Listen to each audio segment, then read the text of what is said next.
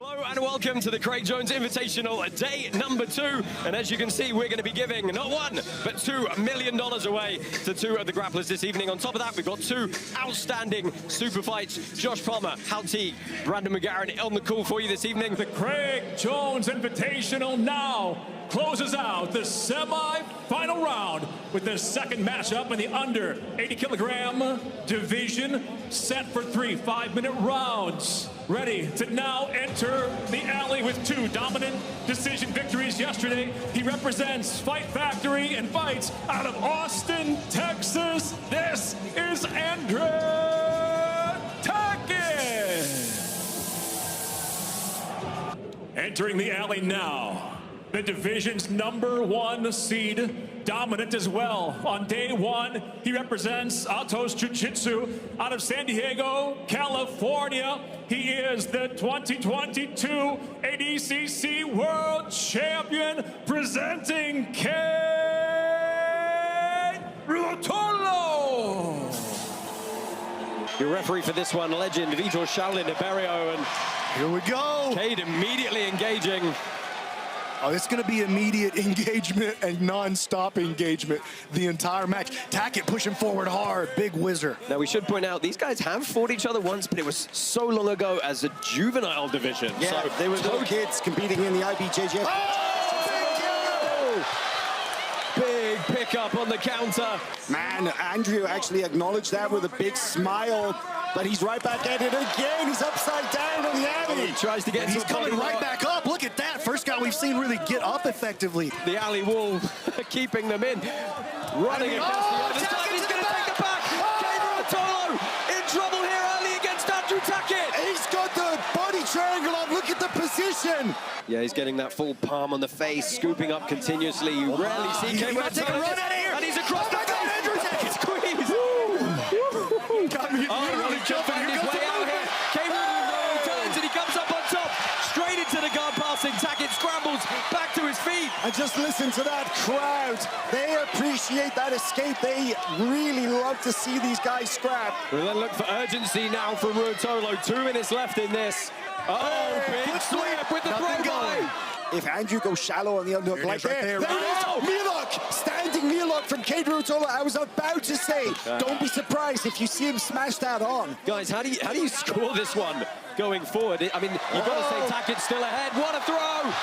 Ruotolo's going to come up on top in half guard here. That changes things because now we see an opportunity for Cade to make his mark on this match. Well, he's got a long way to run unless he circles around here. Pummeling those underhooks again, and he's trying to put him on the wall, but he loses. Nice work by Cade. Andrew, got to be careful here. Crucifix. Picks up on the single, perhaps. It's refusal. He fights his way out. Oh, good shot on the single. Gets the pick up here. Watch the cannon. Watch his knee. Oh, big exposure. This could be it. Oh, my God. He slipped the heel once. Can he do it again? Yeah, he's still got the knee kept rolling towards the alley wall here. Cade Ruotolo hunting that submission. He just looked at his brother and said he doesn't have it. Andrew's out. Andrew is out. But a very significant attack here for Cade Ruotolo. Puts him ahead of this round. Here comes Gets into that body rock again. Listen, Cade might go for it again. Oh, jockeying for position. Back take versus the throw. Andrew got a little greedy. He tried to jump a little too quick while Cade still had his balance underneath him. Bad, that Dosh is going to this is locking up. It's a little bit shallow, but this is very serious. And as Andrew flattens out, he's going to find a way to survive right here. But Cade's got this Darce on top. And he rolls him over the top. Elbow out of position. Andrew trying to save himself by grabbing his own leg and opening his posture up. This is getting bad. The frame more and he's out. Oh, he's going to switch to a north-south choke, though. Big squeeze from Cade Ruotolo. Minute and a half left. Andrew Tackett hanging on for everything he's going to be okay right here. He's going to survive it. Unreal defense from Andrew Tackett. Cade making a move. He wants to try to counter with a back take, but here he comes with the calf slicer. This is good work from Andrew here, you know. He's managed to actually kind of slow. Watch this toe hold counter. This is a good counter to the Yeah, and Andrew Tackett can't defend with that other leg. The leg is tied up, so he can't put his feet together and push the grip off. His leg is straight. I don't think there's too much pressure through the ankle. He's safe. A bear trap is keeping him safe, but Cade comes back on top. Majority draw right now. Yeah, this is still very much Andrew's match to win. Oh, looking to hunt the back. Look at this. Andrew making his move, Good climbing early the back, here he success for goes. Andrew Tackett. Can he get under that arm? Cade reaching back. And he's putting that same style of pressure on Cade now, forcing Cade to turtle up and expose his back. Oh, Jumps in and he's got the back. Standing back control for Andrew Tackett. Andrew Tackett leaving nothing to chance. He's doing everything he can to make sure he gets himself into the final. Again, we've got this battle of underhook and whizzer. This is the kind of match you show people when you want to tell them what jiu-jitsu is all about, really. Oh, Kaynan, big drive. Can he land past the guard? Well, Tackett trying to recover here. Oh, big sprawl as Tackett tries to wrestle up. Has he locked to Dorsey again? Anaconda from standing. 30 seconds left as Ruotolo tries to cut the angle and get the squeeze on. Can Andrew clear his head or his I don't think he can. The other side? I don't think he can. I think the Cade is going to steal this round based on this submission series. This could be it. He can finish it right here. Cade Ruotolo looking to finish the Anaconda. Big squeeze and Andrew Tackett survives again. But that probably wins the round for him with less than 10 seconds to go. It's going to be pushes so forward. close. Closing seconds here. Pulling into, and this should seal it with the go-go one out of 10 to close the show. I'm calling it right now. Cade Ruotolo just won that round, and in my opinion, just won that match. And look at this moment. They get up, they embrace. Two young athletes. The crowd in this arena are on their feet. I've never heard anything like this. The winner by split decision, advancing to the $1 million CJI Championship, Cade Ruotolo!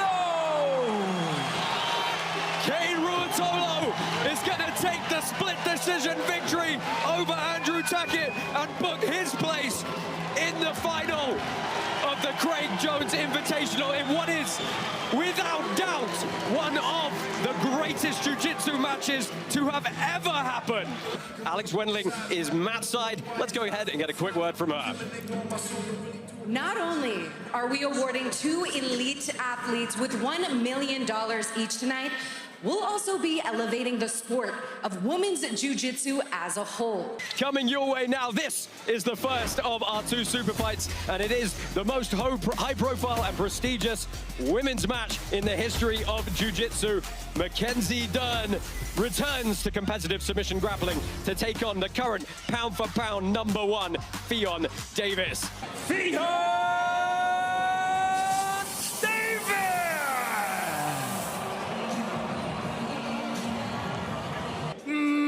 Mackenzie Dern! Ffion Davies, the accolades are never-ending. 4-time no-gi world champion, 2-time world champion, and the current reigning ADCC champion. Man, look at the intensity on Mackenzie's face. She's coming into this, and of course she knows how good Ffion is. And Fion's bullying her forward up against it. Neither of them have had a lot of time to acclimatize to the alley. Of course, Mackenzie's got a ton of experience in the cage now. Fion's putting on the smash. Look at that. Yeah, a lot of pressure Deep coming underhook forward. She's going to try and pummel those legs over the top to the mount position. She gets the side control, though. Looking to lace up that arm as well. She's got that arm isolated. You know, she has an absolutely wicked Juji Gatami. That could be one of her main attacks in this match. Yeah, she's looking to put this knee on the belly. You know, Mackenzie's now, she's got space, she's got a little bit of range to work from, and she's got a really, really good open guard. And from bottom, one of her best attacks is the omoplata. And we saw her attack almost a faux go-go plata really early on in the match here. Well, Davis, sitting back on a footlock. Mackenzie does a good job of trying to get up, but look at this Nelson here. Ffion gonna expose the back. Be a back take here from Davis. That leg's a little bit tied up, though. Look at this creative positioning, putting her weight down on the head of Mackenzie Dern, trying to roll her through. Nice job, freeze that hook. She's riding a little bit high here, trying to make space to get her feet in for these hooks. There's only 20 seconds left here for Ffion Davies, a very commanding lead. And look at the expression on the face of Mackenzie Dern as they get underway here. Well, you know, she's been through the crucible, right? She's felt the most pressure you could possibly feel in combat sports. She's felt it in gi, in no-gi. Huge Haragoshi off the standing head and arm. And look at Mackenzie still fighting. Well, she's got making a a transition.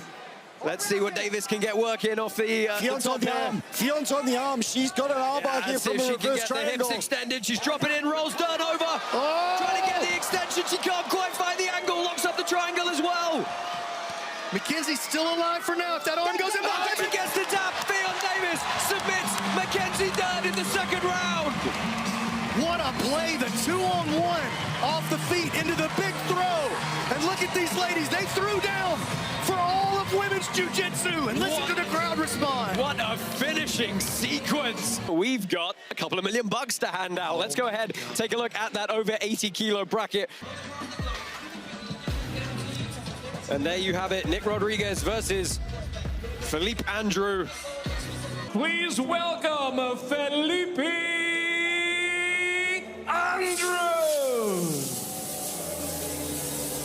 Nick Rodriguez. Here we go. Ooh. This is the first ever tournament final with $1 million prize on the line. And both of these guys are going to be highly motivated to get that. How often does someone like Nicky Rod face a similar-sized heavyweight with the kind of guard play that Andrew has? Oh, wow. Look at this. He's already sneaking around to the back. And I think we could see a quick finish here. Well, it's a good start from Nicky Rod. The last thing you want to do is let Nicky Rod on your back when you're early in the match and you're dry. But nice Rod. Wow, you know, Felipe Andrew has an excellent switch. We've actually seen him use it a lot in the gi, but using it against the wrestler he's trying to like go on the leg and he gets flattened here. That is the biggest scramble we've seen Nicky Rod have to do all weekend. A lot of what Nicky Rod does, like we're seeing here, is wrestling. Big roll through, trying to take the back here. He's got hooks, and if he gets a bite on the neck and all this could be it. Nick Rodriguez with the big scrape for $1 million. He gets the tap. Nick Rodriguez wins the Craig Jones Invitational. And for the first time this weekend, we see some emotion from Nicky Rod. Nicky Rodriguez! He's the jiu-jitsu's first competition millionaire! Listen to the Thomas and Max Center explode! 4 rear naked jokes. Pay that man. The winner and the $1 million over 80 kilogram CJI champion. Give it up for Nicky Rod. Nick Rodriguez. Nicky Rod scratching out that final name and writing his name into the history books. That was a lot of fun. Let's do it one more time. Tell the tape. Wait. Under 80 kilos, Levi Jones-Leary, Cade Ruotolo. Would you please welcome the 2022 ADCC World Champion? This is Cade Ruotolo.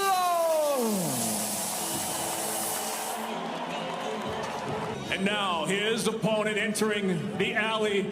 He trains out of Melbourne, Australia at Absolute MMA. He hails originally from Sydney. Would you please welcome, this is Levi Jones-Leary.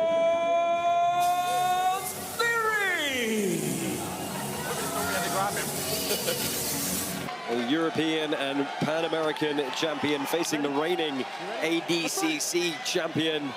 Oh man, and Cade is all the way across that alley very quickly. I mean, we've seen that every match so far. And look at the Sprints disdain. across. Look at the disdain on Cade.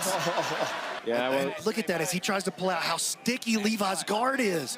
This is the problem, and this is why he's so eager to get to his guard so quickly. especially while they're not slippy, and he's got to show some respect. Oh! What defense! That's what Cade thinks of Levi's best attacks. Got engaged. Just somersaults his way out of the crab ride. There is the potential for this one to go really deep. And we can kind of see that on the pacing that Cade's approaching this with. We know that Levi's going to come out with this approach, and look at this sweep. Triangle jump by Cade Ruotolo. Locks this one up quick. He's got a big squeeze. Levi stepping over though, and he makes a great play. What an exchange there by these two athletes. He's going to try and drop down onto a leg, but turns around Ruotolo. What a scramble. And listen, what great defense from Levi. Cade doing a good job. Got the right hand. What an pressing away interesting on the leg. grip on the leg that Levi has, and a back step over. Oh, he's got an entry in here. Good entry, going belly down on this. Cade does a great job, again, following his own, following the pressure. Very dangerous guard. At the culmination of, wow. Sticky play again. They're going to get in on the leg one more time. And he's got a pretty good shot this time. Yeah, trying to haul that knee line in. Cade doing a pretty good job here. Oh my. Man, Cade is just so hard to keep a grip on. And listen, Cade's gonna need to be careful because Ty popped his knee just because of the leg entanglements in the very first round of his match with Levi yesterday. And it just goes to show that, as you said, Brian, Levi is so sticky, his entanglements are so tight. So even if it is not an actual submission threat or submission attack, that there's still pressure going through that leg and it's danger. So through the first minute here, again, some cagey guard passing attempts from Ruotolo. He's still got 4 rounds to play with here, so you know, dropping that scorecard on two of the judges' panels. You know, if it wasn't transparent, he would probably come into this match and cruise and think, ah, it's no good. Whoa, he stepped over the inside heel. Forcing the rolls, and the judges are going to see that and know it's an intentional bit of defense. Uses it to come up, and I think that was a great choice. It's a choice we haven't seen from Levi very much this week. As you mentioned in his last match, how he didn't wrestle up and dump him. Man, Levi almost wrestled up, but he drops back. Oh, late stage retention here. And now he's slipping out the back. Well, toe hold from Ruotolo. He's got a bend in it, but no isolation on the leg. Well, Levi Jones-Leary over the top now, trying to pull that leg through. Ruotolo's going to keep all that weight on that right leg, not letting it suck forward into the closing 10 seconds here of round number 2. And guys, could we see the Australian go 2 rounds up here? And he's got the leg entanglement again to close the round. I think they're going to score that one for Levi Jones-Leary again. Here are your scores, and this time it is unanimous across the board for Levi Jones-Leary, 10-9s. That means on 2 of the judges' scorecards, he is up 20-18. And on the 3rd scorecard, it's tied at 19 all. The crowd did not like that at all. Circling, making an entry. But every time he makes an entry, here goes Jones now setting a grip and getting into his game here. Oh, this is a nice play now by Ruotolo. Almost there, he's almost there. Leg drag for the first time. Can he secure a passing position? Look at this, it's this smashed up passing position versus that underhook grip of Levi Jones-Leary, and he recovers back. Now, would you say that was good offensive action from Ruotolo? Yes, I would. That was his strongest offensive movement so far, I would say. Oh, again, in the closing seconds, potential entanglement for Levi Jones-Leary. Not quite there. No, Ruotolo floating around on top. That round a lot closer. I might be inclined to give that one to Ruotolo because I felt like he was going forward more in that situation. We can confirm all 3 judges gave that round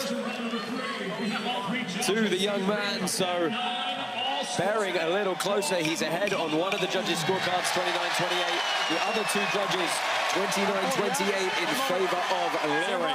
It is a feeling out process as well, right? You get more rounds, you get more familiarity with the patterns, you start seeing what works a little bit more. Here's an entry. It's just not there. Levi has been less effective with his leg entanglements in this and the last round than he was in the first couple. I mean, he's doing a good job of, you know, playing the positions. He's got great guard. He's spinning through. His guard rotation is on point, but we're not seeing those effective scoops into the K guard or into the Ashies that we saw earlier in the match. So, you know, I do feel that momentum is shifting a little bit. So we see the off-balancing, we see the spinning, but there's no pressure on the legs like there was earlier. Moving into the final minute, he's got a good bite now. Oh, and heel slips. He's not out of the woods yet, though. Still sticky on the back. Weaving through. Well, again, he grabs hold of an ankle, tries to suck him back in, and easily slipped again by Ruotolo.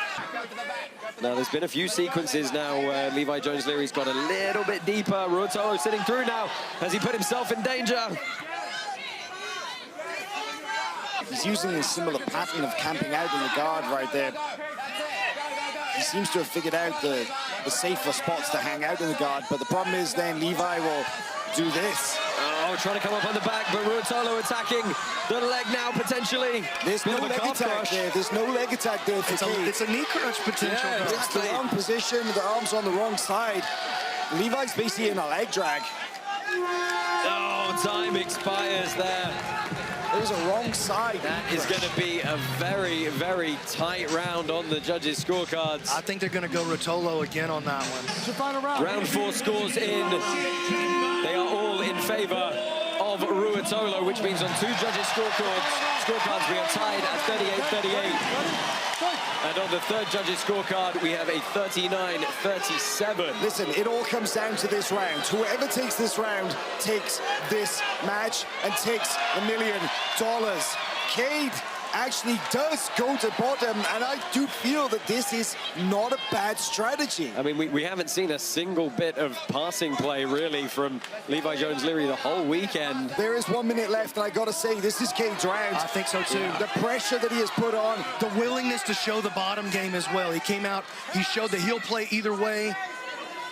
Oh, we're now seeing some real intention on the face of Levi Jones-Leary, trying to pull this leg into a position. Cade falling back on a leg.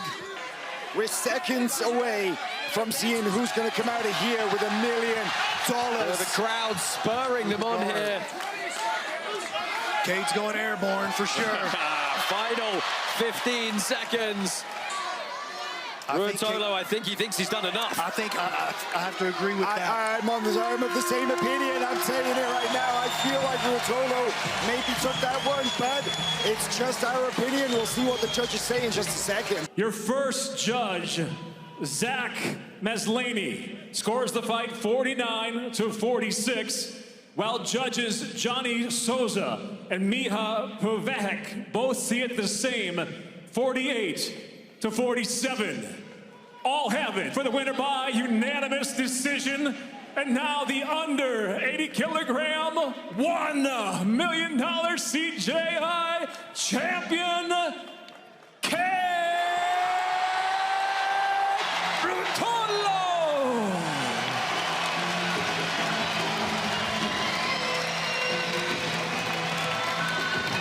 This is the super fight you have all been waiting for. Any last words? Last words for Craig, maybe, because I think that Gabby's going to try and bury him here in the alley. The much anticipated intergender showdown is scheduled for 3 5-minute rounds or less. At 6'4", weighing in at 300 pounds, says Craig, she's focused only on smashing the blundering beast-sider from down under.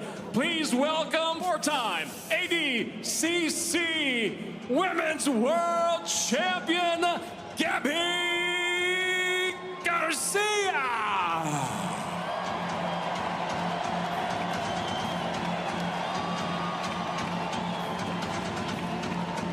And now to make his illustrious walk to the alley, the dynamic and innovative perennial. Ladies and gentlemen, by way of his native Australia, fighting out of Austin, Texas, this is the natural-born leader of the B team, introducing Craig Jones.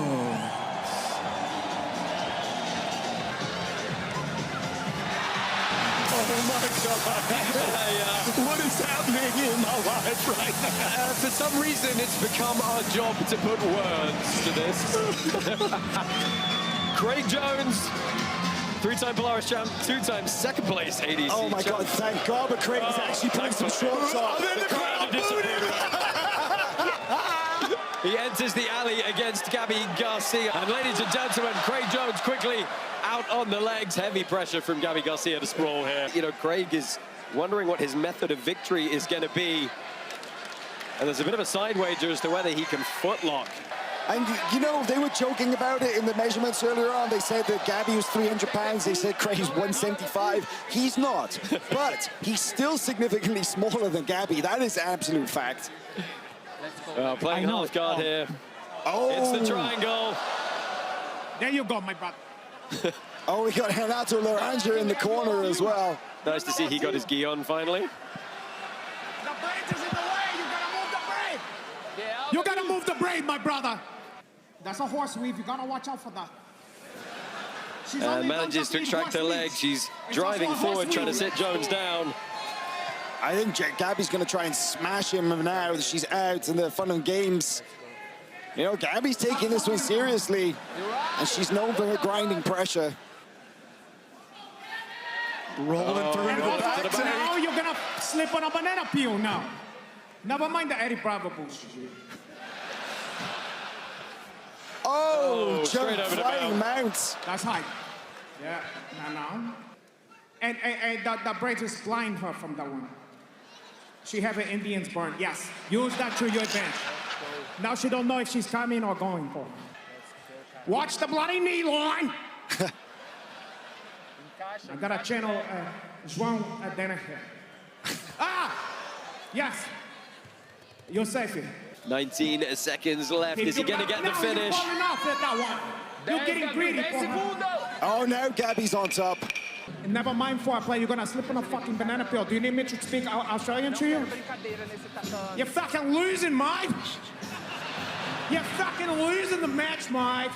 You're stay in the flaming crows, mate.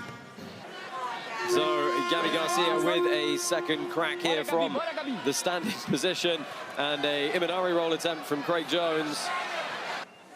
Craig getting into his octopus guard. Turns her over. There you go, with my it. brother.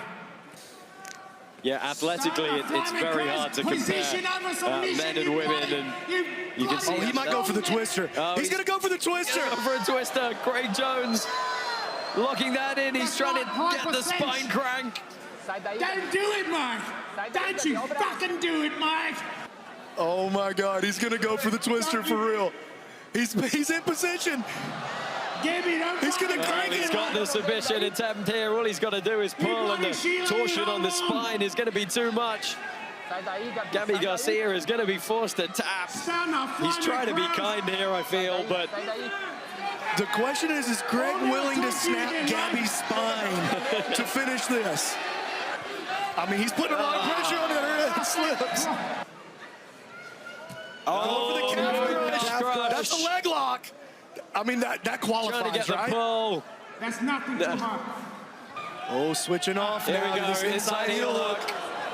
Got good position. He's going to get the strong bridge. Heel slip from Garcia, though. She manages to hide that heel well, and Jones digging. He's got the grip. Throwing some shrimping, man. Is he willing to break her legs? I mean, she's not even addressing. That's what she's touting him to do, right? It's an interesting tactic. He's telling her that you have to be willing to actually hurt me here. That's a lot of pressure. Says no. Is Craig Jones really that mean? Genuinely, it never occurred to me that if she just refuses to tap, he has to be willing to hurt her. None of this shit is And I working don't for know her. if he is. Listen, Craig has messed around with Gabby non-stop over the last couple of months in the lead up to this. Oh, this is it right here. 30 seconds. There's no real ill will here, but yeah, he might have to put her to sleep because I don't think she's willing to tap. Big squeeze coming. Oh, she does! The rear naked choke gets the job done. Craig Jones victorious over Gabby Garcia in the second round. Craig Jones is the world's first jiu-jitsu intergender champion. Listen to the crowd respond to what these two awesome athletes have done for the jiu-jitsu community. They're on their feet at the Thomas and Mack for Craig Jones and Gabby Garcia.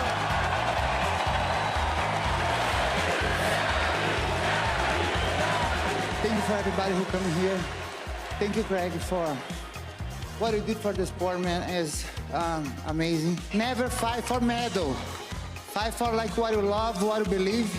And I believe our sport can be bigger than ever. For like everyone who think the show not happen and make a joke about us. Motherfuckers. We really wanted that OnlyFans collaboration, so what are we gonna do now? I have to do it again, I think. Oh, we'll do the collab, even without the leg lock submission. We got the OnlyFans collab. CGI 2025 coming your way, ladies and gentlemen, from Craig Jones, Seth Belial, Alex Wendling, Josh Palmer, Alti, Brandon McCaffrey, and the whole crew here. It's been our pleasure to bring you this event. We'll see you next year.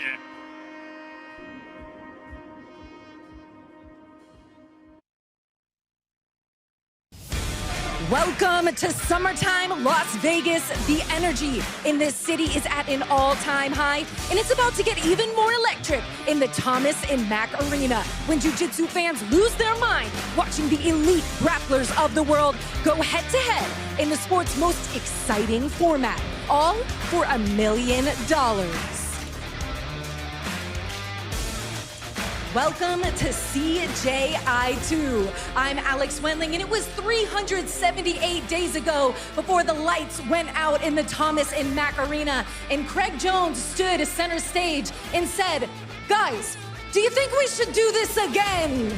And here we are, ready to make history repeat itself, because that night, it was the greatest event in jiu-jitsu history that changed the sport forever.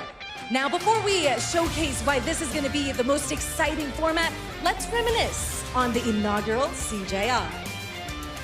Ladies and gentlemen, good evening and welcome to the Thomas and Mack Center as we get set for day 2 of the inaugural Craig Jones Invitational.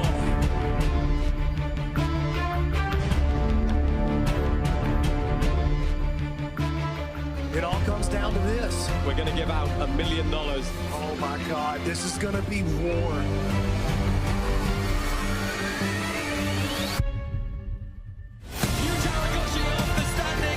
He's going to expose the heel here. This is it. Big drive.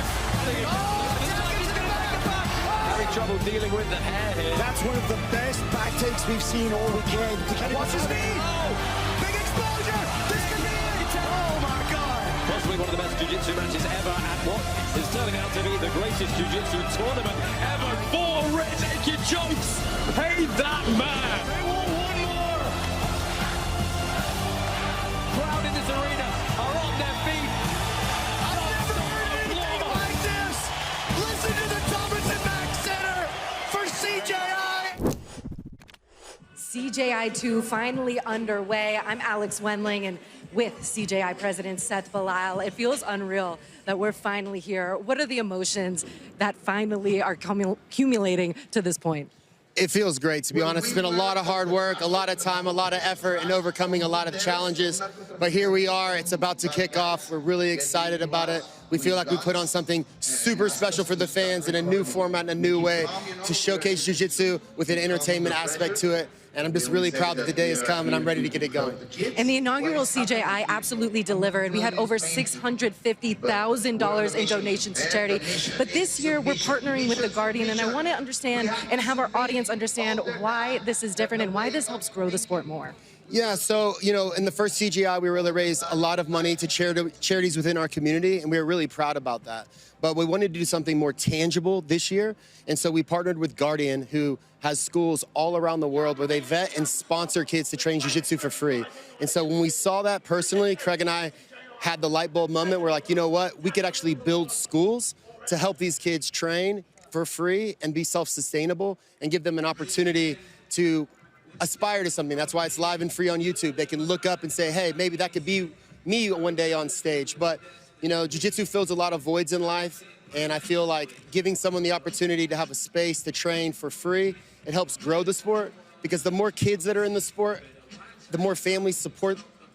That means the community is growing, the sport of jiu-jitsu is growing, and that elevates the entire sport, not just professional athletes, but jiu-jitsu as a whole. And that's what's most important to Craig and I, is how we can grow sport in the biggest way.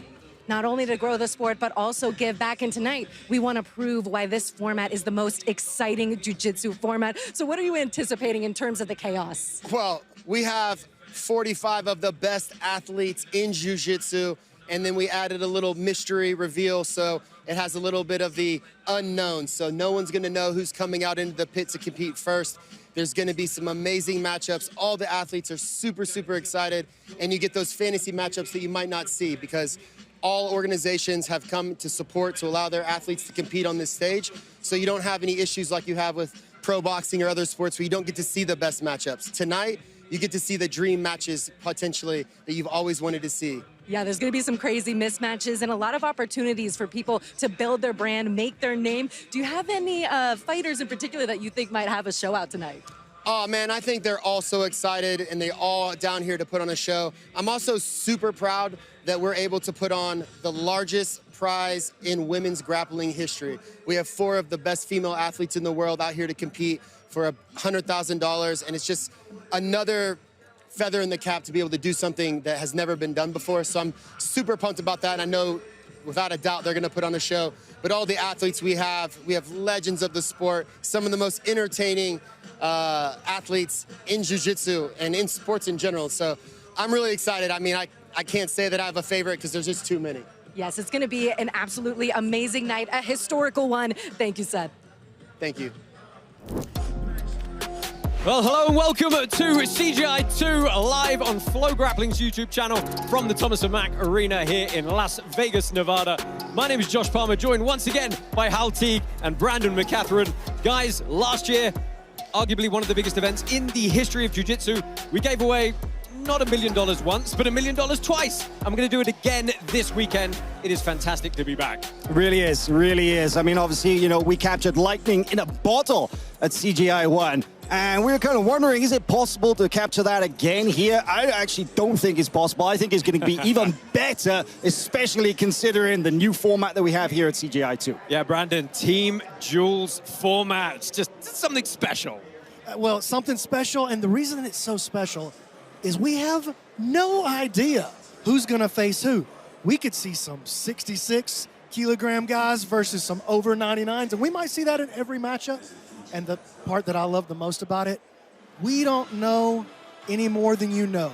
They're going to let us know when the call is made into the bullpen. Yeah, it's going to be great to see the anticipation on the crowd. And the great thing is we're not going to know either, right? Let's go ahead and get cracking talking about some of these Team Jules matches. Let's talk first about Team Atos taking on Team Europe. The Raiders, some big hitters on this one. Diego Pato, Ronaldo Jr., Lucas Barbosa, Kaynan Duarte, Felipe Pena heading up Team Atos. Owen Jones, Pavel Jaworski, Paul Ardia, Charles Negromonte, and Marcin Maciulewicz for Team Europe. Let's meet these guys in a little bit more detail, and then we'll have a chat about them.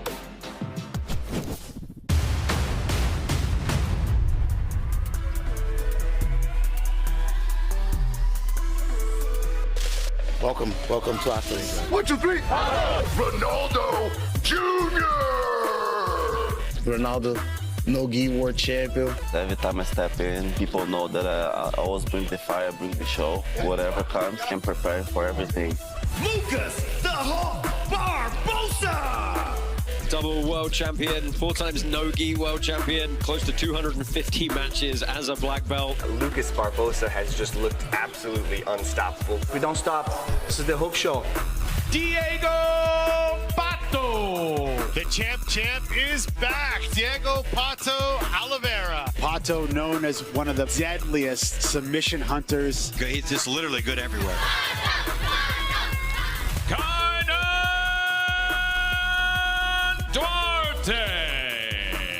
Duarte just such a smart competitor. 2024 ADCC Openweight World Champion. Felipe Pena. 2017 ADCC Absolute Champion and your 2024 Heavyweight Champion, Felipe Pena. This is what I love, so I definitely want to make it worth it.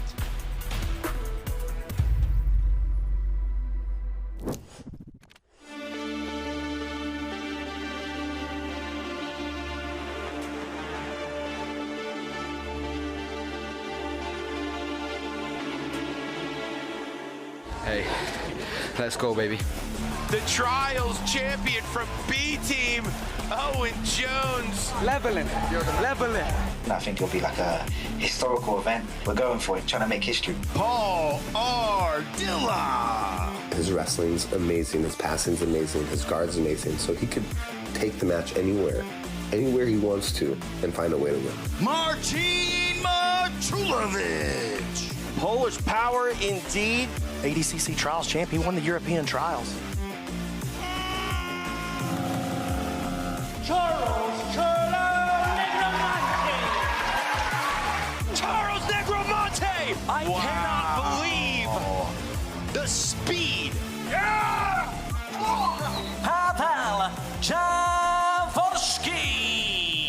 champion. Very flexible, submission-oriented. If he doesn't submit people, he wins on points, so it shows that he has a really complete game. Everyone's kind of doubting the team. We have a lot of haters at the minute, so it'd be good just to contradict what everyone thinks. We shall never surrender. Oh, I am excited. There are 6 other teams we got to talk about. Let's talk about these 2 first, though, guys. Team Atos, Team Europe. Team Atos, arguably one of the top 3 seeds on most people's books coming into this one. It's heavy hitters top to bottom.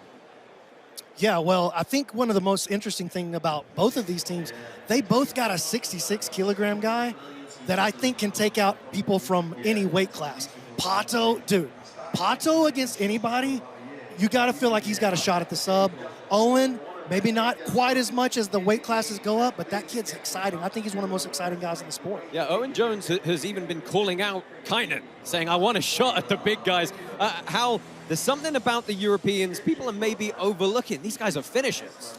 Yeah, I got to say, you know, the Misfits teams are kind of considered some of the lower seeds in this team tournament, right? But I'm saying it right now, this is no particular bias. Of course, I am European, but I'm saying do not sleep on the European Raiders because they have got a team of extremely game, I would say, underrated and very capable finishers. Now, of course, they've got a very tough test. They've got Atos first round. Yet we all know how good Atos are, arguably the #1 seed in this bracket. But Europe definitely have a fighting chance in this match. A lot of it going to come down, of course, to the strategy, who they pick up and who's going to face off. We don't know how that's going to go. We're expecting chaos, but I'm saying that the Europeans have definitely got a shot with some upsets here. Yeah, absolutely. It's the underdog thing, right? The underdog factor. The crowd's probably going to get behind them potentially more than Team Atos. So I'm really excited to see that matchup. Let's take a quick look at our next one. It's going to be Team Australia taking on Team 10th Planet. 10th Planet, one of the most complete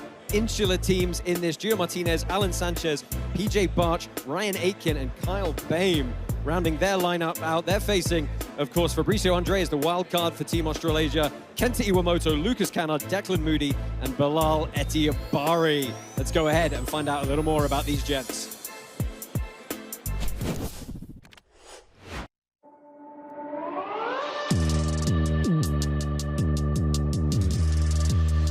Choose your fighter. Gio Freakazoid Martinez.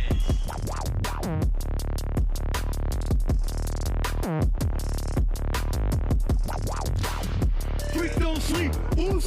Alan Sanchez.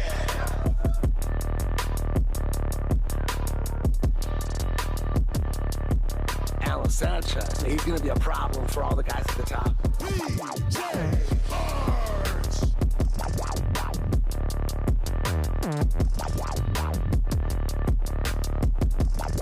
I'm not going to allow myself to lose. Ryan Aitken! Ryan Aitken is one of the most underestimated grapplers in Jiu-Jitsu. I think he's amazing. Kyle Bain.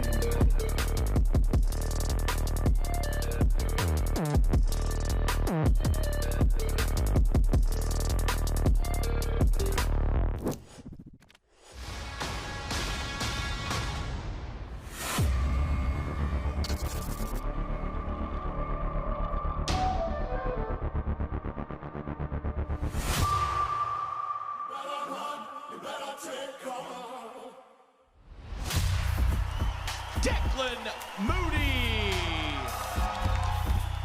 This is what I want. I want to fight all the toughest guys and come in for the top. Kenta Iwamoto.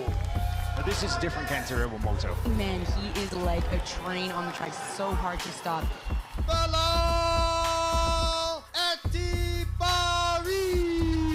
He's been training 4 years. He's a scary man.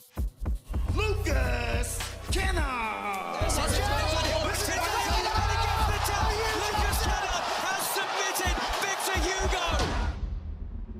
Wild card. Fabricio Andre, one of the most exciting athletes in the sport. Can't blink when Fabricio Andre is on the mat. Such a fun duels matchup coming your way for this one. Team Australasia and 10th Planet. Brandon, I got to ask you about 10th Planet. No, don't talk to this guy. Hey, what do I know? They're your boys. They're great top to bottom, but they're a team who has the most experience in the team format. Yeah, they've been 10th Planet loves team formats. They love the quintet format. They do the team duels out at headquarters all the time. And I tell you something that I think is really interesting about this team is they got Alan Sanchez right there. And I think Alan might be the most underrated guy in the entire lineup. And I think that he's going to really be fighting for respect. He could be an X factor that makes or breaks the 10th Planet team. Yeah, they're taking on Team Australia. Great guys again, top to bottom. I'm a big fan of their wildcard pick, personally, Hal. Absolutely, but I'm a fan of the entire lineup. I got to say, Coach Lachlan Giles has done an amazing job in selecting 5 very, very good grapplers for this one. Of course, Fabricio Andre, he was the very first wildcard that any of the teams had locked in, and I think Lachlan made a point of grabbing him quick because we know how good Fabricio is in any absolute setting. He can go up and he can toss around the big guys. We've seen it. But he's also got extremely durable Kenta Iwamoto. He's got Lucas Canard, the man of CGI 1 with his first round submission over Victor Hugo and that submission of the night prize. Lucas is a finisher. Bilal Atiabari is a prodigy, been training for 4 years. Lachlan would not put him on this team unless he was special, and Declan Moody is rock solid. Great team. I mean, it raises the question about the coaches, right? Like Lachlan Giles, he's up there with the Galvaos, with the guys who've coached on a technical level to really think about the format of this one. We're going to talk a lot about the coaches as we move through this, but let's take a look at our next Team Jules matchup, and it's one of the big ones. It is B-Team Mercenaries taking on Daisy Fresh. B-Team, Ethan Krellinston, Joseph Chen, Chris Wojcik, the man from CGI 1, the $1 million grappler, Nick Rodriguez, and potentially one of his arch rivals, Victor Hugo, joining as the wild card, taking on Team Daisy Fresh. Max Hansen, Dante Leon, Jacob Couch, Michael Pixley, and Brandon Reed. Here's a closer look at these folks.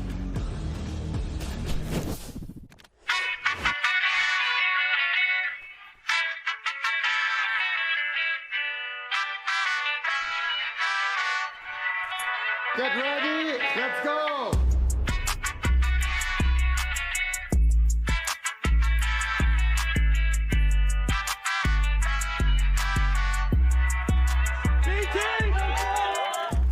Ethan Krellinston. A lot of eyes on Krellinston always. Relentless, dude. He's going to pressure, make you cause an opening, and then slide right through that opening, dude. Joseph Chen. This kid just seems like a more advanced human being, and he's an anomaly in this sport. What a play by Joseph Chen! Chris Wojcik! Writer, IBJJF World Champion. One of the most dangerous leg lockers in the world. He's been on a tear, man. Nicky. One of the greatest grapplers in the world. The first ever Jiu-Jitsu millionaire. Come get some, and let's do it live. I'll see you guys there.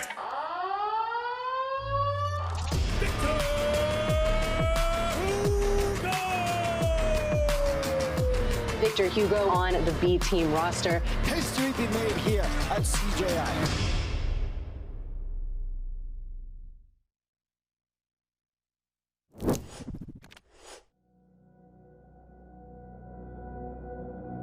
Daisy Fresh, gotta go submission fighting. No matter what we do, no matter what our team does, we're the underdogs. Anyone who thought we didn't belong here, you have no idea what's about to happen.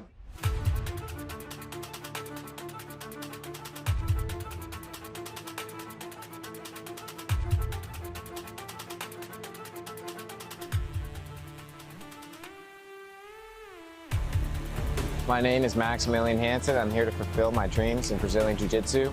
He's always constantly looking for the submissions, never stops. I'm a killer be killed kind of grappler. So I'm gonna go right into the fire.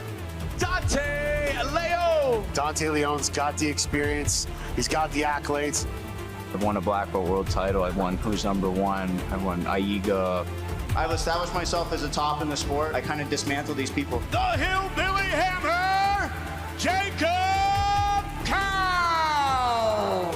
He is not just a larger-than-life character, but he is a freaking killer. I'm ready.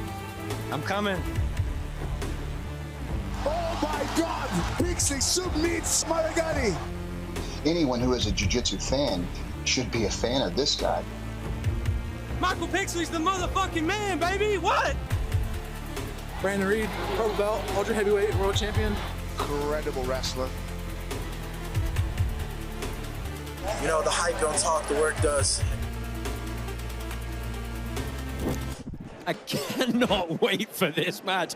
I really can't. B-Team taking on Daisy Fresh. Daisy Fresh, they're an American folk story in jiu-jitsu at the moment, right? Yeah, they are. I mean, it's kind of funny they got 2 Canadians on their team, right? But they're transplants, you know, but they are, in effect, a homegrown team. And just like 10th Planet, they are the only other team in this entire bracket that doesn't have a wild card.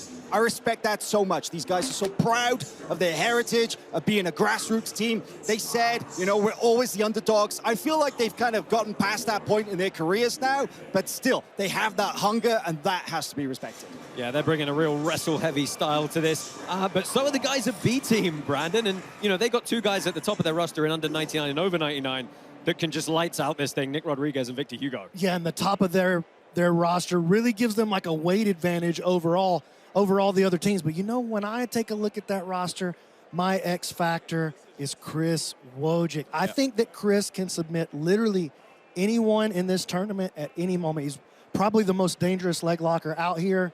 And I think if Chris comes out here and really shows out like what he's capable of doing, that B-Team could do some serious damage and maybe be the team that takes it home. Somebody is going to have a breakout performance over these next 2 days. We just don't know who and we don't know how many, but somebody for sure is.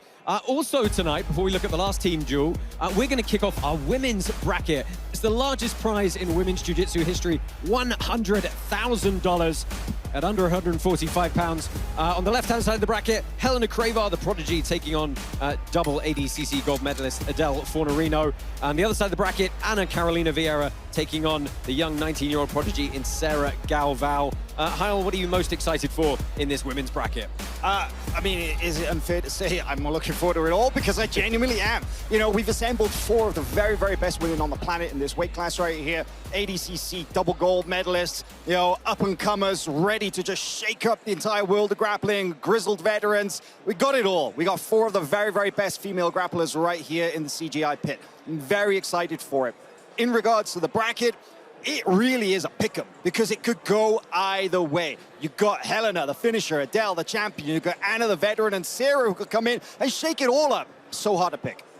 Well, let's go ahead and take a look at the last of our Team Duels matches. We've left it to last because it's the first one you're going to see when we kick off the action in just a few minutes. It is Team New Wave taking on Team Americas. New Wave, of course, one of the top seeds in this competition. Dorian Olivarez, Mica Galvao, Vagner Rocha, Giancarlo Bodoni, and Luke Griffith taking on Gavin Corbe, Deandre Corbe, Elijah Dorsey, Taylor Pearman, and Pat Downey. Let's meet these guys.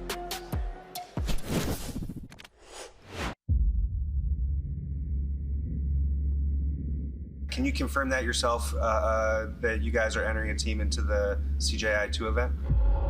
Looks like hell froze over.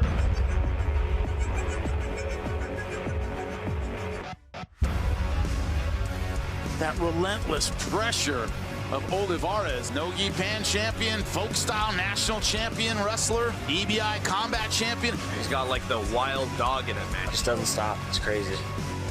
Luke Griffith. He's been out here wrecking people in all kinds of different rule sets. I'm ready for it. I believe in myself to be the best in the world, and I'm not going to stop until everybody knows that. Big Ten Minnesota. This mountain of a man. Big Dan, big problems. Yeah, that guy's terrifying. Giancarlo Bodoni! Two-time ADCC world champion. I can face all different types of opponents and mold my game to win. Wild card. Mica!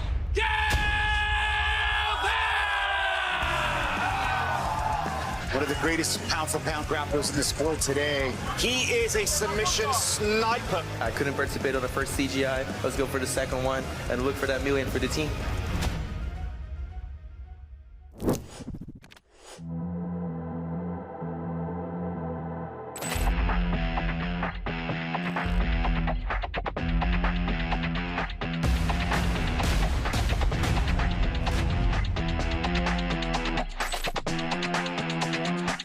Welcome to America.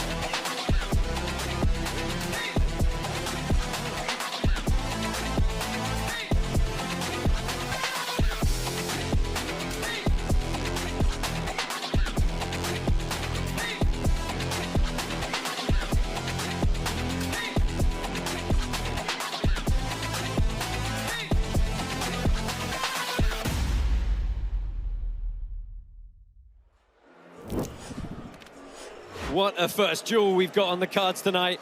Guys, it almost seems a little bit unfair. You took New Wave, one of the best teams in the competition already, and then you just said, hey, have the best 77-kilo grappler on the planet, just to round it out. Well, I mean, it wasn't our choice, it was theirs. Coach John Danaher is a very smart man. We don't really need to say that, but of course he showed that intelligence by choosing one of the very best guys in the world to be on his team. And one of the few people that all of us have said the same thing, has the ability and, you know, could very much run through an entire squad. Yeah, Brandon, Team America's another team flying under the radar just a little bit. I think so. I think this is a big weekend for the Corbe brothers. I think that this is their chance to come out and put some respect on their name that they actually deserve. These guys have been tearing it up. They're both on the rise. You know, we already got a $100,000 prize over there at the Corbe house. Man, you see, Gavin Corbe is looking fired up backstage right there. He's ready to go. Yeah, but one interesting note about the American team, they are the lightest overall team in this entire division. They're way smaller than some of the others. But Greg Souders, I'm sure he chose those guys based on their ability as opposed to their size. Well, let's go ahead and quickly meet one of the other members of our broadcast team. Phil Rowe is backstage with America's heavyweight, Pat Downey. What's good? It's your boy, Philly Fresh. We're backstage with Pat Downey, PD3, a.k.a. the Lizard King. Pat, you're a veteran now. You did really well the first go-around, but Nicky Rod went home with the bag. How do you ensure you go home with the bag today? Yeah, man, that one still stings. I'm going to get that back. Me and Team America, we're here to scrap. You know, I took that one personally. I went and put 8 kilograms of muscle on. I was training with Hamzat and the Chechens. And I do Pohada. You were training with the Wolf? I was training with the Wolf camp, and now I do Pohada with the Brazilians. You know what I'm saying? I'm totally different. I ain't no white belt no more. He's been training with the Wolf.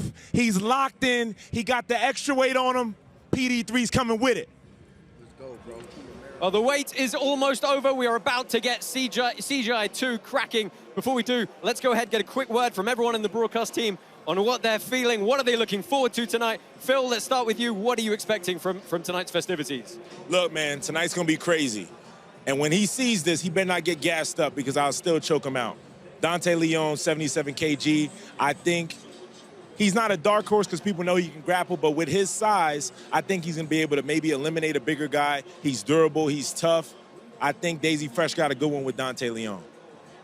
Yeah, thank you, Phil. Alex, how are you feeling this evening? What are you looking forward to?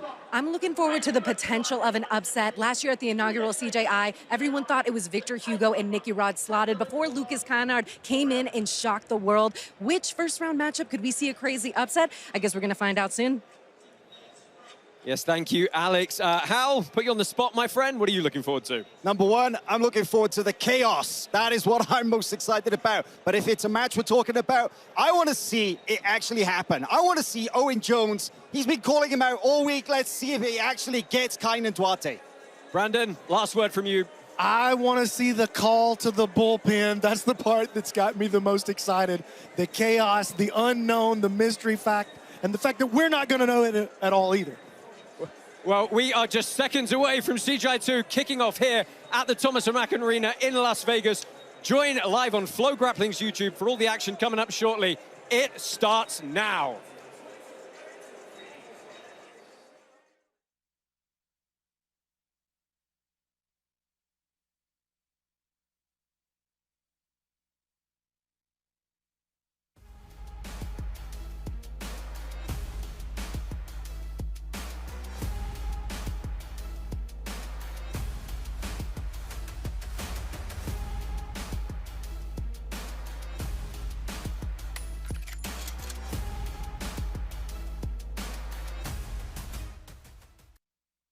Should we do this again?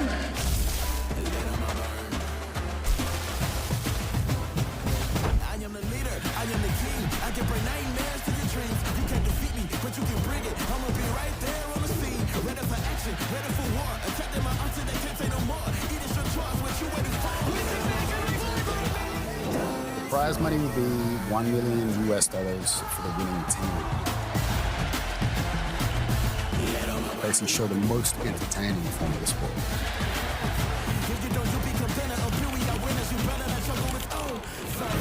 CJI 2025.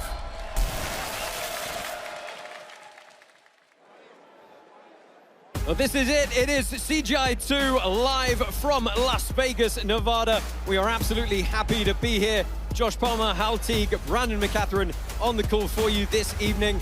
We are live at the Thomas & Mack Arena for 2 days of outstanding Team Duels action where we're going to give away $1 million again. We're going to give away $1 million again. It's crazy to say in the sport of jiu-jitsu that that's what we're doing. That's what we do here at CJI, but we're doing it with a twist this year. Because last year was just a straight elimination tournament with 2 divisions. We're not going to do the same thing twice. This time, it is a collaboration with the Japanese MMA grappling promotion Quintet, which puts a completely new spin on the idea of team grappling. Winner stays on. I can't wait for it. It's so good. Brandon, the atmosphere last year was stunning. We expect it to be electric again.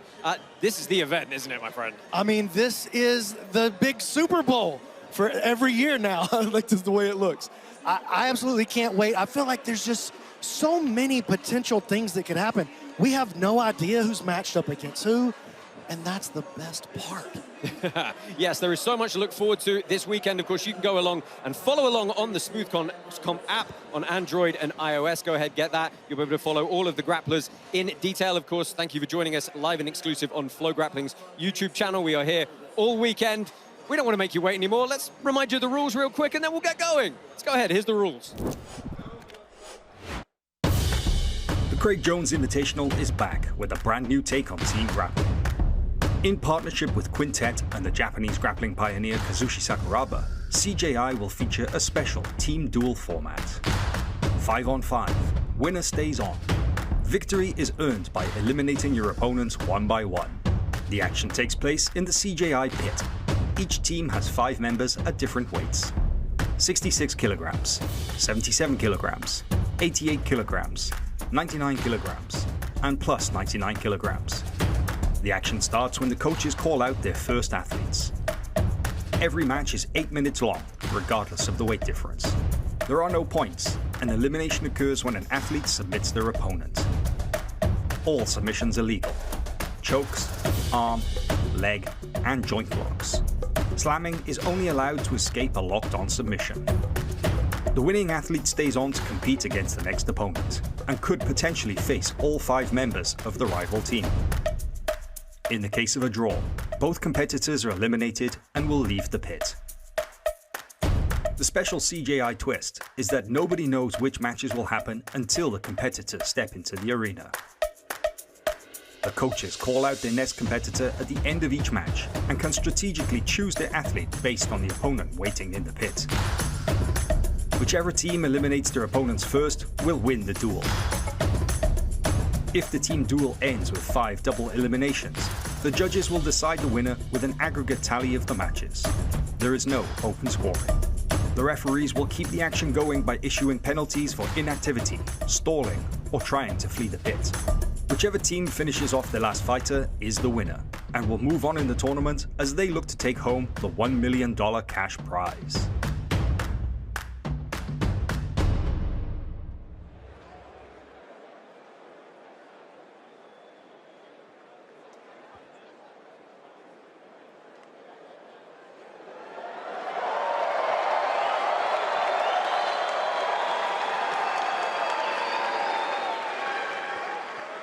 Guys, welcome to the biggest grappling show in the history of the sport.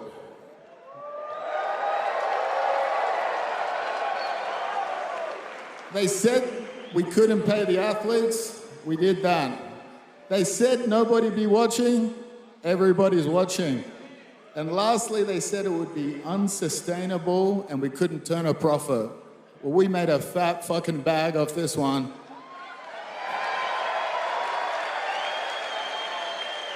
Enjoy the show, guys. And lastly, Gable Stevenson, you are a bitch.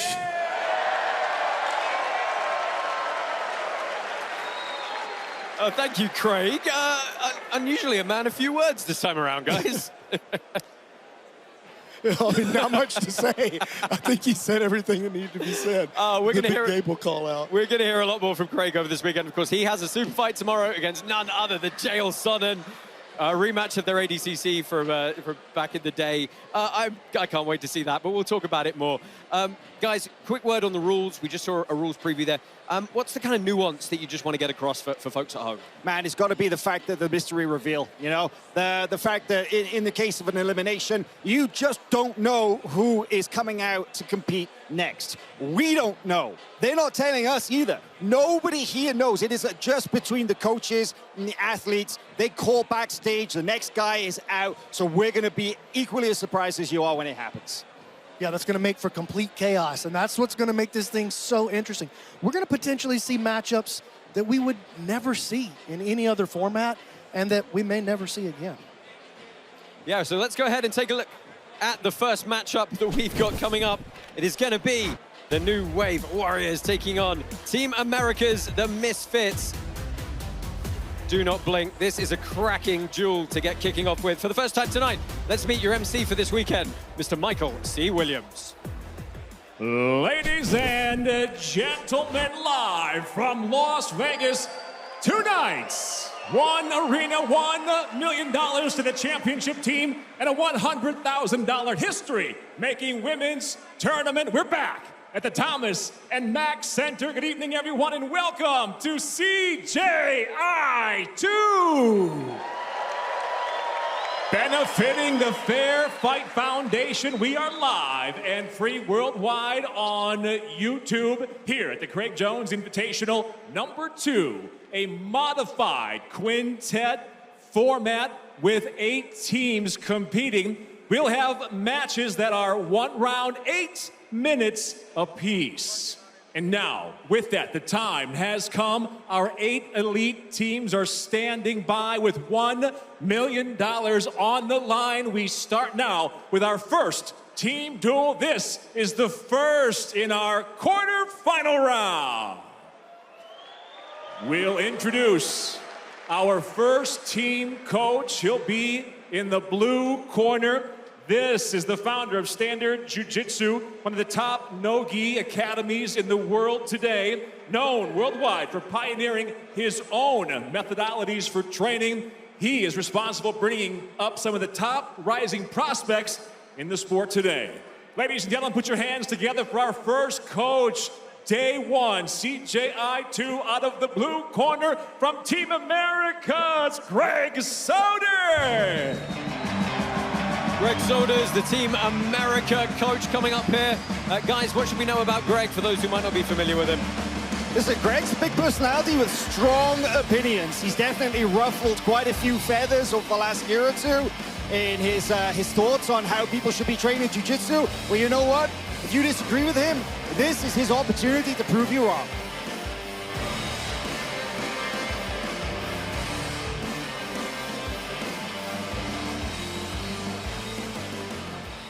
And now, one of the most respected coaches and martial arts theorists in Brazilian Jiu-Jitsu.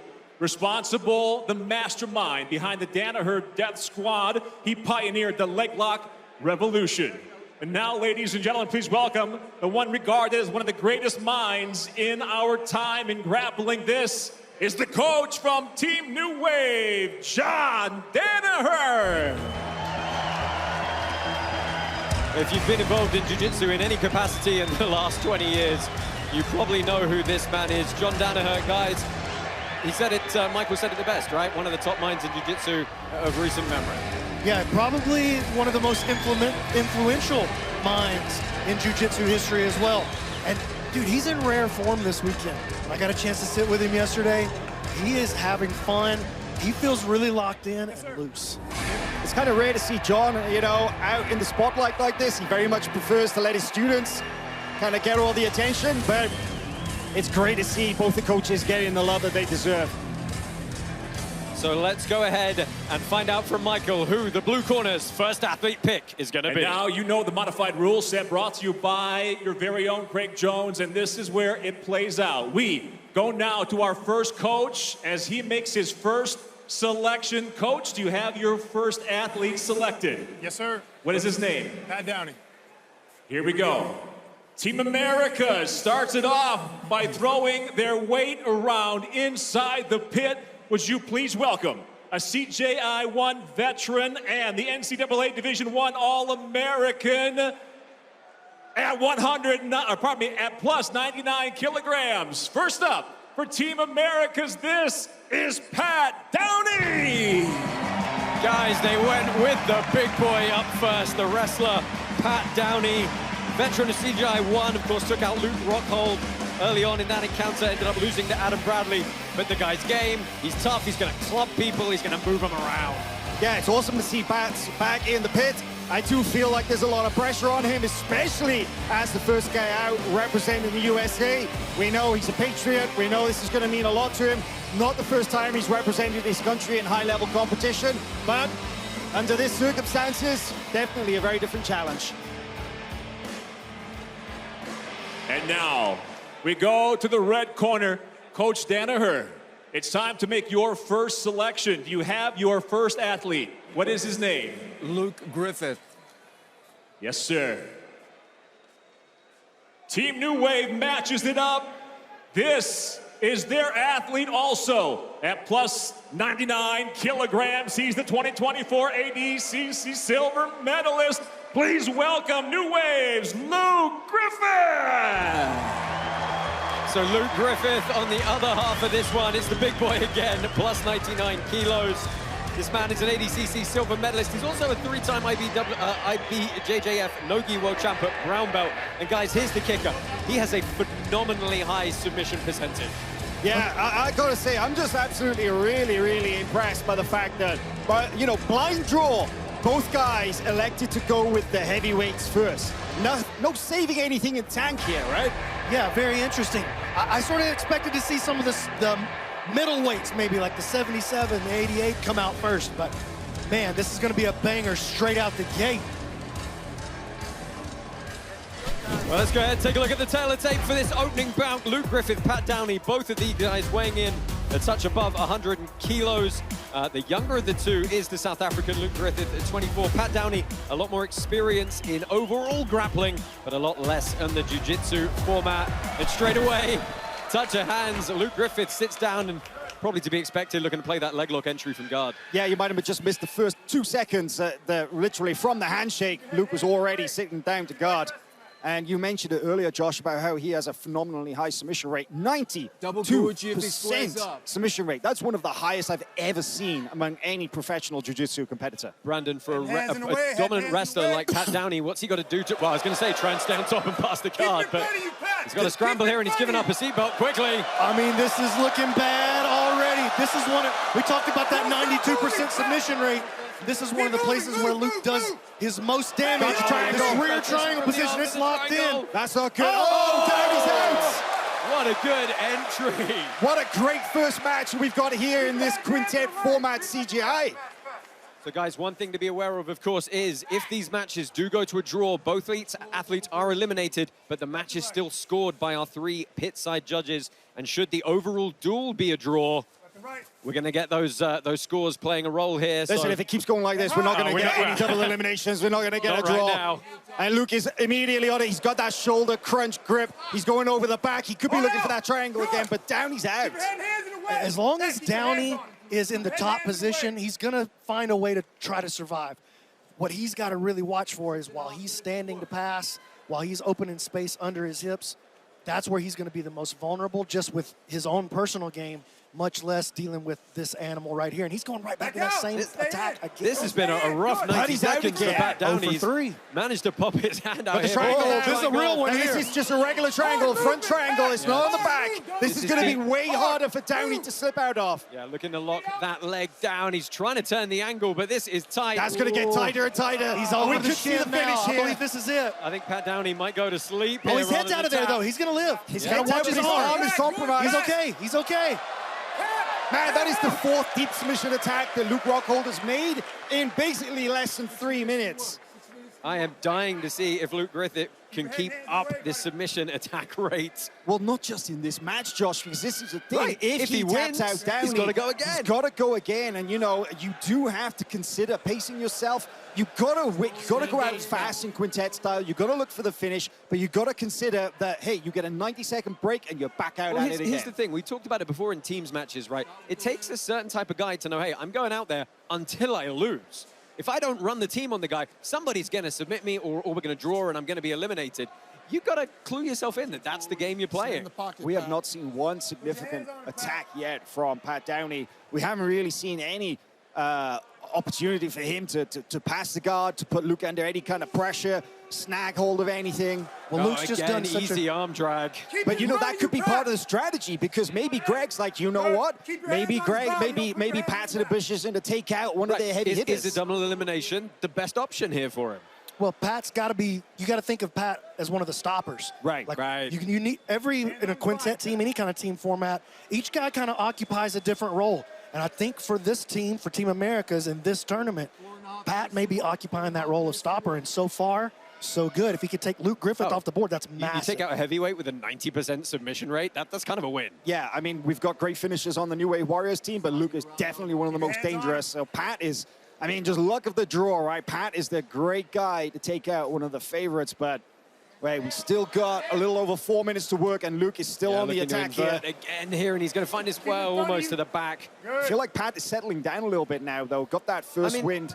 You know, look, Downey's NCAA Division I All-American at Iowa State Cyclones. You know, wrestled very heavily at 86 kilos, over 100 career freestyle matches. Had a bit of MMA experience as well. No stranger to high-level competition. He can grit through this kind of stuff. And he, as long as he's in this low position, he's much, much better off. It's going to be way harder to take him off base. Luke is going to have to attack him at the shoulders, which is going to work against the posture of Pat. That's going to make it way easier for him to dig into his experience and find some way to survive. The one thing that Pat cannot afford to do, though, is kind of make it look like he's really trying to just run out the clock, because our referees have been instructed to be absolutely ruthless with the stalling calls, and rightfully so. We need to see action. But he's got a mission-only tournament, right? Yeah, he's got to start harassing the head. He's got to start doing something to take Luke Griffith out of his game where he's making grips kind of freely here. Well, he's got to be careful when he comes back in that he doesn't let Luke play with these arm drags and these butterfly hooks. He's been getting off balance. It's super easy, and here's another one. This is where he's been making his entries from. Hands on him, Pat. We got to win the hand fight. 2:55 left in this one. Luke Griffith, he's had several bites at the cherry. He's got another one here, potentially, as he looks to invert over the top. Going that back triangle again. Pat on the inside this time, though. Yeah, Pat's getting a little bit more hip to it now, you know. He's kind of had a chance to sort of identify a couple of patterns that Luke Griffith is using to initiate those attacks. Time winding down on Luke Griffith. Now the pressure starts to sit in a little bit. And I'm sure that he would be extremely disappointed to go out after a first round, you know, if there is no submission. So you're right about the pressure, Brandon. 19 years of training for Luke Griffith. Started when he was 5 years old. His father is a black belt as well, and met John Danaher in 2021. Moved over here to train full-time at New Wave. You know, one thing we hear Greg Souders is now saying that... Say it right there. This is your official warning. Okay, so we've got our first official warning here for Pat Downey. Next time, it's not just a warning, it's a point deduction, and he gets put in bottom half guard. Right, so he was told, like, very clearly that if he doesn't initiate, then that's a point docked against his team. Oh, Luke draws the ire of the crowd. I mean, he flips the bird to the crowd. They can be upset what you want, but he's not going to win a wrestling match against Pat Downey. No, right? he's not. No, absolutely not. But, you know, this is just the thing we have to consider as well, is that every result counts here at CGI, because this is a quintet, this is a team grappling duel. And, you know, you're not just fighting for yourself here. It's not just about personal pride or honor. This is about carrying the hopes and dreams of your team in search of that $1 million. Luke definitely thinking about using that underhook to try to get onto the arm again over there, maybe set up his triangle once again. Do you think starting to get the hang of it, though? You see how he works to the inside? Uh-oh, watch out, back take coming. Oh, with a minute left, this is a... Oh, shakes him off, though. Pat finally has a grip of the neck there for a second, but it almost came out in dominant position right there as well. Luke had to save it. You got to love this format, because no doubt Luke Griffith has been winning this match on the judges' scorecards. But if he wants to stay in it, he's got to start throwing Hail Marys as well. Yeah, and just to note that if this is a double elimination, in the case of no submission, both athletes leave the pit, and then that match is scored, like 10-9, 10-8, 10-7, you know, MMA style, just like we did at CGI 1. And then that will go towards the overall result of the duel if it is a draw at the end of those matches. Yeah, we're just going to so bank I'd say this Luke score. is quite see if we need it obviously later. winning right now. But Yeah, obviously. Well, we're into the final 10 seconds. I think it's going to be probably a judge's decision win for Luke Griffith. We're not actually going to know that or know the level of win that he got in terms of score, but hey, double we can make the elimination assumption. in the first match. Yeah. Not for lack of trying from Luke Griffith, but I can't help but feel that he's going to be a little disappointed with his performance. But hey, that is a very durable Pat Downey. So here's the deal, folks. We get a hard 90-second count as we look at some of the replays here. I mean, it started off as bad as it could start off right there for Pat Downey. He had Luke literally jumping on his neck within the first 15 That was seconds. tight. That was the tightest. Yeah, it was the opening. Each subsequent triangle attempt was looser and looser. It's like Pat got the hang of it as it went on. You were saying that. Oh, I wonder if he should have transitioned to the arm a little bit earlier there, but this was 3 or 4 attempts at inverting to the back that Luke Griffith had, and Downey just managed to worm his way out every time. So both athletes are out, which means we get that both new coaches will call out 2 brand new competitors. In our modified rule set here at CJI2, without a submission, we have a draw, and both of our athletes have been eliminated.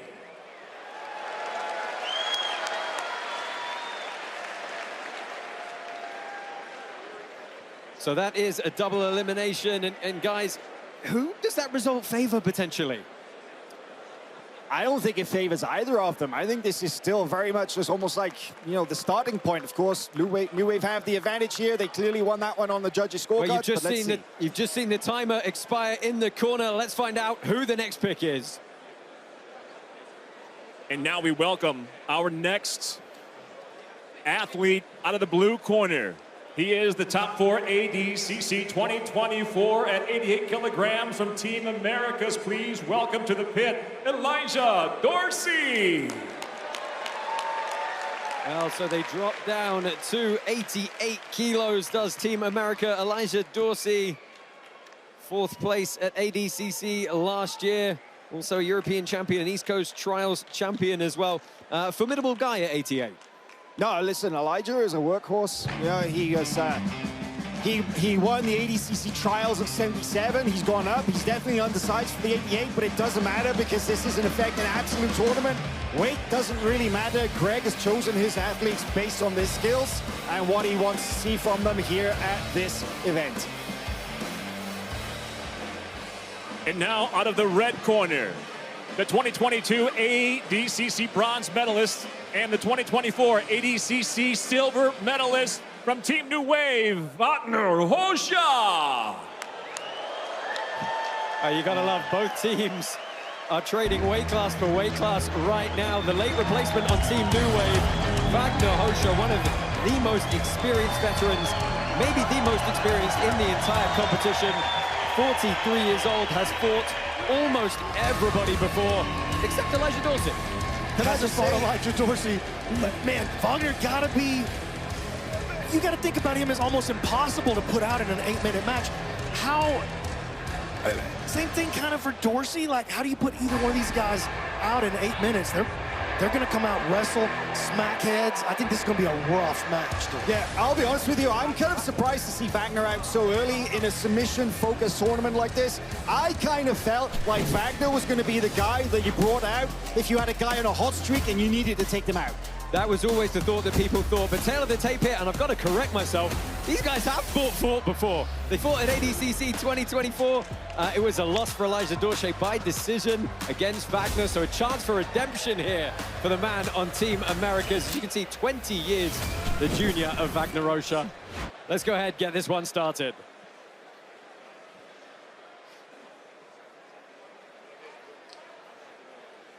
Time. Who's ready? Are you ready? You ready? Let's grapple.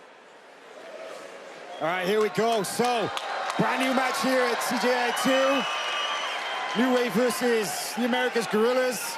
Quick shot from Elijah Dorsey, and you got to think that he wants to get that win back. Like you said, Josh, lost to Vagner at ADCC this time last year. But man, Vagner is a dog.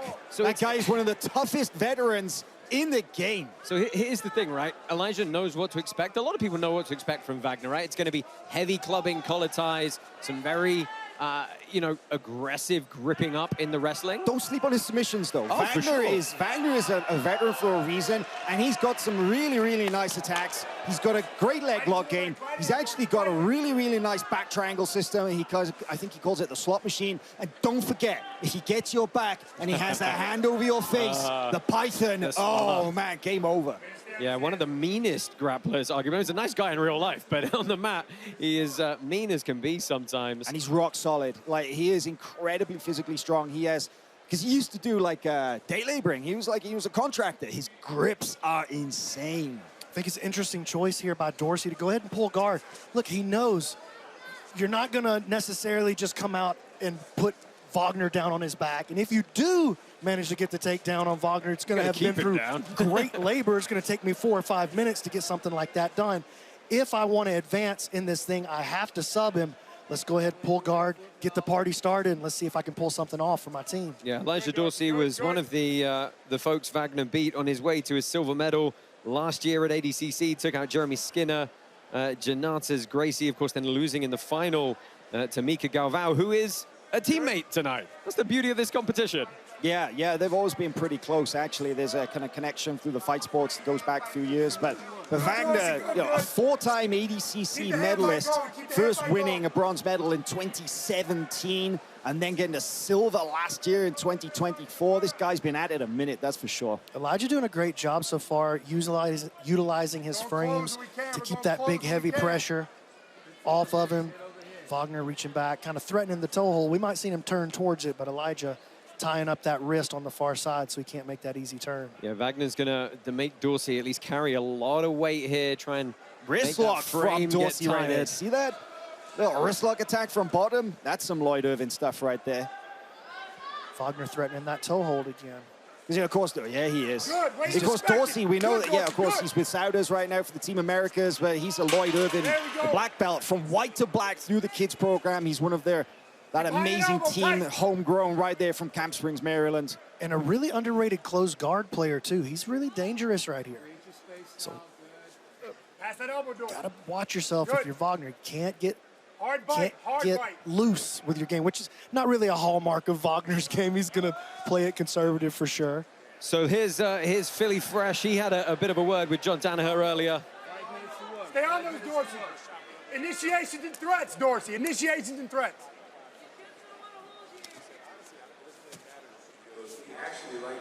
Because now it's kind of a coach versus coach thing. The first fight is a random because you don't know who you're going with. And then every fight after that is strategy. And when it comes to strategy, I'm sure he feels confident versus anybody. Put him down. Yeah, thanks, Phil. John Danaher, when it comes to strategy, absolutely feels comfortable. Focus. But again, Vagner having to defend some wrist lock stuff from the top here. Keep the hand cheeky. fight. You know, the thing is about Vagner, though, I mean, he's stuck on that knee shield. You know, he looked back for the toe a couple times, but he's run into a wall with that half guard right here. He hasn't really made any meaningful attacks so far. And we're at about the halfway point right now in this 8-minute match. Well, he keeps reaching back to grab that toe hold, hoping that he can get a reaction by Dorsey to straighten out that knee shield, take that shield out of there, give him a chance to go chest to chest, smash him into the dirt, but Dorsey back to the feet. Look at Wagner's hand in the throat immediately. That's just Vagner right there. Everything he does just has bad intentions behind it. It's not pretty jiu-jitsu, but it is so effective. Yeah, and he's going to get that head position in as well. Snap and Shot move of him, hand Greg fight, Souders Dorsey. in the Don't stay corner in there. front. Left, He's right, backing Dorsey up against the wall. He's asking for front headlocks. Oh, he's into the corner here. This is the dangerous spot. Every athlete that I talked to yesterday was talking about how we have to stay out of the corner. You cannot end up with your back to the corner. And we haven't seen anything really on the pit wall yet. That entire match between Luke and Pat Downey was right in the middle of the mat. Get him off your They hand, touched it briefly right there, but where do you want to be? haven't seen it as a factor in any of our matches yet. So Rocha winning the battle of posture there for a long time, hanging very heavy on the head of Dorsey. And Dorsey did a great job surviving some of that top pressure from Wagner. You think about who... Wagner moves forward, look at that. Good snap down, trying to capitalize. That was kind of interesting because, you know, Dorsey built high because he had to. he would have just gone hips back otherwise. But then you saw Vagner use the underhook, kind of pull him down again, broke his posture as he fell forward. You know, when you look at who Elijah Dorsey beat at ADCC last year, Dante Leon and JT Torres. That's some big names. Huge. Yeah, I mean, Dorsey's a breakout star for sure. And it's been great to see him competing in Nogi more and more this year as well. We saw him very recently at AIGA. Of course, you know, we all know that he was a ADCC Trials winner. Oh, wow, good shot on the single. Vagner recounters into the four, coming close to the final 2 minutes here in this bout, and we could be seeing our second double elimination. But I love seeing Dorsey on a platform like this because, you know, everybody knows who Vagner Rocha is in the world of jiu-jitsu. But I feel like Elijah Dorsey, if he can make a statement right now, then everybody will be talking about his name instead. Oh, lost the contact or something? I think a tooth. Is that something? Is that a post that comes out? Oh, he lost the tooth. All right, let's go. And Wagner's fighting. He's like, it happens. Wow. That was the most exciting thing that's happened in the match so far as the tooth fell out. We're like, what's happening? John Donner got it over there in a glass of milk, saving it for him. There you just got a reminder at the top of your screen of how the teams are shaking out at the moment. The over 99-kilo competitors eliminated in the first match. And this duel's continued at 88 kilos here, about a minute and a half left. I can't believe I just saw somebody lose a tooth in a grappling match. That's incredible. I need you in. I need you in. Oh, looking for the feints here. Here's a nice shot on the single here. Oh, Kimura trap for that Kimura trap. Dorsey lands in Vagner. That's going to be hard for Vagner to get the extension on the arm, though. He just missed that hook inside, and Vagner looks to leg out. That's going to play a big factor if it goes into a decision with the team matchup itself. Yeah, I wasn't going to put you guys on the spot just yet, but we've got to start thinking about who might be ahead on the judges' scorecards in this bout. It's so close. It is so close. I mean, is that one flash submission attempt right there where he lands in a disadvantageous position really worth it against everything that Dorsey has done? That's the question our judges are going to have to deal with.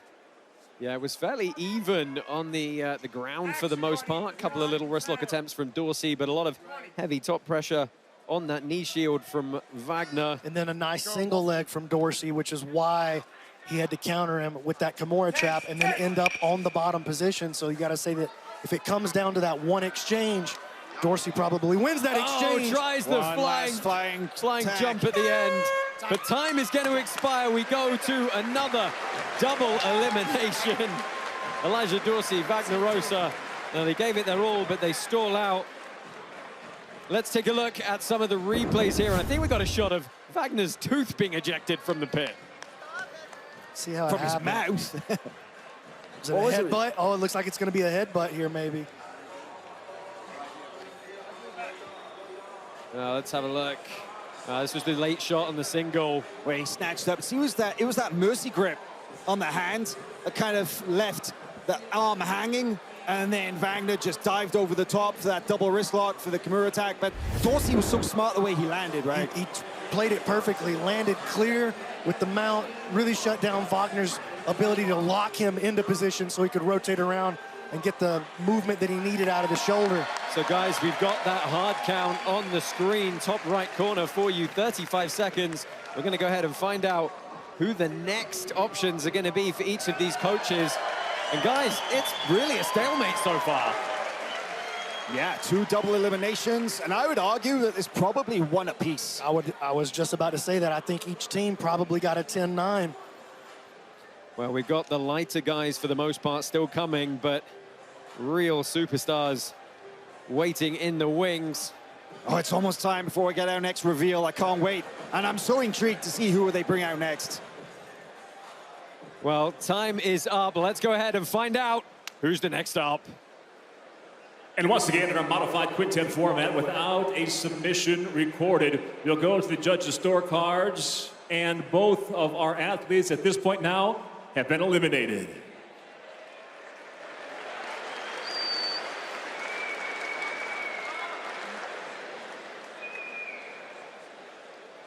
And now our next athlete out of the blue corner for Team Americas. A rising star on the verge of breakout status. He is an IBJJF no-gi pants champion. In at 66 kilograms, Team America's Gavin Corbe. Well, they go to the well with the first of the brothers, Gavin Corbe at 66 kilos. Pans champion, recently quit to pursue jiu-jitsu full-time. Real firecracker here, guys. The kid's a stud. He's good in every position. He's good with his guard. He's good with his leg locks. When he gets to a submission, he knows how to put it away. Could be a big moment here for him and for Team Americas. Yeah, big moment for Gavin Corbe. You know, probably of all the guys on the America squad, he's the least well-known. He is a Pan no-gi champ, but he's still waiting for that breakout moment, and this could be it.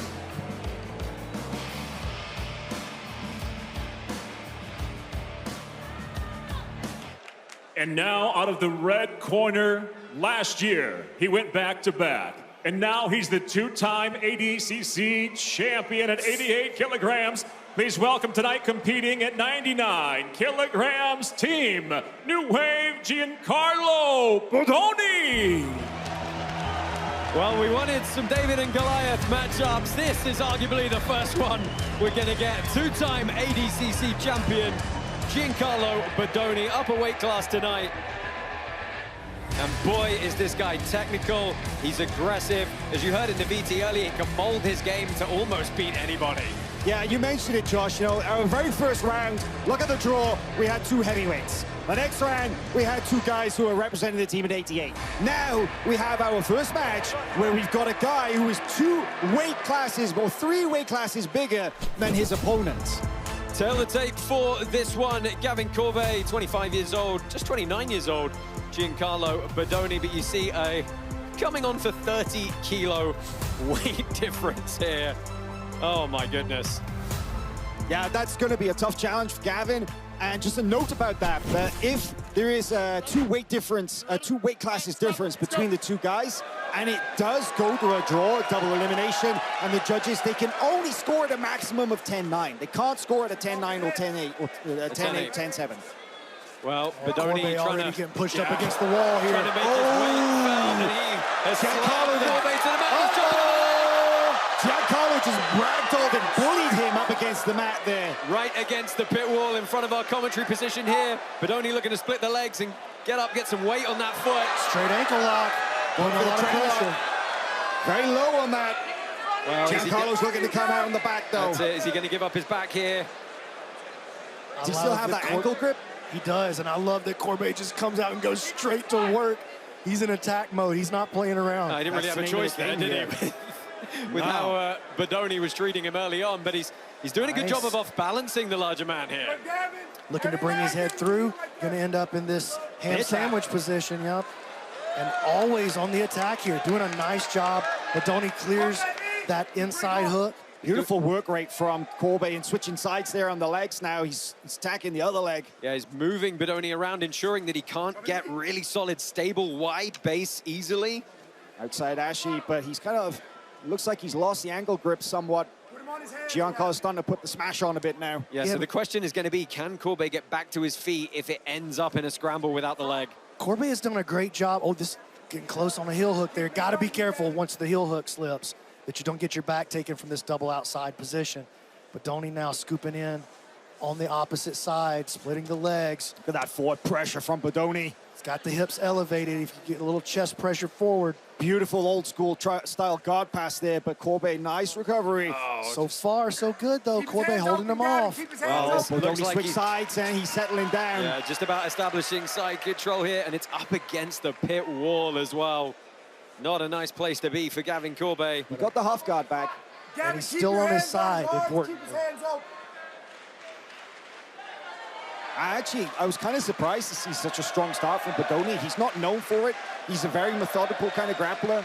You know, he's much prefers to kind of take his time and dismantle his opponents. That's a bit more of a bully tactic, wasn't it? It was, but hey, he understands the pressure that his team is under. He's got 8 minutes to work. 2 of his guys have already gone out via double elimination. He probably doesn't want to waste time. Put your back down. Oh, looking to jump to the back now. Does a good job with the seatbelt. He's got one hook, trying to find that second.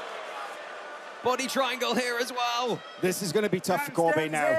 This is one of Giancarlo's absolute best finishing positions. He's got that body triangle locked in with the foot hook behind the leg.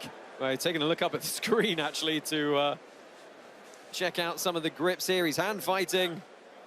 We've seen this man on the backs of some of the best grapplers in the world, and he's not failed to put them away. 40 submissions out of 69 professional wins for him, a near 60% finish rate, and he might be notching up another one here. Well, you got to think about the difference in squeeze potential, too, right here. Whereas Bodoni, maybe he doesn't get a perfect look at a rear naked choke in his own weight class. Maybe that doesn't get the job done. But right here, when you can take out a... Oh, my God, a lot of pressure. He gets the tap. Giancarlo Bodoni with the first submission of CJI 2. 324 by a rear naked choke. Wow, you said about the size difference and about the power. I mean, a 66 guy, yeah, maybe he could grit his teeth and eat a rear naked sometimes from a guy his own size, but 30 kilos bigger, that's tough. Yeah, moving on for near 70 pounds heavier. There's a quick look at the finish. And we have a winner by submission. The rear naked choke comes in 4 minutes, 36 seconds. Again, recording the submission team, New Wave, Giancarlo Bodoni. So Bodoni gets the win there, and that hard count is on the screen. He's going to get 90 seconds to rest. It is moving away very, very quickly from him. Of course, Greg Silder's only got 30 seconds to deliver his next pick. Let's go ahead and find out who that is right now.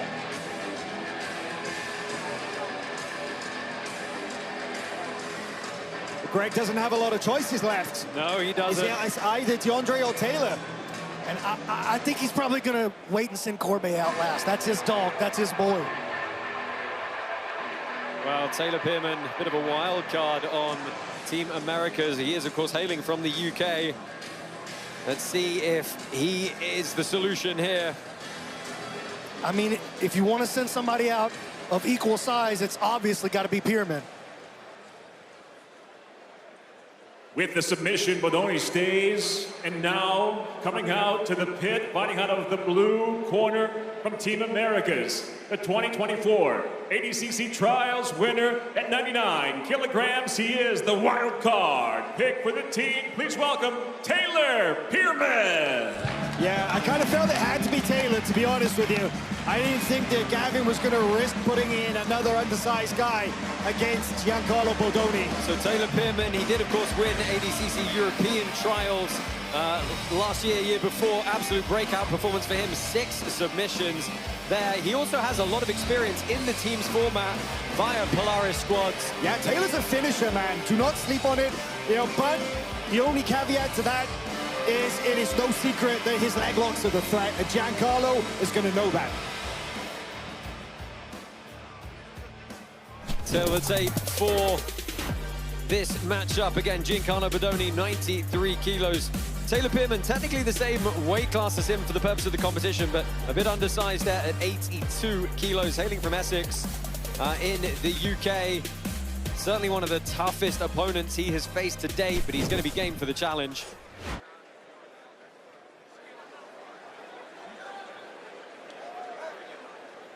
You ready? Of course, Bodoni not having to really expend all that much energy in that last bout. But guys, Taylor was one of the guys who was very outspoken in saying we want the opportunity to surprise people, to get some viral moments, and to shock people. This would really do it. I mean, if he takes out two-time ADCC champion Giancarlo Bodoni, absolutely, that is a viral moment right there. But Taylor is interesting, you know, that he is representing. Nice backstep. Oh, he's in. Backstep. He's in. Nice, clear to knee line, that's Giancarlo. But hey, Taylor's all the way up representing his Team USA at 99, but he only weighed in at 82.3 kilograms. Very undersized when you compare him against Giancarlo, who weighed in at right around 93.9 kilos. So there's a big weight difference, about 11 kilos between these guys. That is about 25 pounds, maybe more. And notice the immediate change of tact from Bodoni here. He had to defend the one leg entry from Taylor's top position. He's now said, you know what, I want to be on top for this one now. Through the first minute or so, A little bit of a cagier start here from Bodoni. Pearman already thinking about scoop grip on the far side. It's going to try to open up the underhook on either the arm or the leg so that he can get over there onto a Choi bar game or maybe enter into a knee bar leg lock situation on that far side. And just a note about why the British grappler Taylor Pearman is representing the American Misfits, aka the Gorillas. He was actually the runner-up at the CJI trials that were held there in London to determine the European team, losing to Paul Ardia in a kind of a little bit of a controversial result there with a last-minute rule change and an overtime. And the CJI founders, they were like, hey, listen, Taylor, he kind of deserves a shot. Got another entry here. And I think it's a good move getting him in as a wild card on this USA team, or America's team, I should say. Well, Bodoni has dealt perfectly with the 2 leg entries so far. Hasn't really found himself in any kind of danger. What I'm looking forward to seeing is can Pearman keep getting these entries as the match goes on? Yeah, Giancarlo's starting to settle down. Bears. Yeah, he's starting to settle his weight down. He's making it a lot more difficult for Taylor to get underneath right now. Well, he's not giving him a way to move his body weight. You see those heavy hips, that forward chest, perfect posture from the passing positions. I mean, you know, guys, let's consider the best case scenario for Taylor Pearman, and he submits 2-time ADCC world champion. He runs into either Dorian Olivarez or Mica Galvao. Well, that's all like what if right now, because he's got a heavy task in front of him. You know, we'll cross that bridge when we get there. But I feel like Taylor is. I mean, he's got to start working those scoop grips and get around to the other side. You can tell that's the game that he's favoring. He's got to find a way to get in there and create some off balance. What's also considering, interesting to consider is that if this doesn't end his submission, Giancarlo's out. Oh, false reap. False reap there. Giancarlo's doing a good job of killing that top leg, but it's through though. Looking for his Woj lock. Oh, that just powerful. What I was going to say was that if Taylor can take out Giancarlo via double elimination, that puts America's under a lot of pressure, because then Deandre has to kind of consider that he's going to go up against Dorian or Mica and would have to take out both to win. Yeah, heavy task ahead of them. It was a good attempt from Taylor Pearman here. You got a shot a minute ago of the locker room of Team New Wave. Looking on. Looking for his... Not the first time we've seen Giancarlo look for that corkscrew. You know, he did that against actually somebody that Taylor trains with, Owen O'Flanagan at ADCC 2022. Oh, he's looking on that arm. Got the just a little bit loose. Yeah, I think Giancarlo is... he's got the answers to Taylor's leg lock game, of course. There's been a lot of activity in this match thus far. We're through just about the halfway point now.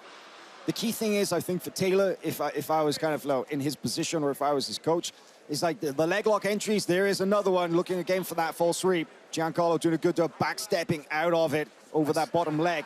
But Taylor is going in on those legs. It might be worth kind of trying to get underneath Giancarlo a little bit more, upset his base, disrupt his posture a little bit before jumping straight on the leg, because, I mean, just look at that sprawled out posture right there. He's so heavy, so heavy. He's making it basically impossible to create any kind of off balance, which makes it impossible to create any kind of good, like viable entry that could lead you to a submission. So Giancarlo dropping those hips, opening that chest up, making Pearman's life basically miserable. Yeah, Pearman's he's carrying a lot of weight there. He's trying to open his knee line back up a little bit, stop the crush, but Bodoni's so wide, so heavy here, and good work from Pearman for guard retention. But Giancarlo hasn't even come close to finding an opening right now. That's true. You know? He's on top, he's putting on a lot of pressure, but everywhere he goes, like Taylor's putting a leg back in the way. He's very disciplined with his frames, his cage, so to speak. You know, he's not overextending, he's not overreaching. And he doesn't have to. All he needs to do is get Pearman off the board. But he's back in on that false sweep again, and this is actually pretty good. This is good. Yeah, he's forcing a very active defense from Bodoni here. Oh, that's heavy.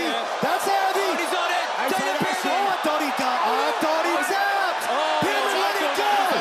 Oh, that's very controversial. Pearman lets it go. He thought he tapped. Souders in the corner thinks he taps. The crowd thinks he tapped. I don't think we saw it. Let's take a look back at the replay here. So Giancarlo would not flash tap like that. Let's see it, though. And Pearman. That looks like a tap. That looks like a tap. That looks like a tap. Taylor Pearman not sure what to do here. Ooh, guys. Controversy early on. Oh my. I mean, there's a difference between a hand flap. If a tap is usually multiple taps, and Taylor, but you can't take that risk if you're Bodoni. In a moment like this, the heel hook's on, all this is on the line. You can't take that risk. You gotta, I mean, you can't just reach out there and be haphazard with your hands. Well, absolutely not. Pearman's fired up. Let's go a little bit early. Too. Guys, we are going to try and work out. Sideline official saying. Oh, okay. Oh my! Wow. We're getting word here. We're about to have a big moment. We're getting word here that our sidelined officials have made the executive decision. One more time back at the replay here. It was a tap, intentional or not, that he signaled defeat. Big bridge from Pearman, lateral pressure in the knee. And Bodoni, he watch the hand go up, and one tap on the leg. Giancarlo is disputing it. He is very unhappy with that, but our referees have made the decision. Oh, wow. Well, that's it. That's it, you know. Controversy early here. And he tapped twice. If you saw, he tapped once to the thigh and again on the calf. First looked a lot more like he was trying to move the leg. The second, though. Here's what makes it tough is watch Bodoni's reaction in his face, though. He doesn't react like a guy who's tapping. No, he does not. You know? But it's official. Well, guys, we got to go ahead, make this official. Let's go ahead. Michael C. Williams has the referee's determination.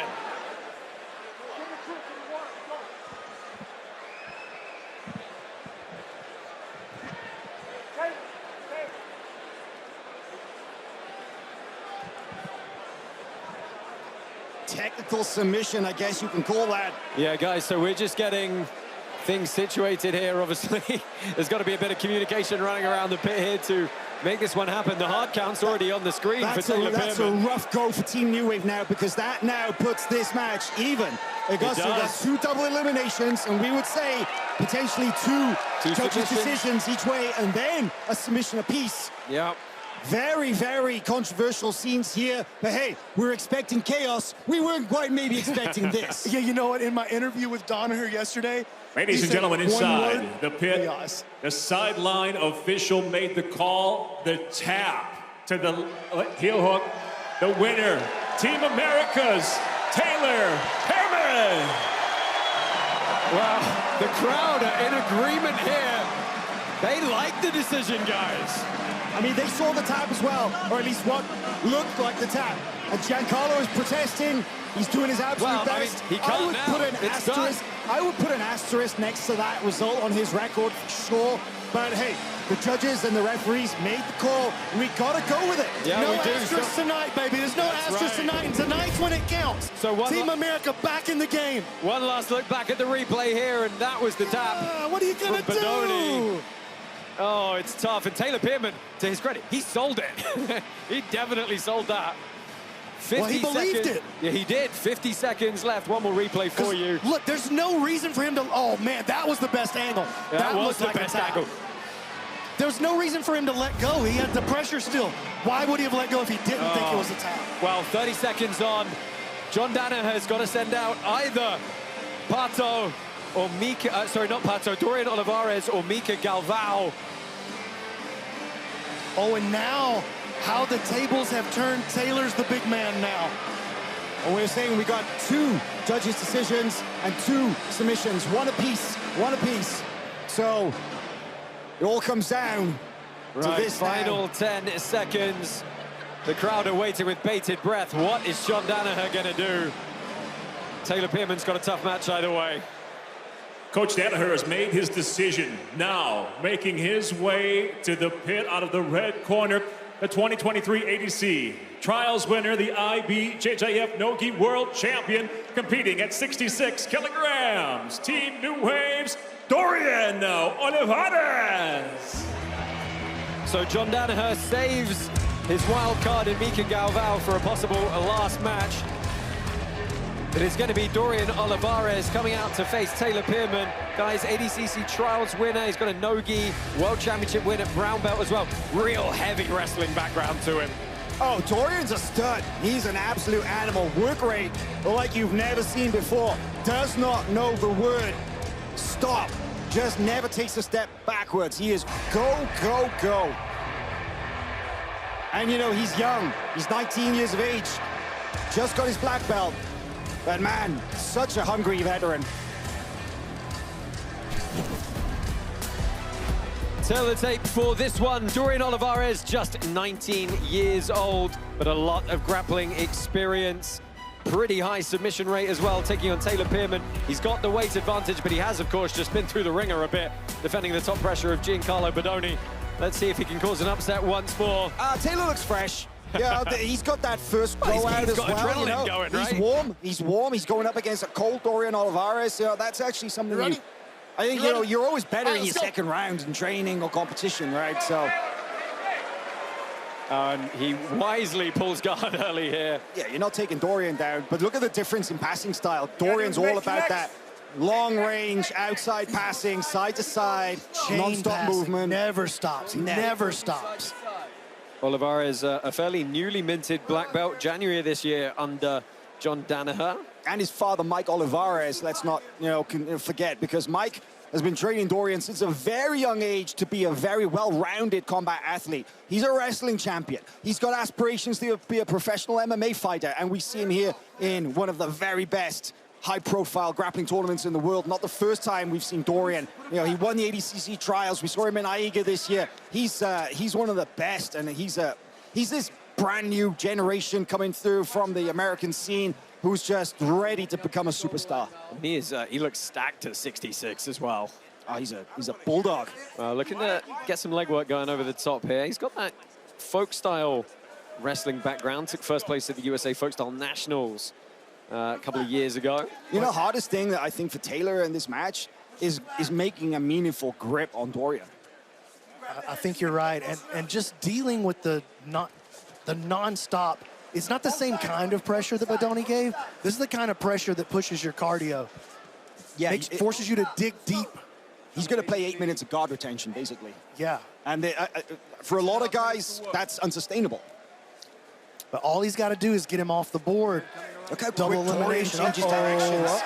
Look how quick he changes directions again. And he's over the knee line, getting closer and closer. He's trying to work almost into a body lock grip there, but Taylor, being the bigger athlete, able to shove him out of that chest-to-chest position momentarily. Working over the omoplata. Go. But also, straight on lock. Taylor Pearman going face down here. Taylor Pearman looking to roll through. Wow. That's a good look for Taylor right there. Dorian's going to have to stay disciplined on top. And Taylor's showing that if he comes into that close range, I mean, we got a rubber guard waiting for him right there. It puts him up on the scorecards early here. Take a look at the replay in the corner of your screen, Check folks. out how he hooked that back foot with that carny hook to secure the position, went belly down, changed the angle, a lot of pressure on that arm. I wouldn't be surprised if he took a pop on that one. But look at that chest-to-chest now. There's a lot of pressure. Dorian's kind of slowing it down a little bit. But let's think about as well the absolute factor. Because Dorian, before he joined New Wave, actually had a match against and beat Luke Griffith. Yeah, ADCC Open 2024. Griffith, the gigantic South African. So Dorian's got no problem in facing guys bigger than him. No problem facing him, but he didn't put Luke away in that match, and that would be a huge factor out here. Double elimination. This is sub or go home. Well, or go to the locker room. Well, I mean, if this match, I mean, this is a lot of scrambling passing, which is certainly going to tire Pearman out. But, you know, if this match goes through, we're looking at a decider between Mica Galvao and Deandre Corbe. Which Greg called in our interview yesterday. He said, that's the matchup that's going to decide everything for us. And it very well could go down exactly the way the American prophet prophesied. Dorian getting a little bit closer to clearing those legs. You know, Dorian has an amazing submission attack game, but it is basically all head and neck based. He's got an amazing series of attacks from the front headlock. Watch out. You don't want to let him get a squeeze of that, but Taylor's doing right by keeping him long distance. Every time Dorian has gotten close, he's met with either an attack or a good knee lever off balance. So he's been able to keep Dorian off of any kind of like actual submission threat positions. We just crossed the halfway point here in this matchup. This team duel, this is the first one of the night. We've got 3 more coming your way. North-south now for Dorian. This is good. He's got great north-south chokes. He's got great head and arm chokes. And if he can make him turtle, he's got great front headlock chokes. And it was the cumulative work in the passing for Dorian that got that done. Like we were saying, he breaks them. He breaks them through just constant movement, constant forward pressure. And guys just, it's hard work keeping a guard like that for 8 minutes solid. Well, he's setting up perhaps a transition to a north-south here. He's trying to work his way around that arm. Oh, you heard Greg actually say, don't turtle on him. I think that is incredibly good advice. Back to the mat, good. Back to the mat. There you go. He's saying, put your back on the mat. Don't give back exposure. Don't. Back to the mat. Turn to him. Turn to him hard. Well, listen, Don't turn Taylor can't get called for stalling from bottom side control. No, you would hope not. The onus is on Dorian to keep attacking from here. Put your elbow to the mat. He's going to look out for the Kimura. He's working his way up to Kimura. Kimura here. Dorian's got a great Kimura too. Yeah, just a reminder, there's the summary of the teams at the top there, and you can see Olivarez, Galvao still available. Elbow to the mat. Of course, Corbe waiting in the wings for Americas. I love the way that Dorian is not allowing Taylor to turn towards him. He's behind that tricep so Put your tight. back in the mat. Stay flat. 2:30 left on the clock here. And those chain attacks are kind of coming in. You see he threatens the arm, the Kimura. He's looking at the north-south. He'll look for the head and arm, the katakatami. There's the north-south look. Back to the mat, Taylor.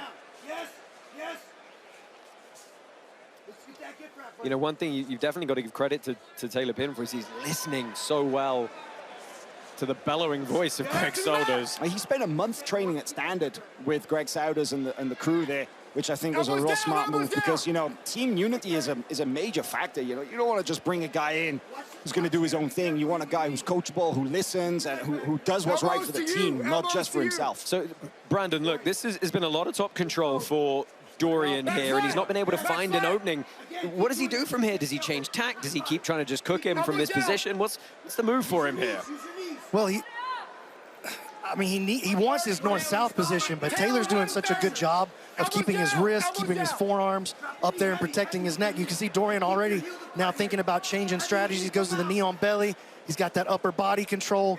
Maybe he's hoping to potentially expose an arm triangle, but with only 1:15 left, that's going to be a hard proposition. He might be able to turn this underhook into an arm triangle, katakatami / back take attempt here. Walking that hand up. That connection with the mat so strong. Yeah, but check out that frame on the bottom position from Taylor. That's going to pretty much eliminate the threat of the arm triangle itself, but it could force a back exposure, and I think that's Dorian's best shot at this point. Doesn't have longer work on it, and Taylor is just in pure survival mode right here. 50 seconds And I think left. that's smart, because why waste energy in trying to escape and potentially going into a worse position when if he can just hang on, he can take out one of the new wave heavy hitters in Dorian Olivarez. Oh, and it looks like he's got back to guard here. Dorian just gives up position. That's very curious. Well, he knew, look, I'm running out of time. I got to create some movement, and here he goes. First time I've ever seen Dorian go for a leg attack. He's trying. There's another. Going to be hard 15, to catch yeah, a slippery Taylor Pearman at this point. 15 seconds left. He has probably done enough to take it on the judges' scorecards for that dominant top pressure, but 5 seconds left. Taylor Pearman hanging on here. It's all going to come down to the last match, boys. Yes, We're going to get Corbe versus Galvao. That was not the walkover that people were expecting. Absolutely A lot not. of people thought that the #1 seed against the #8 seed was going to be a blowout. Not at all. Right, 90 count on the clock. Let's take a look back at the replays of some of the action from that match. We already know what the final bout is going to be. It was really all about the side-to-side movement and the cardio pressure. And then this was a big moment. And man, you got to wonder if this, when they do score this, yeah, it's that was tough. like the most significant moment, by right? far and away. Listen, Dorian had plenty of time in top position, great control, but no real significant attacks in that position, whereas Taylor had his arm locked out. Ladies and gentlemen, without a submission, both of our athletes have been eliminated, and your 3 pitside judges will now enter their scores for this individual match. So that means we move on Well, so a look in backstage here, and the last guys getting warmed up there. They know what's coming through here. Oh, yeah, we got the European team already in the backstage area. They're coming up next. They are against Team Atos. We're going to have a 7 to 9 minute break between these two duels, and then we're going to crack straight on. But we've got one more match coming your way here. It is going to be Mica Galvao and Deandre Corbe. Let's throw over to Michael C. Williams to introduce these two athletes. And now, ladies and gentlemen, in our first team duel in the quarterfinal round, it comes down to both teams with a single athlete remaining.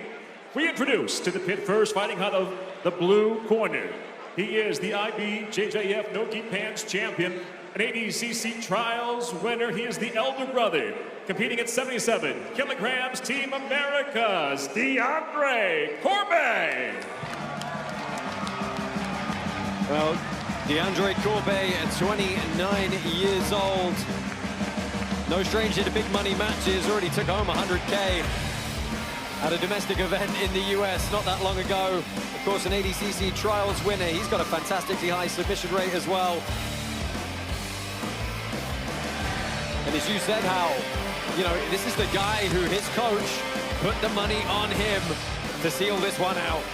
Yeah, he held him back for a reason. Greg's wanted to see Deandre versus Mica, and we're going to see it right now.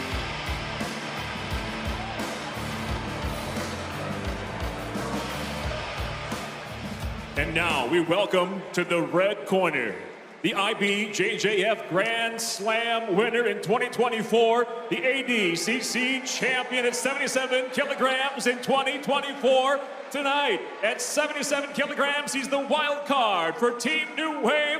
Please welcome Mica Galvao.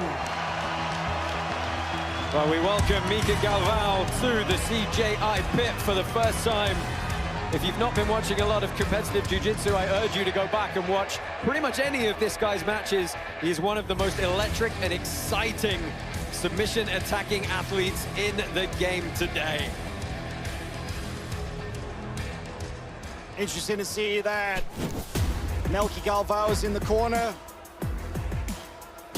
Taylor tape for this one, just 22 years old. Mica Galvao did the Grand Slam last year. He's taking on the slightly older Deandre Corbe. Everything else is a wash in terms of weight. These guys both at the under 77 kg category. You know, we know Corbe, he's got a good wrestling background. Galvao can wrestle as well, but he'll also throw those crazy flying submissions in from anywhere. 8 minutes on the clock to decide this first team duel.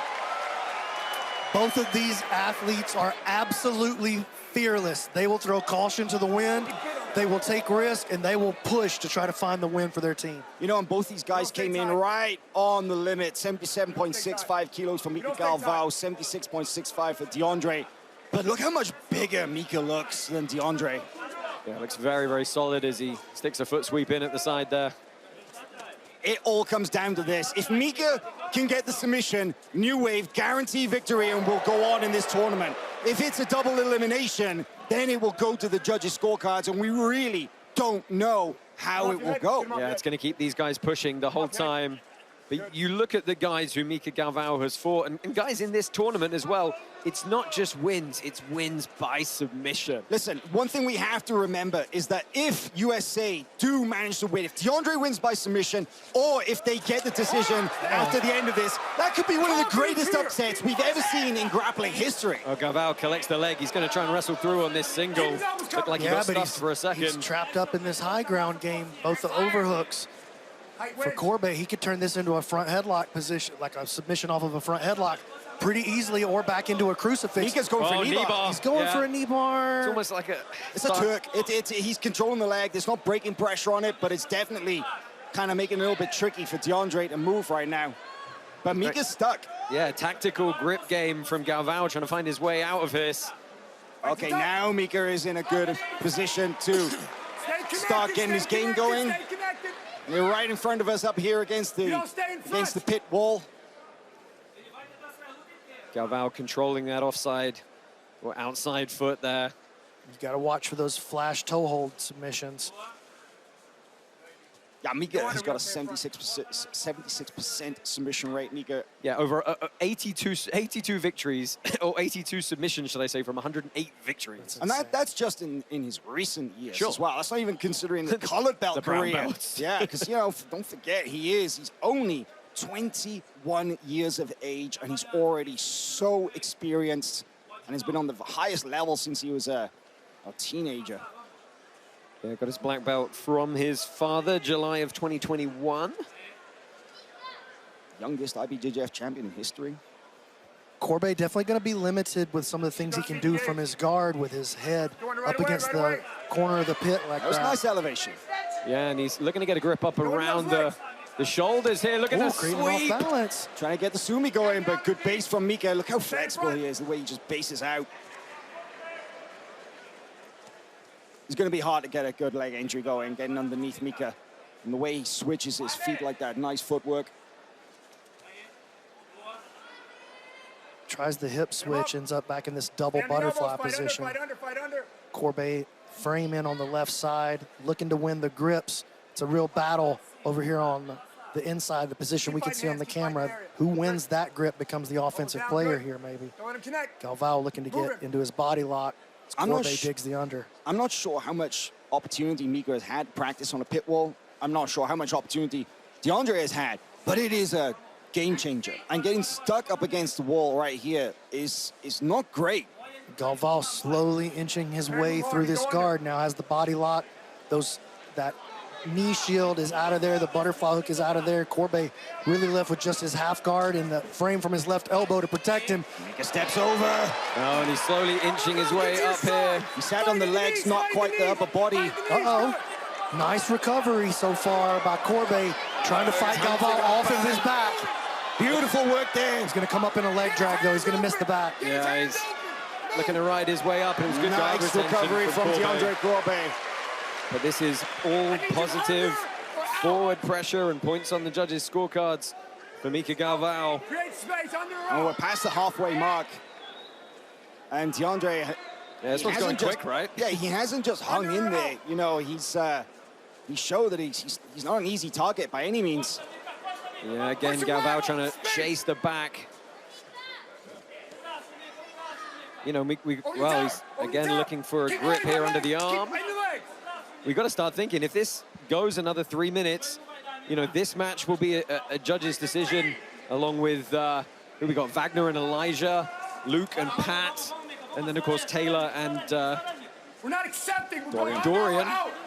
They're the matches that are going to determine the outcome of this one. And it may come down to that how that Pearman match is scored. That's the question, right? Yeah, because it could kind of be scored either way, right? Oh, it may not matter. Mica right over the top of the arm. He left his leg out there. What an entry from Deandre Corbe. That was Mica overcommitted, looking for that kind of row drag style, looking to snatch the arm. That was a good moment there, but now Mica is really pouring on the pressure. Well, I think he senses the urgency and that the tempo's got to turn up here. Watch out for the flying armbar if they stay on their feet. Mica is a savage with that. It's Mica who pulls now and backs over to the wall. Wow. An interesting tactic. Did not expect that, but he wants Deandre to come at him. He wants to make meaningful contact. Maybe that was his thinking. I'm going to go up against the wall. Deandre's going to have to follow. Do not sleep on the passing of Deandre Corbe. Do not sleep right here.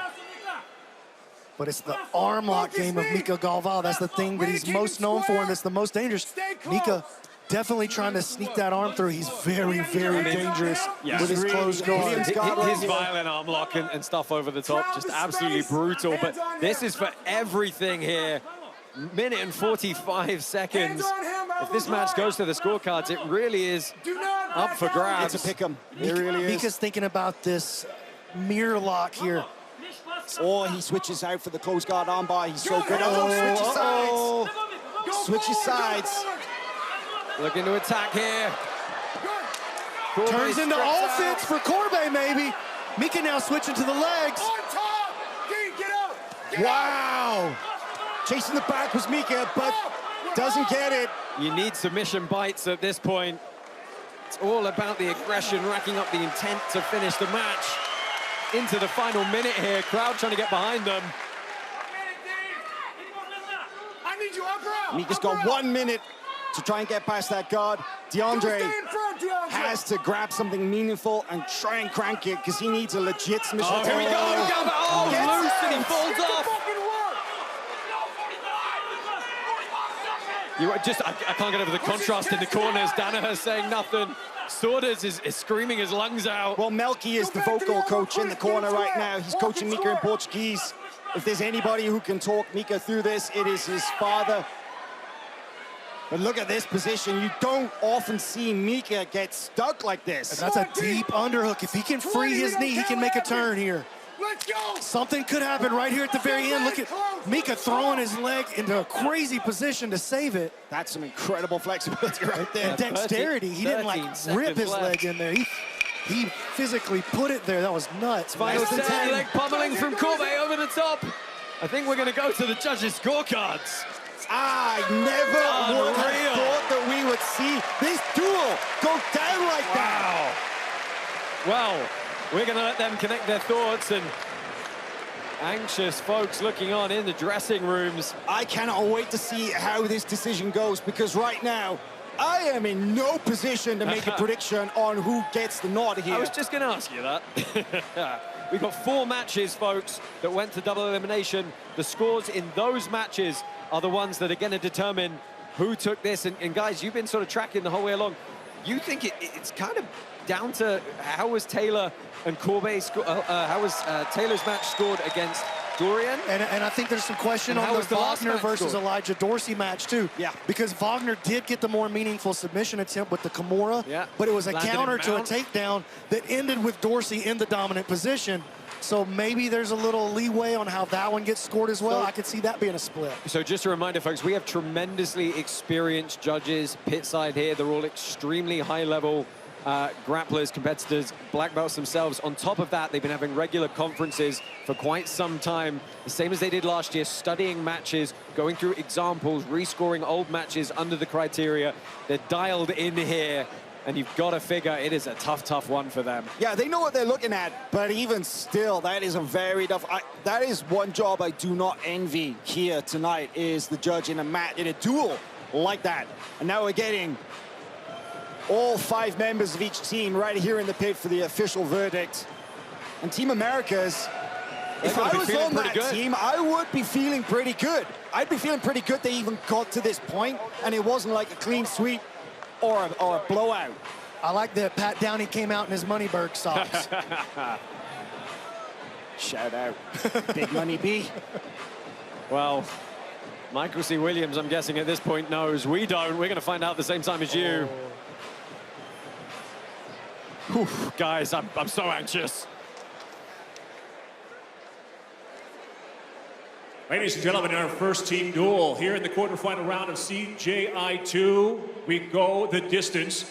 In that first team duel, we had 2 submissions, 1 for each team. All other matches were scored individually at that time by the judges at pit side, and those score cumulative totals are as follows. Your first judge, Justin Flores, scores it 40-36. Your second judge, Jaron Villel, 39-37. Your third judge, Zach Maslany, 39-36. All see it unanimously for the team. Moving on to the semi-final round. Coach Danaher, Team New Wave. Well, Team New Wave by the skin of their teeth make it through the first opening duel against Team Americas. And guys, give us your gut reaction to those scores. I'll be honest, the scores are kind of all over the place. A little bit wider than you thought, maybe? I mean, one of our judges had 2 10-8 rounds there, which I thought was very interesting. But hey, we knew that it was going to be chaotic. We knew that it was going to be unpredictable here tonight. And I think this sets the tone for this amazing CGI2. This first duel going that way, man, I just can't wait to see what's coming up next. Well, you know, they say the ball don't lie. You know, was it a tap? Was it not a tap in the Pearman Bodoni match?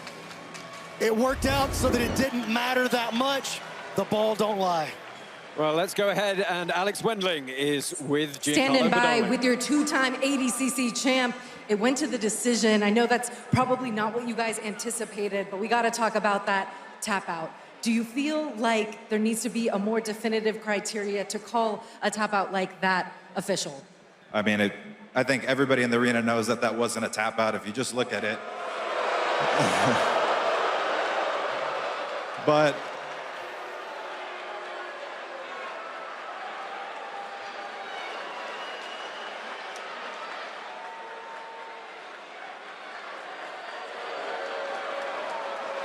if you are in the crowd tonight and you did think it was a tap out, because I think the important thing is that we made it to day 2, and you know, our team came out and we did the best that we could, and now here we're in the semifinals. We're gonna focus on day 2 and taking home that $1 million for the team. That's the biggest thing. So I'm proud of all my teammates, and we'll see you guys tomorrow. 100%. I definitely didn't think it was a tap out. When it came to the matchups that you originally had, taking out Gavin, Corbe, and then Taylor Pearman, getting the draw there. When you're looking at the future for what you guys have, what is on the mentality side? You mean for tomorrow? I think, you know, like, it's for me personally, it's my first experience in the pit. You know, so it was just kind of, first day was just to get accustomed to it. I think we all performed, if you look at the performances overall, I think everybody performed extremely well. And we'll see who makes it to the semifinals with us tomorrow between Atos and the Europeans, and we'll strategize based on that. So I'm confident in my team and our ability to make the adjustments we have to for tomorrow. You did an amazing job tonight. Give it up for your New Wave Warriors advancing to the semifinals, day 2 tomorrow. Well, thank you, Alex and Giancarlo, Bodoni. And guys, you know, I'm not sure what we expected Giancarlo to say there. You know, ever professional. He knows they got the job done. He's going to focus on tomorrow. How do you feel overall about their performance tonight? Well, I don't think they made a lot of fans, that's for sure. I mean, every tournament, every match, every fight event in history needs a good guy and a bad guy. And we got our bad guys, right? They're not just fighting for the $1 million, they're fighting with the respect of the crowd here as well. You know, Giancarlo kind of sat out there in stunned silence for a second. He said, I think everybody here knows that that wasn't a tap. And then the crowd wildly disagreed with him. I think probably the response from the online fan, I know I was just scrolling through the chat. I see you guys out there. They seem to feel like it was not a tap. The crowd seems to feel like it was a tap. I don't think it was a legit submission. I think it was maybe, it was a bit of a brain fart, if anything, but Giancarlo had letting his hand do that. He didn't look under threat for that submission. I don't think he was going to tap to that pressure, but hey, the result is incontestable. It is what it is. I gotta say, when it happened, we were all kind of, you know, not really sure about that one, but guys, look, Team America, we said don't sleep on them, and boy, they kind of delivered with some exciting grappling there. Yeah, it goes to show that all the Misfits teams have a fighting chance in this tournament. You know, this tournament is high stakes. People are going to come. They're going to come hungry. They're going to come hard. There's absolutely no doubt they're going to come out and they're not going to roll over for anybody. Yeah, we've got, that was a great team duel. We've got 3 more coming up your night. We've got the women's bracket. Obviously up next, we've got Team Atos taking on Team Europe, another Misfit squad looking to make a big upset. The crowd is getting going here. It's filling up. Thomas and Mac is absolutely pumping. Join us in a moment for more action from CGI 2.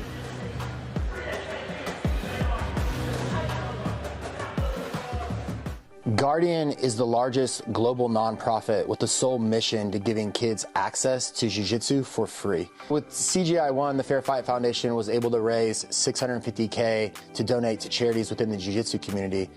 We realized we wanted to do something more tangible with this year's donations. We wanted to give something back to donors and sponsors that they could look and feel and be a part of. Build something that would live beyond the Craig Jones Invitational, beyond my lifetime. Something that's physical, that people could go visit and they could experience how jiu-jitsu is changing lives within the communities. We're out here in San Francisco. As you can see, things have been rapidly declining. Through jiu-jitsu, teaching the kids discipline, hope we can at least make a difference within that little city. The greatest merchandise grappling has ever seen. We were given the task of creating the NFL of grappling, and that is exactly what we did. We don't bloody miss. All 8 teams, online now. Go get them. Disclaimer, they're probably all fucking sold out already, mate. Hello, it's me, Craig Jones, the greatest Australian grappler of all time. I'm not gonna lie, the last couple of years, rough. My body wrecked.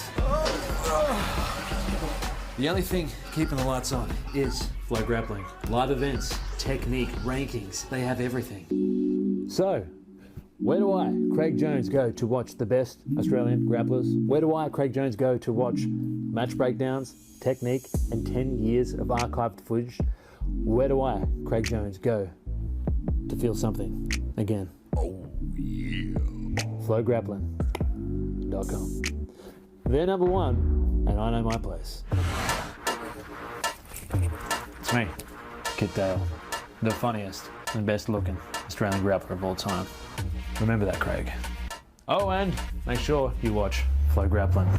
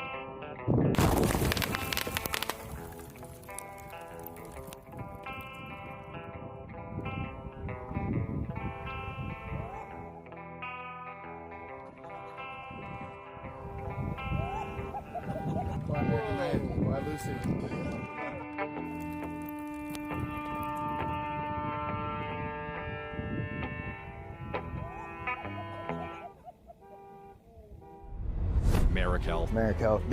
Merrick Health. Merrick Health. Merrick Health. Merrick Health. On the mat, it's about pressure, power, and control.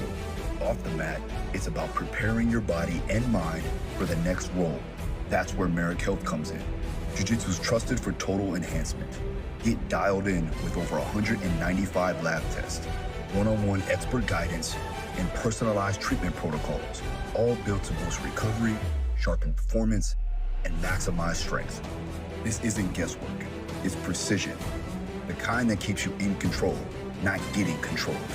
The difference between tapping out and finishing the match, it starts long before you ever step on the mat. Merrick Health. Roll harder, recover stronger. Well, we're back here at CJI 2 in Las Vegas, Nevada. Thomas & Mack Arena, absolutely packed here for this Team Jules extravaganza. We've just had Team America taking on Team New Wave. Next up, we've got Atos in Europe. First, for the first time tonight, let's find Renato Laranja. He is with Tom DeBlas.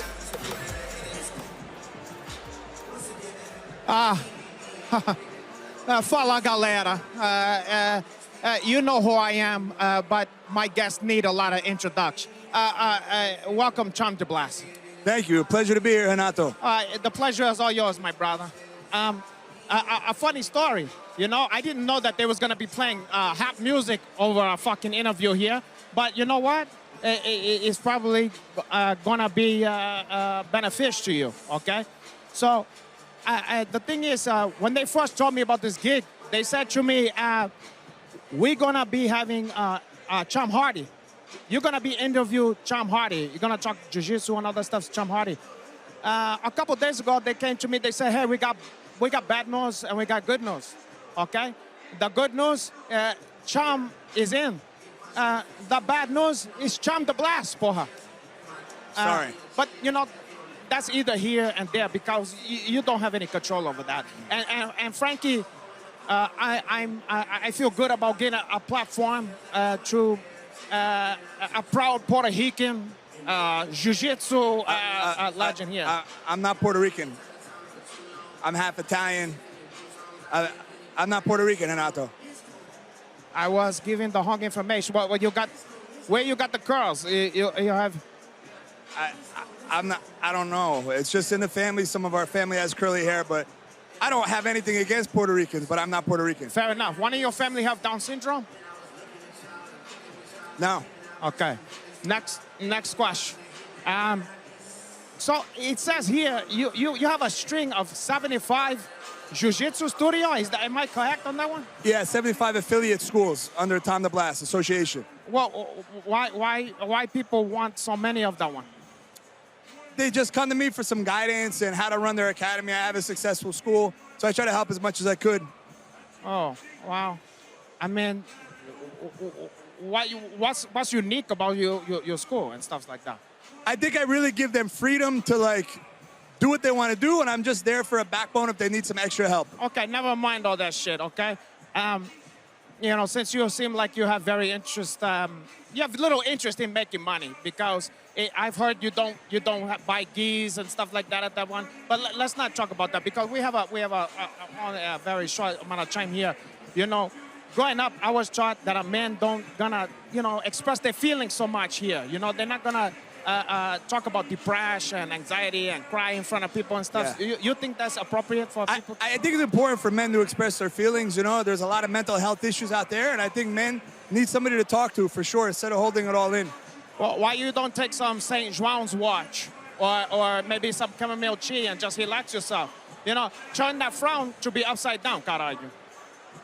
I mean, I think the more serious the issue is, I think you really need to dig for some extra help. Well, what kind of stuff have you experienced like that? I was sexually abused as a child. You know, I mean, that's not an easy thing. You must have been an attractive young gentleman. What? You know, I'm gonna leave you with one last thing because we have to hop up, but I'm gonna tell you this. Like they say, okay? When life gives you sexual abuse, you gotta make lemon juice. Thank you for the advice. I appreciate it.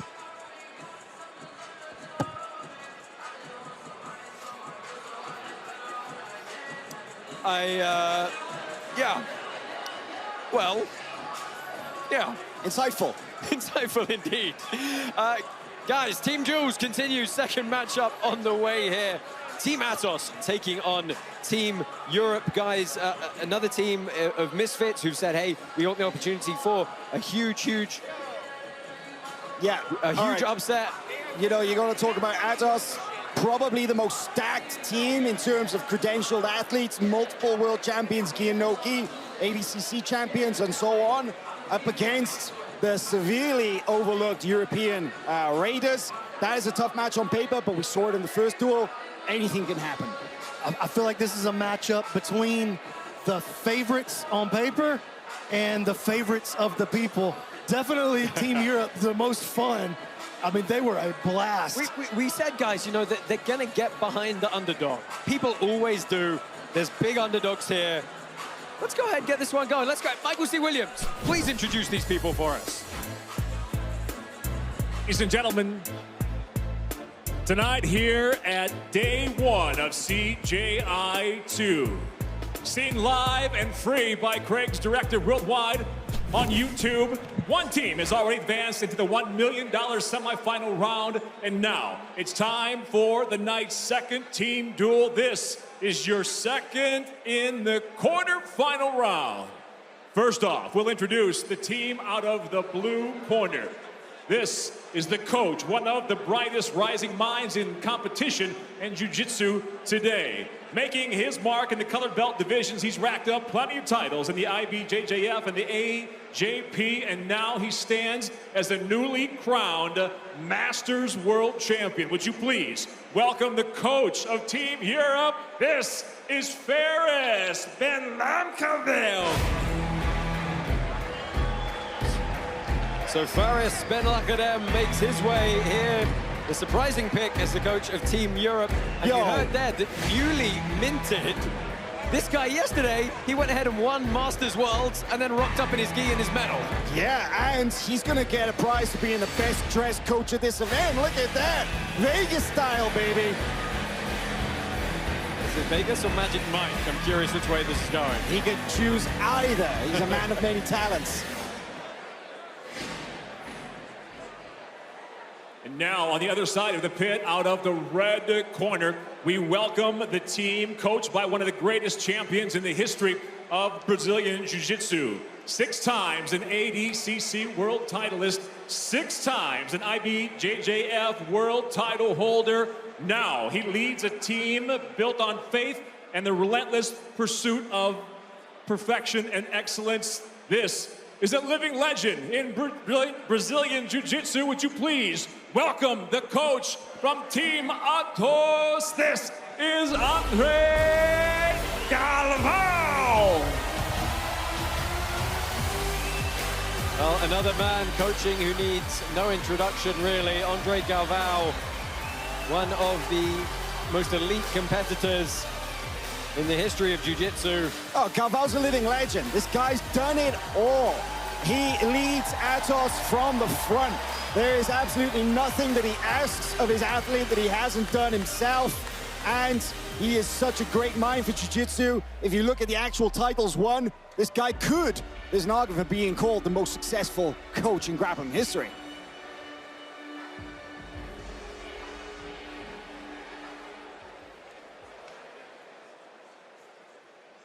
And now, as we well know, to begin the team duel, we'll go now first to the blue corner for their selection on their first athlete to enter the pit. Ferris intent on staring directly at his coach across the pit. Ferris, do you have your selection for your first athlete? You do. Who is that athlete? There it is. There's our first selection. Would you please welcome the first athlete out of the blue corner at 77 kilograms. He is the CJI Europe Trials winner. Please welcome Pawel Jaworski. Well, Pawel Jaworski is the first pick for Team Europe under 77, just 21 years old. He won the CGI Europe Trials. He's also a brown belt world champion and Euro world champion, picking up double golds at both. He has a win over Dorian Olivarez as well at No-Gi Worlds. This guy is a submission hunter who can break anybody if he gets a hold of him. Yeah, great leg lock specialist, got a killer false read. Had the chance to learn from him earlier this year at the leg lock camp in Spain. Taught some amazing details, but a very young competitor, so tough task ahead of him. And now we go to the red corner to Coach Gavin. Do you have your first competitor? He does. Who is that competitor? Lucas Barbosa Hulk. Okay, here we go. Going up one weight class to 88 kilograms. This is the CJI 1 semifinalist 1 year ago, ADCC silver medalist in 2022. This is the Hulk, Lucas Barbosa. Well, Lucas Barbosa, the first man out for Team Atos, an absolute powerhouse of a human being, and one of the guys who's been there and done it. 205 wins in his professional career for Lucas Barbosa. He's fought a who's who. He's got 4 no-gi world championships, 2 gi world championships, and a second place at ADCC. Yeah, Lucas is incredibly experienced, both gi and no-gi. And as we saw last year at CGI 2, capable of taking out big names by submission. 33 years of age up against the young 21-year-old brown belt, and about 10 kilos difference between the two.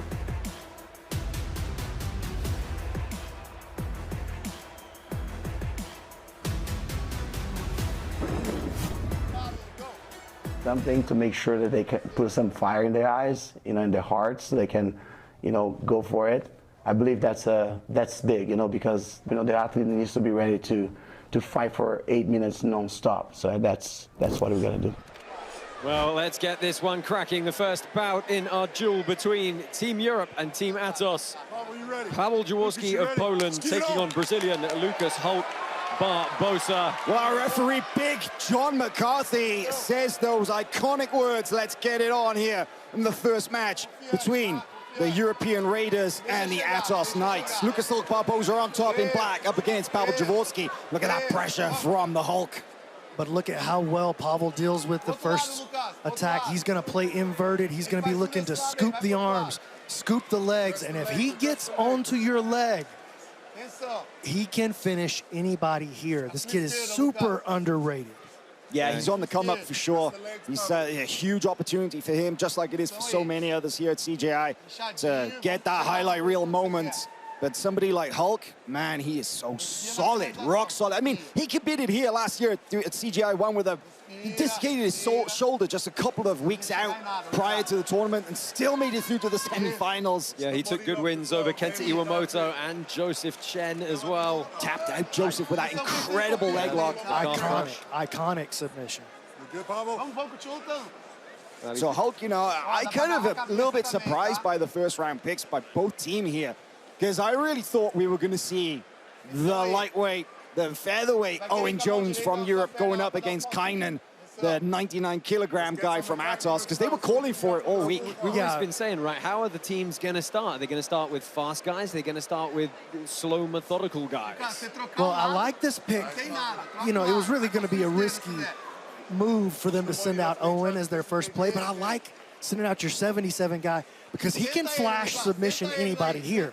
And then if he can just take it to a draw and he takes somebody that's, you know, a little heavier off the board, taking Hulk Barbosa off the board, even a draw here is a win for the European team. Yeah, you got to say on balance, right? If a lighter guy can outlast a heavier dude, it tilts the favor a little bit, even though it's a draw. And Europe's definitely got some people that are, I mean, super under the radar. Marcin Maciulewicz, the Polish Punisher, he can take out anybody, and he's their big boy as well. He's definitely a finisher. Yeah, then you got Ardilla, 4-time trials champ in there as well. Yeah, you got some finishers on that European team, but you just got a rock solid Atos team. Diego Pato, Ronaldo Jr., Lucas Hulk, Kaynan Duarte, Felipe Pena. That's a who's who of jiu-jitsu. Well, there's just no weak. There's no weak link. Yeah, there's absolutely no weak link. link. So we're through the first 2.5 minutes here. Jaworski's been trying to get underneath Hulk, and he's not had a really good bite as of yet. Yeah, but Hulk hasn't had a really good. He hasn't really gained any purchase either. Oh, Pawel is super flexible, and Hulk's going to have to be careful jumping in like that's a big mistake. Might have a K-guard entry here. He's got a nice little scoop grip. He's monitoring that far leg, able to smash him out of there. Nice. You know what you don't often see, though? You rarely see Hulk get drawn into the leg game. He's really good at staying away from it and shutting it down. It's sort of why it was so surprising, that submission last year against Joseph Chen, right? He suddenly went for this crazy leg entry and got the submission. Yeah, that surprised a lot of us. Pawel prefers playing guard on the other side by all accounts. Obviously, he's going to be well-rounded, but I'm just so impressed with his flexibility. He's very long. You know, he's got long limbs. That scoop grip on the leg. He's getting himself into position for some K-guard attacks. Yeah, it's just, can he get down and in front? Barbosa's getting his base so low here. Hey, listen, they don't call him Hulk for no reason. Right. He's phenomenally strong for his weight class, pound for pound. Well, apparently, he's one of the strongest. And look at that pressure right there. He's also historically really cut weight heavily for some of these divisions. We've seen him before where he's been, not at death's door, but incredibly drawn out. He went down to 80 kilos for CGI last year. That was a big weight cut for him. I mean, this is just a fascinating combination that Pawel plays here. He goes scoop grip under either the arm or the leg on the far side, threatens the K guard, and then on the other side, he's threatening that back step entry, that Kami Basami style onto the other leg, and he's getting the beginnings of the grips that he wants. But Hulk been able to shut him out so far, keeping those hips low and back. Again, going for the K-guard is Pawel. Now turns into close guard. Close guard. Hulk pummeled through to get some space down at the midsection and gave up the closed guard here. Not something we've seen too much from Jaworski previously. I just want to give a shout out to the Polish guys in general. They, you know, we all know about the Australians and their leg lock technology. You know, they broke through on the scene a couple of years ago. But the Polish guys are kind of doing something similar. You know, you got Kamil Wilt, you got Mateusz Jasinski, Marcin Maciulewicz, and Paweł Jaworski. They're on the cutting edge of leg lock techniques in Europe, and they're some of the best submission hunters I've seen. Yeah, I think pound for pound, Poland probably the most underrated country in the world as far as their jiu-jitsu goes. Yeah, they led kind of the black belt tally in European black belts for a long time. Okay, now check this out. Pawel was able to push his hips forward there for just a second.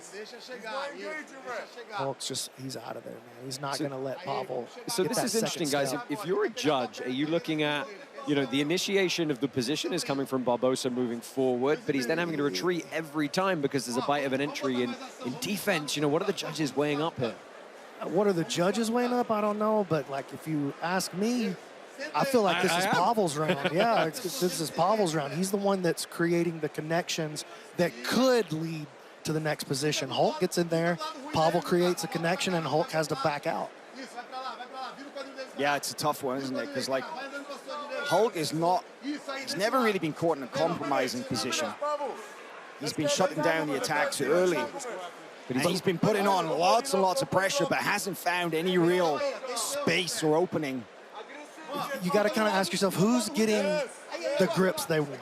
If this is what it comes down to, nobody's getting entries they want, well, then who's getting the grips they want? I think Pawel's getting the grips that he wants. He's getting the opening stage of his game started. And there's only just 90 seconds remaining in this first match. Yeah, time's ticking away here, and neither athlete able to find an opening. Barbosa's not really had a sniff at a clean pass at all, and as we just said, Jaworski's getting some grips but not able to utilize them.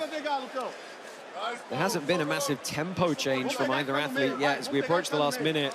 Somebody's got to think about it, and Hulk trying to step over the top. Now look, if Pawel could just get into a position right there, that might be all he needs to win the round. I mean, or a wrestle up there might have, might have done it for him on the scorecard. Yeah, good luck wrestling up and winning that engagement against Hulk, though.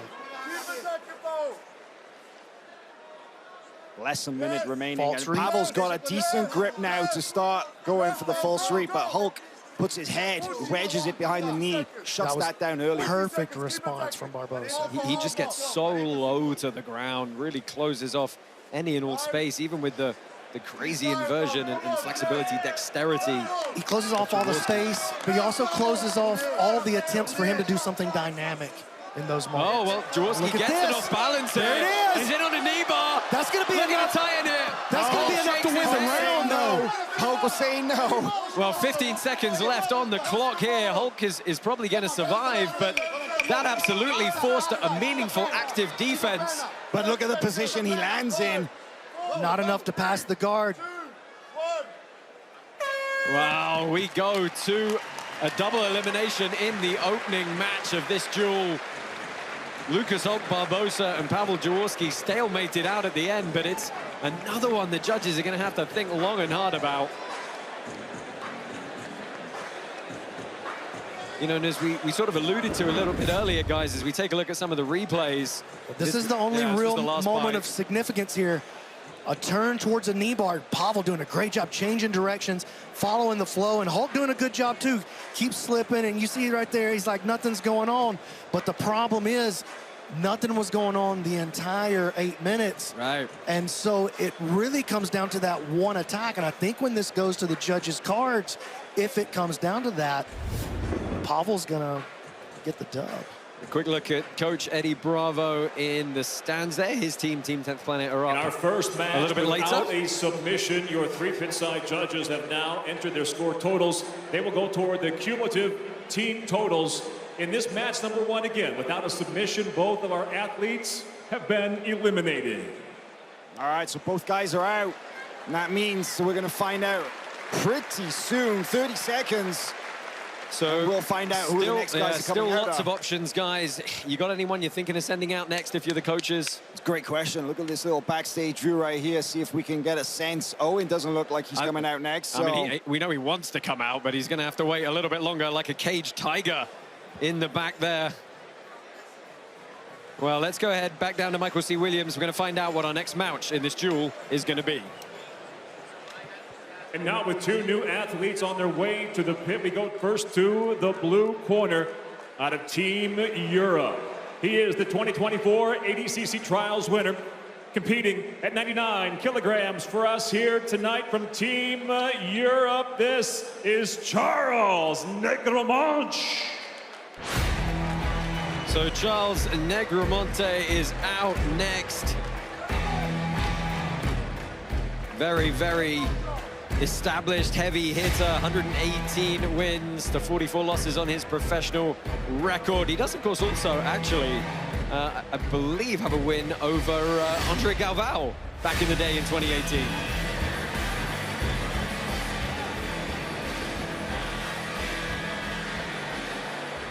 And here's who he'll face out of the red corner, an IBJJF Nogi World Champion in 2023.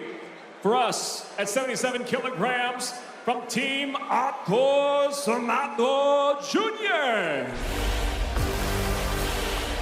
29-year-old Ronaldo Jr. makes his way out here. Got to say happy birthday to him. I believe it was his birthday this week. Many major highlights and titles for him. Nogi World Champion in 2023, won Pans as well.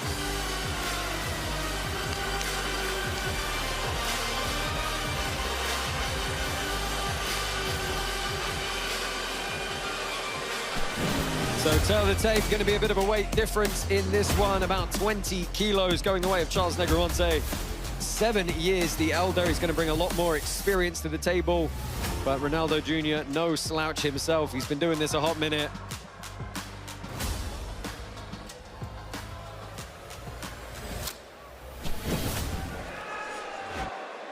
Charles Negromonte is an absolute powerhouse. This guy has wins over some of the biggest names in the sport, including our founder, Craig Jones. Yeah, Nogi Worlds 2017. But you know, Ronaldo is undefeated in the last couple of years in Nogi. He made the switch over, kind of like dipped his toes in Nogi a couple of years ago. It didn't go great, but he found his groove, and he's just been killing it lately. Nogi World Champion, undefeated on various professional events. And, you know, his nickname kind of earned it a couple of years ago. He's the human highlight reel because he can just pull off some crazy stuff. Absolutely one of the most dynamic, fun to watch athletes.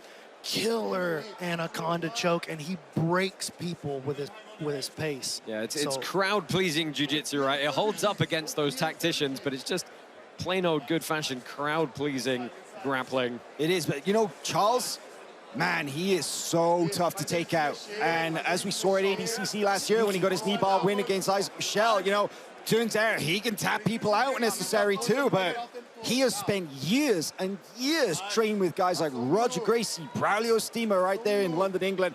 And, man, you train with high-level caliber guys like that, you're going to work on a rock-solid defense. Yeah, right? he's been a black belt for 13 years at this point. Yeah, has the 36-year-old. Well, let's go ahead, catch up with our roving reporter, Phil Rowe. Phil, what have you got for us? Yo, man, I'm loving it, man. I'm Matt's side. This new format is kind of playing out nice. That guy, Pawel, I don't know who he was, man, but he was sticky. He got the Hulk up out of there. But these guys, man, Charles Negro, I don't know who that is, but I was going to root for him just because of his last name. But then the other guy is a black Brazilian, so I don't know who I'm rooting for in this one, man.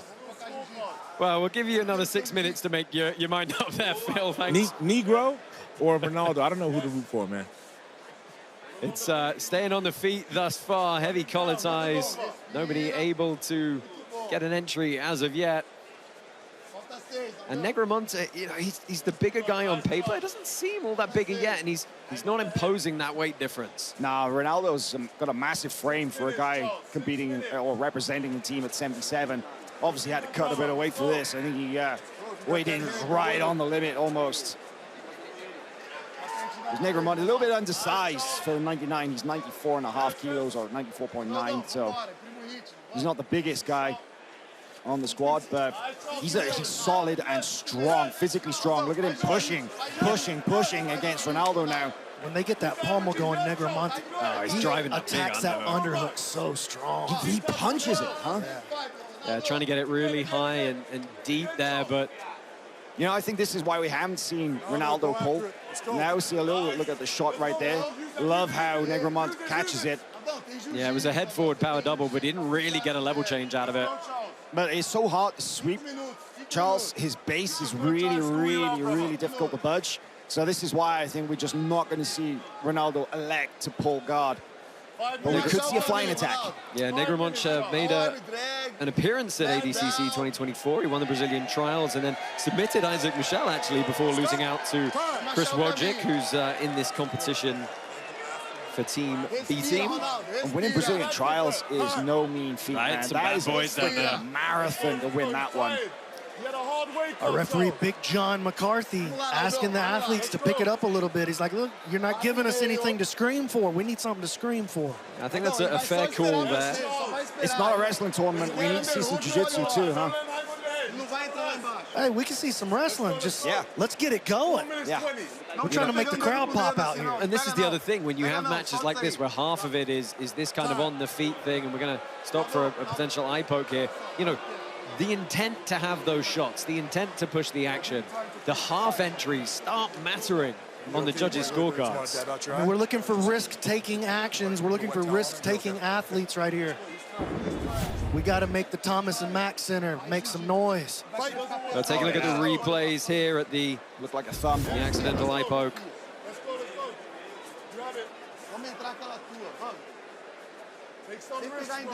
Hitting the halfway point now in this bout. Neither athlete able to make a dent yet. Oh, there's a bad pull. Nice sliding entry onto the leg is Ronaldo. That was very slick. He's got a good bite of the ankle here, and he's got that annoying little X-guard grip under the leg as well. And he's got that inside butterfly hook. If you've seen the Los Banditos YouTube channel where Charles trains, he lets people put in fully locked on leg locks, and will just sit there and be like, good try, good try. He doesn't tap to that. Yeah, you know, I remember when Vinny Magalhães didn't tap to that either. When he would just let people crank on it. And maybe he still does, but we have seen that there could be consequences. Yeah, he's trying to build some base here. The pommel's come in on the outside from Ronaldo Jr. Putting a lot of pressure down on that ankle there. The straight ankle lock's the new heel hook, boys. Everybody out there straight ankle locking these days.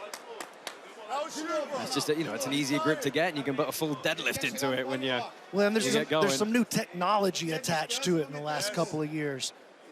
And to credit of what you were saying a little earlier, a lot of the Polish athletes are leading the way in that new straight ankle technology. Yeah, definitely.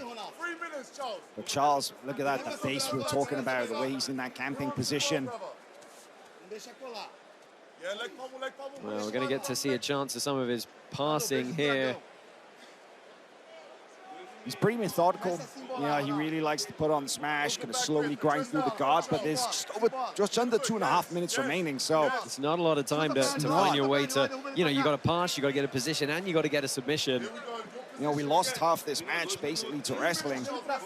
So if you want to get a submission, if you really want to make an impression on the judges, you need to get busy. Junior back to his feet here. Let's see if we get any flying attacks from him or another sliding pull in on the legs. Tempo definitely upping a little bit. You can hear actually Andre Galvao is saying finish strong.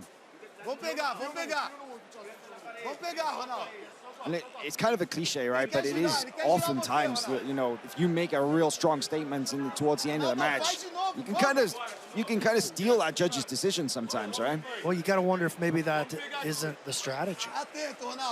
Oh, big pummel again. He works his way potentially to a body lock here, trying to get round to the back. Chasing the back again. A good defense from Ronaldo Jr. But oh, look at the kick out. He's got to get that one back. If you're Ronaldo, you got to get your get back right here.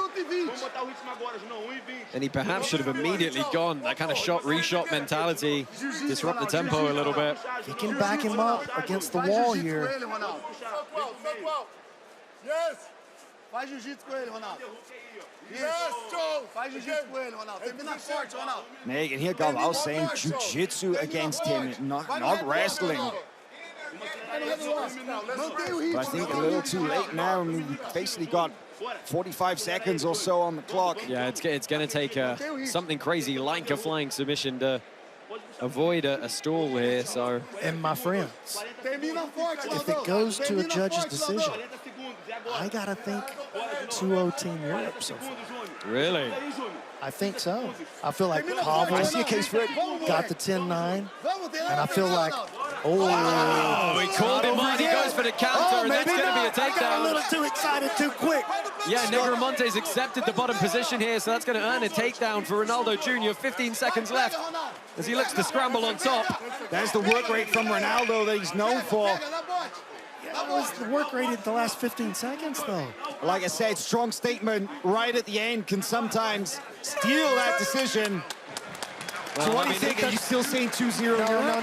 No, I got to go Ronaldo now. That was because a clean that was double. It was a clean takedown. And it was the most interesting action. Like, if it's a takedown for each guy, that's probably the most interesting action But, man, I think what we're seeing is the strategy of, you know, I might have to just stall this thing out for 7 minutes, score in the last minute, and that's going to be enough to get a decision because these guys are not even, like, nobody got close to a submission. Yeah, we get a shot backstage here of the dressing rooms. Owen Jones has got... I think I saw who's next for Atos. I'm not going to spoil it. No, we're not supposed to know. If you saw it, you may have noticed, but I think I know who's next for Atos. Totals have been added to the cumulative for the team duel. Without a submission here in our second match, both of our athletes have been eliminated. All right, so our second double elimination in this duel. Yeah, we've got about 30 seconds before we're going to find out who the two new athletes are. Yeah, we're going to get the two old athletes have got brand new competitors. I've got to get out of the pit here to keep us moving along. And only 3 left on each team. It's got a chance of coming down to the wire again. Let's go ahead down to Michael C. Williams once more. He's going to announce who the coaches have picked for this third match. And now we welcome to the pit 2 new athletes. First out of the blue corner, he is the 2023 ADCC Trials winner, top 4 at ADCC 2024, 66 kilograms. For us tonight, out of Team Europe, please welcome Owen Jones. Well, they went to the well on it, third up. Owen Jones, this guy is pure dynamite when he's on form. Had a top 4 finish at ADCC last year. He won trials with 6 wins and in he's 2023. A showman. That's he is, that's the point. He's Absolutely. the guy who called out the heavyweights on Team Atos. He's one of the most exciting athletes in jiu-jitsu right now.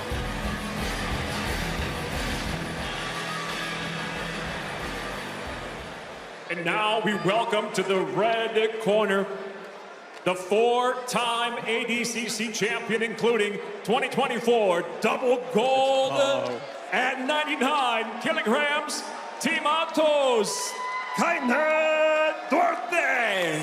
That's the one we wanted to see. Owen Jones has pounced up to his feet. He is smiling. It's the one he wanted. It's the one he is going to get. The 4-time ADCC world champion, multiple-time IBJJF world champion, the man in at under 99 kilos, none other than Kaynan Duarte. And Owen Jones is grinning like I've never seen. He is so looking forward to this, and now he's game face, but... Teletape for this one, 66 kilos, Owen Jones, 98 kilos, Kaynan Duarte, 32 kilo difference. Owen Jones, the young prodigy at 21 years old. Hal, you and I said this earlier, I can't believe Kaynan Duarte is only 27. He's done so much, but this is going to be an absolute barn burner. Let's get this one going. Guys, if you love the American dream, you're going to love the European dream more. We're going to come over, we're going to take down the top seeded guys, and we're going to make things happen.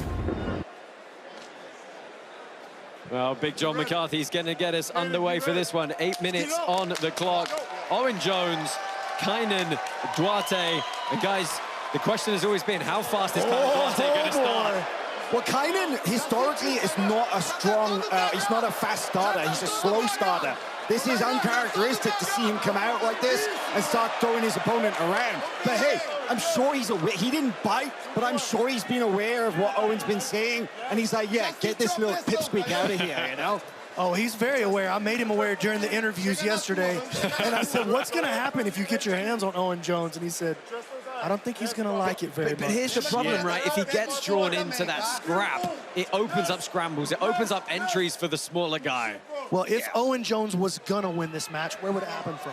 Going to be the legs. It has to be right the here. legs. Yeah. And if there is one historic weakness that Kaynan has had, he has been caught with the leg locks when people least expect it, against opponents who are considered underdogs. And you know, there are times when we almost see like 2 different versions of Kaynan also. That's 100%. It can be Kaynan the world beater, or it can be Kaynan who gets caught looking flat, looking just completely out of his game.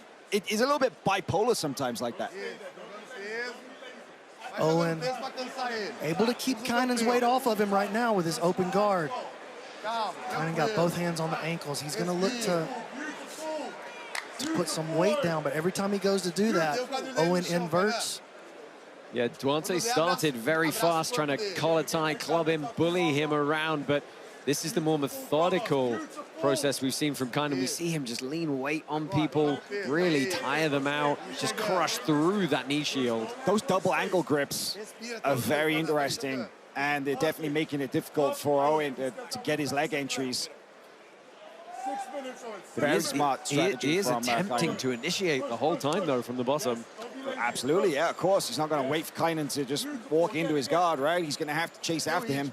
Owen Jones doesn't know how to have a boring match. He has no idea. He's never even heard of it before. So this guy, he's going to stay on the move the whole time. And every little off balance that he gets is a moment. It's a flash in time where he could make magic happen. Yeah, but Kainan's controlling his levers, and that's really tough to get anything going if he can't use his legs like that. Now that's better. Yeah, look at that, sits him sitting down Kaynan as to a well. hip, yeah. Threads in the bear trap. Yup, he's got him locked up there, and this can Good really slow little down tangle. Kainan's movement. See Kaynan trying to punch and smash that top knee down. Owen doing a good job when he's in this position. Definitely you want to use the right leg in this case to create your movement. Scoop yourself underneath. You kind of want the spine on the mat. You don't want to be flat, but you do want your spine on the mat so you can move weight with that ham sandwich bear trap game. And Kaynan can't go chest to chest right here. You know, that's really going to save. Oh, he's trying to now crush he him can. here. And he actually... He made the grip. Yeah, the hook in the back of the knee is free. 2 frames, though, in their knee shield, and exactly not able to put that weight down, utilizing that bear trap ham Sammy game very, very well. We're a little bit over 3 minutes through this one. I mean, look, you want to see some cool stuff from Owen Jones, go back, look at the start of his ADCC 24 campaign where he subbed Gabriel Souza. Incredible. That was an incredible This is a lot better now for Kaynan. And then he busted through the knee. Only the frame remains now. Owen does have his butterfly hook on the inside. He's okay. Oh, nice Saved it at the recovery. last second. And as long as he can continue that, he can stay in the game. And even drawing this out to a double elimination Right, is a surviving 8 massive win minutes. for Team Europe. We're right at the halfway mark now, and you know, we didn't talk about it that much earlier, but we talked about it, you know, between ourselves. And sometimes it's actually a little overlooked that it's difficult for a big guy to go up against a little guy. Yeah, he's got the size advantage, he's got the strength, but little guys can get into positions that big guys can't, and sometimes they're not used to they're that. flexible, they can shut their space down. You just can't get into the gaps Squirt through between the these knees little and elbows. holes that nobody else can squirt through. They're not used to that. Yeah, the little guys are squirmy, they're used to getting crushed and put under pressure. Well, Owen Jones is certainly having trying to that put happen something right together now. here. He's slowly getting a little bit more compromised. Top leg acting as a knee shield, got both his elbows in, got good discipline, but Kainan's putting on a lot of weight here. The back starting to flatten out just a little bit, which is going to render that knee shield useless on the other side. Yeah, 70-pound weight difference in this bout. The weight's getting heavier and heavier. 3 minutes to go. Exatamente 3 minutos. Exatamente 3 minutos. Respira e vai chegando. Duarte still trying to be methodical with the pass here. He's got that grip over the shoulder all the way down the lat, trying to just scoop and keep it very, very tight to him, but he's having trouble freeing that leg here. That elbow over the back of the head as well makes it difficult because Owen can't extend and use his knee shield to make space. You know, he's crunched up in that position right there. It's tough. Really stuck underneath Kainan's weight right now. But Kaynan, if he doesn't look to improve his position, could see him get called or even a reset, called for stalling or Yeah, get a reset. the crowd are not appreciative of this slowdown in tempo from Kaynan Duarte. I mean, he's working. It's just millimeters sometimes, and that's kind of what counts. Well, if you want to see CGI 3 next year, click the QR code and donate today. Proceeds are going to multiple projects, including the Guardian Project and ensuring fair pay for jiu-jitsu athletes. We appreciate all your support. And we hope to be able to do this again next year for you. And that is the stand-up from Big John. Faris is actually stoked about that reset right there. He was up on his feet. Well, I mean, that was a tough spot for Owen. Feeling the pressure again, forced to pull guard. Owen avoided the guillotine. That's one of Kaynan's main weapons. But now he's stuck right up against the pit wall. Yeah, he's got his head off of the wall, though, and that's going to give him an opportunity to spin or move in both directions. Oh, Duarte had the knee cut for a second, but through, though, he's going to save that one. Nice job by Owen. Approaching the final minute here, and this has kind of been most of the story once the leg entries and the off balances from Owen Jones slowed down. It's been Duarte getting a little bit closer each time to a pass, but not able to complete one as of yet. That overback grip for Kaynan, trying to put some pressure down.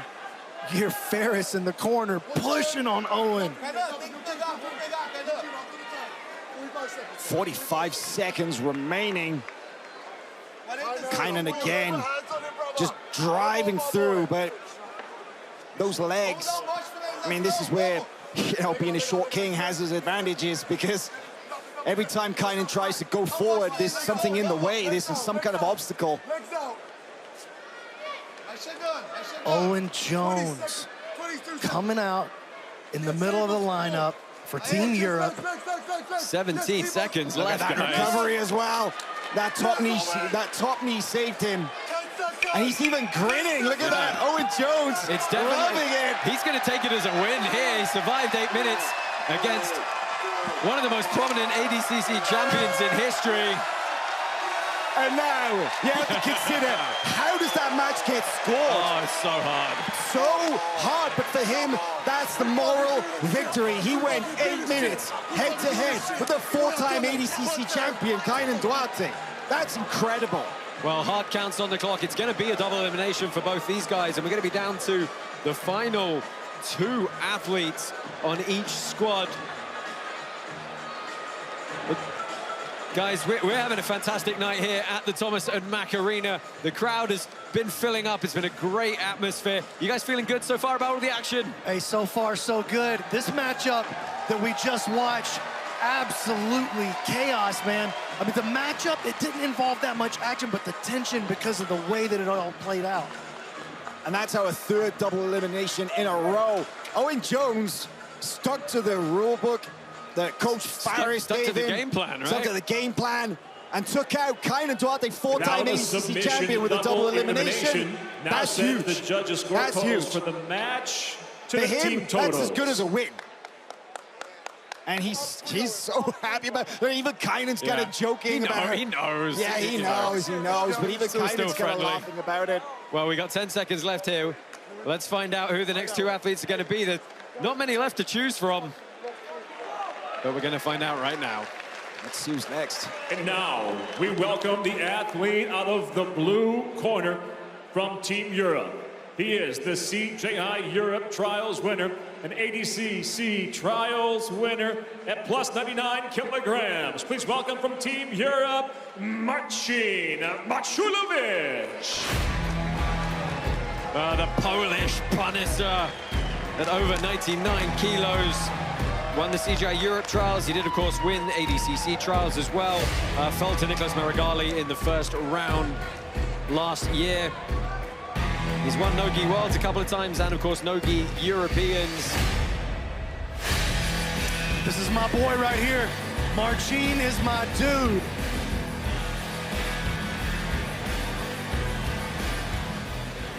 And now, out of the red corner, we welcome the 2017 ADCC Absolute Champion. In 2024, he was the ADCC Plus 99 World Champion. He's the wild card pick for Team Atos, Felipe Pena. This is very interesting indeed. The wild card, Felipe Pena in a plus 99, 33 years old. Battle of the heavyweights. Yeah, extremely prominent. Multiple-time ADCC champion, multiple-time World Gi and No-Gi champion. 161 victories in his professional career. But there's always a question again as he gets on and older in his career. What version of Felipe Pena are we getting?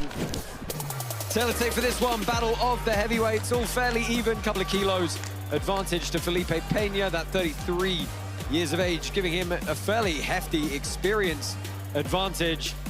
But as we've said before, the Polish guys, you know, they can just take out anybody at a moment's notice.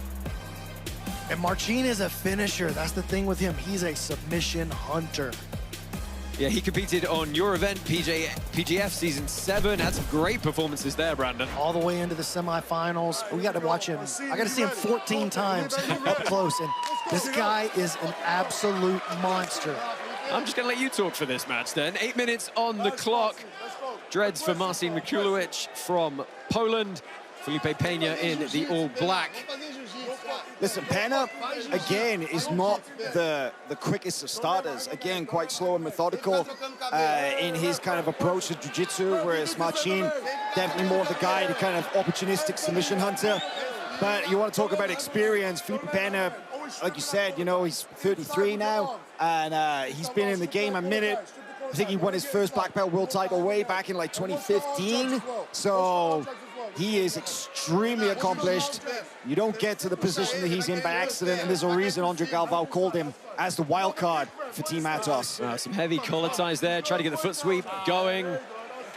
Marcin just got this look on his face like he knows something everybody else doesn't know.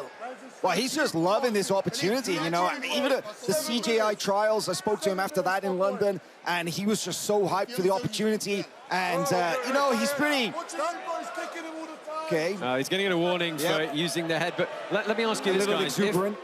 If Marcin gets a bite on the legs, is Pena up to speed? Is he going to be on the ball? You rarely see Pena get caught with a leg attack. I can really think about like Tex Johnson diving on it in Kasai one time, right? But it rarely happens because he's got such a great leg game. He's very aware of those positions. He counters to the back so well when you do it. Seen that a couple times, right?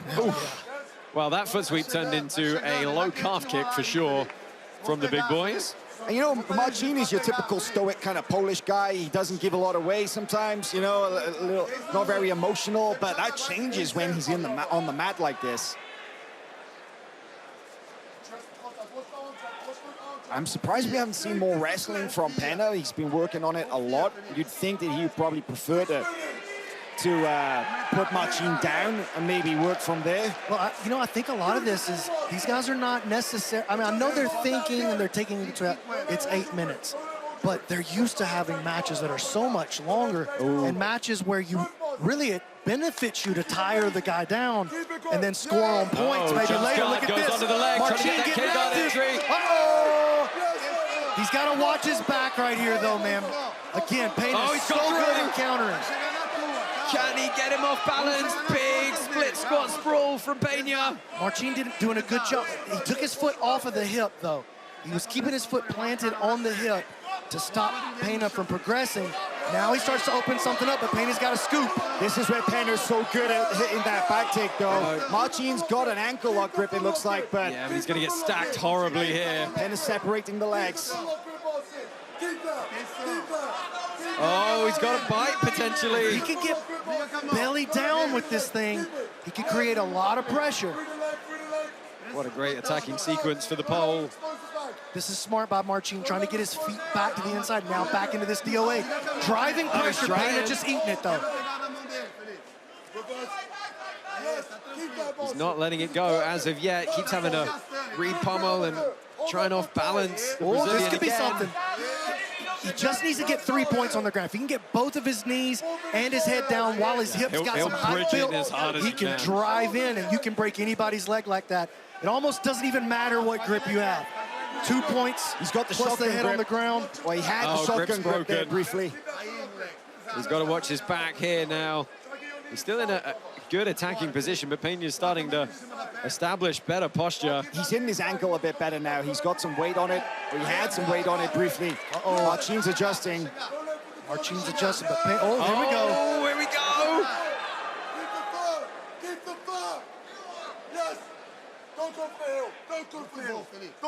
Well, you hear the corner saying, don't go for the heel. And it's good advice, man. It's good advice because as soon as he changes to the heel. Oh, he lost the grip. Uh-oh, and this is where Marcin's got to be very careful. Pena, obviously a very good guard passer. Marcin's guard untested against this level of passing. Does Maciulewicz get back to his feet here, try and enter from up top again? Well, he's going to keep attacking the legs. Here we go. Straight back in looking for the K-guard entry, but Pena's got good control. Oh, no, there it is.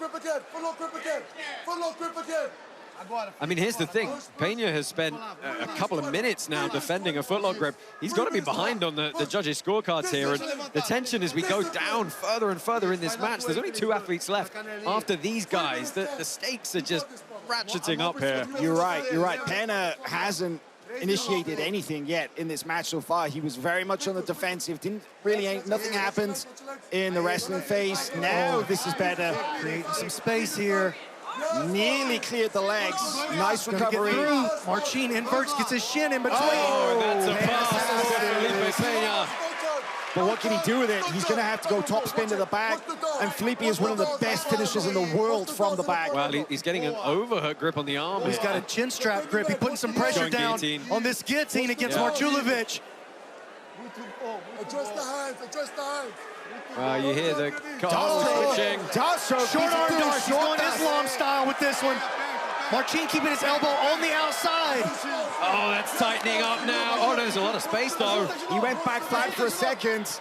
That took the submission threat off, but that was definitely on, and it was the most real submission threat we've seen so far. We're going to go arm bar, possibly triangle Backside here. triangle, though. This one's tight. Marcin could be in big trouble. 2 minutes. Oh, he's doing everything he can to try and keep his grip together. Pena taking a second to get Marcin's in big trouble right here. He's bridging into it, trying to create some space for himself. Deep breaths from Marcin. Oh, there's no way the grip holds out there. Back on top. Can't believe he survived that. I thought that one was dead in the water for sure. I'm not sure why Felipe let that go. It looked like he opened the triangle and it looked dead set. It looked locked on. I think he just feels like he's got a better shot. Yeah, Kimura here. Kimura, he's going to look for the same sequence again, though. Oh, let's see. Marcin's going to try to step over and maybe counter. He's caught in a bit of a triangle setup on the bottom. Loose on the foot. Minute 20 left here. Marcin got to attack the legs here. Got to tie him up again here. They're slowing down a bit now. They are you can absolutely see it, right? slowing down. Well, Marcin maybe got a little overzealous. Didn't end up paying for it. Man, Felipe now definitely ahead on the scorecard after that deep backside triangle. No question about it. Marcin still got time to work. Wrestles up, does a little dance. Well, we're into the final minute here, and one more chance for these guys to seal the deal. If we survive 45 seconds, we're going to go to the final match. It'll be Diego Pato taking on Paul Adia. That would be wild. 4 double eliminations in a row. You're up against Atos. Who would have thought it? And we said the same earlier, though, right, with New Wave and Americas. I'll tell you who definitely thought it. Ferris. Yeah. No question about it. 100%. 100% believed, and the rest of his team believed that they were going to come in here and play the spoiler for this event. Well, 10 seconds left here. Chance for one last shot, one last entry. I don't think we're going to see it, though. The heavyweights at plus 99 kilos. Pretty much spent at this point.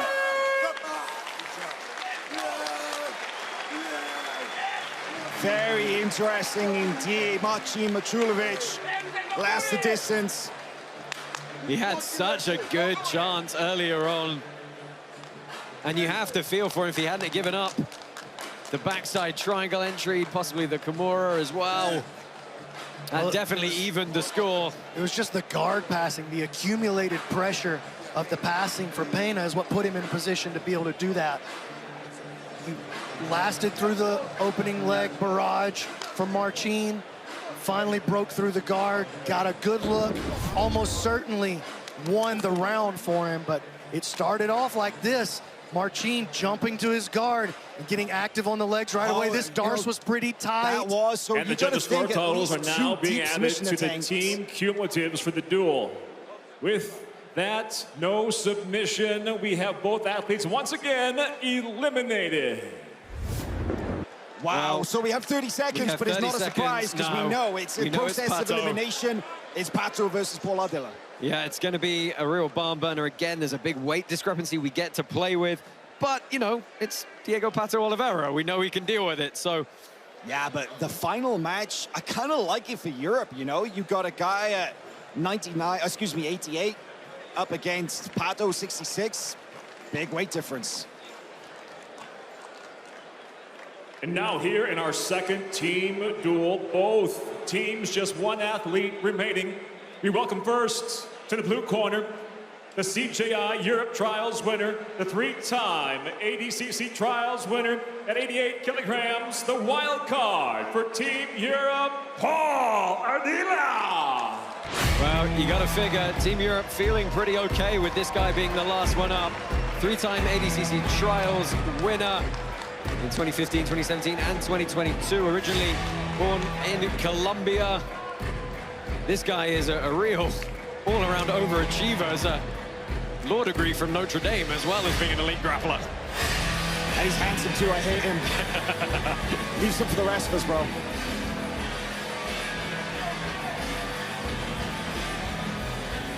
In this match, to conclude the quarterfinal, it's wild card versus wild card. Coming out to the red corner, the six-time IBJJF World Champion and 2024 ADCC silver medalist at 66 kilograms, Diego Pato Oliveira. Well, Diego Pato Oliveira, absolute monster for such a guy at 66 kilos, multiple-time IBJJF World Champ, four-time at Worlds, twice at No-Gi Worlds, silver medalist at ADCC last year. You know, and he's another guy, like we said, of Mica Galvao earlier, when he beats guys, it's frequently by submission. Tail of the tape for this one, Pato, 26 years old, 66 kilos, giving up a little over 20 kilos to the older and more experienced man in Paul Ardila. Man, I'm pretty stoked for this match right here, and I think it's a good match for Team Europe. I mean, Pato is incredible. He is such an amazing competitor, but the size difference is a big factor. It's one to deal with, right? And we don't often see Pato do absolutes. And Brandon, this is another guy who was a PGF Season 7 vet who you had a lot of chance to watch. Yeah, he made the playoffs at PGF Season 7. Absolutely looked undominateable. And so that was at 205 pounds. Yeah, Paul's this is a huge, huge difference. And Paul, no stranger to the leg game himself. He used to be known as a wrestler, but you remember that epic ADCC Trials run where he came out and just leg locked everybody in like a minute and a half. Yeah, he's super technical. Yeah, he trains with Roland Carnero in Atlanta, Georgia.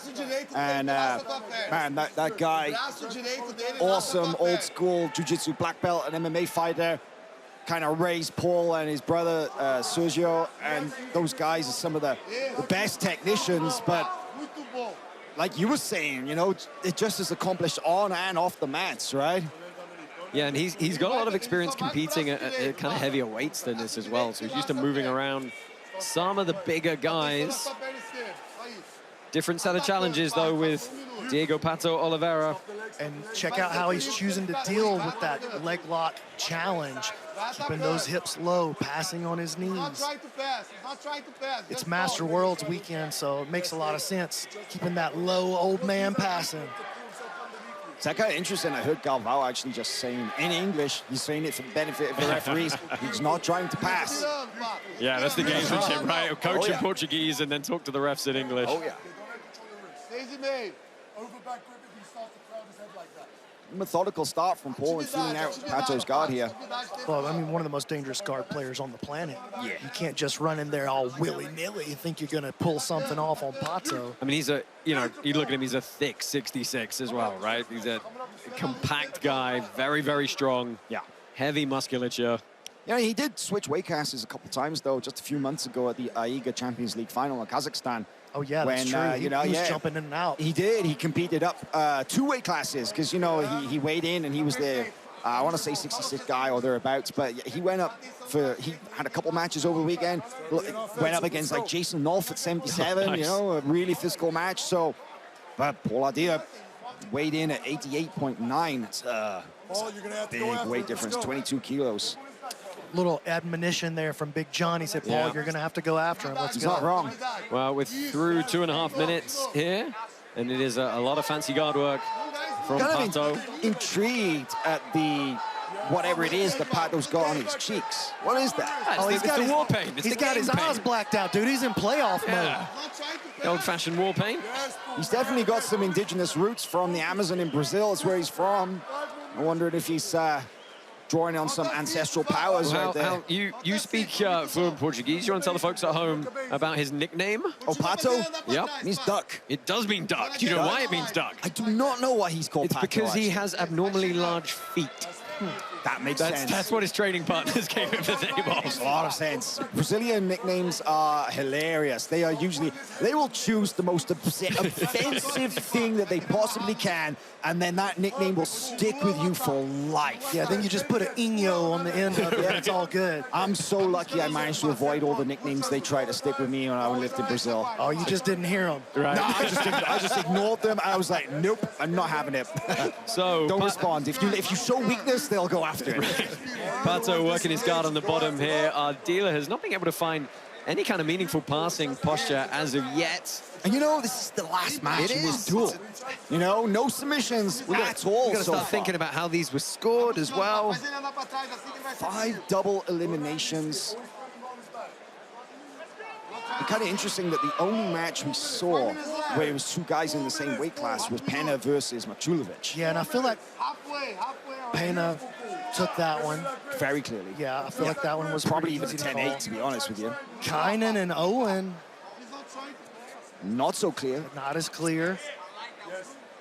Ronaldo versus Charles, not so clear. I feel like Pawel got Barbosa. I'm not sure about that one. That one's really that I'm tricky not for me. sure. Yeah, I'm really on the fence about that one. It could go either way. I feel pretty good about that one. I mean, I feel like he was on the attack most of the time. But, you know, that's why you can't let a redneck in the booth, fellas.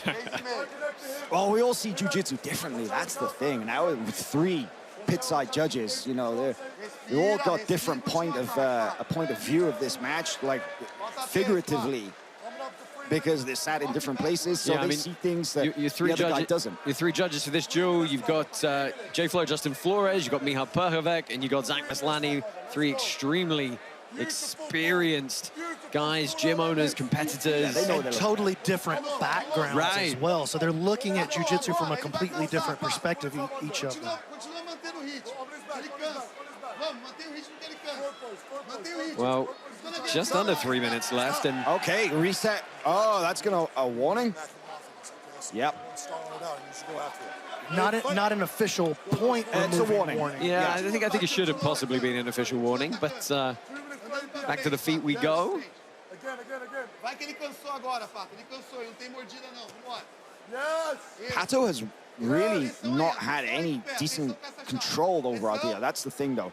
He's playing guard retention, but he's never once managed to make a meaningful connection. He's never off balance Paul. He hasn't sat him down.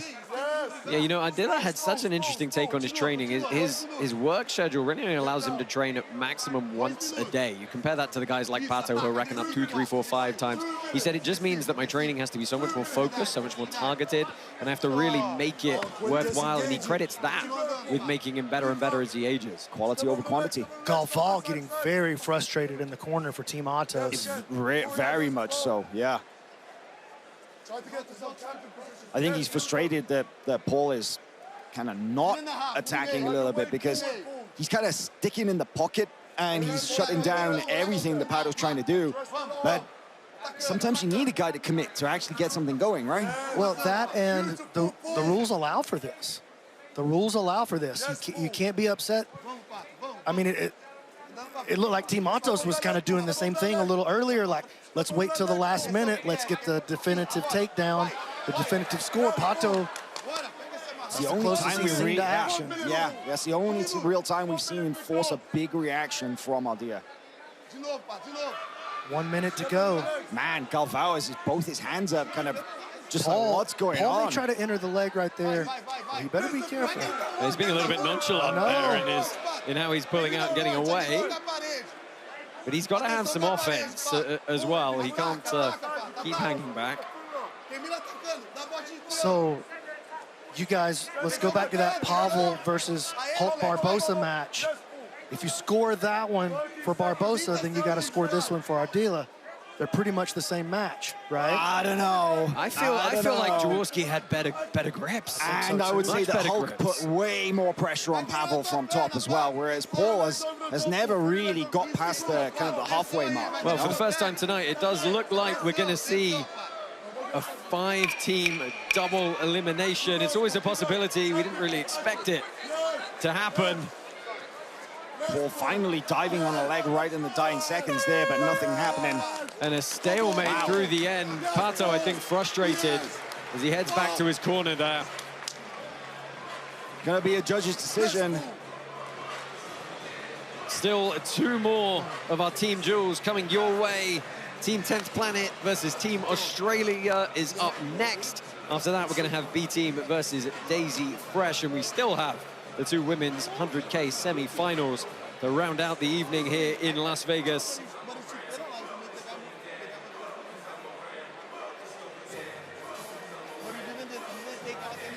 Both guys pacing, but as previously, we're going to get all the members of the team back out for the...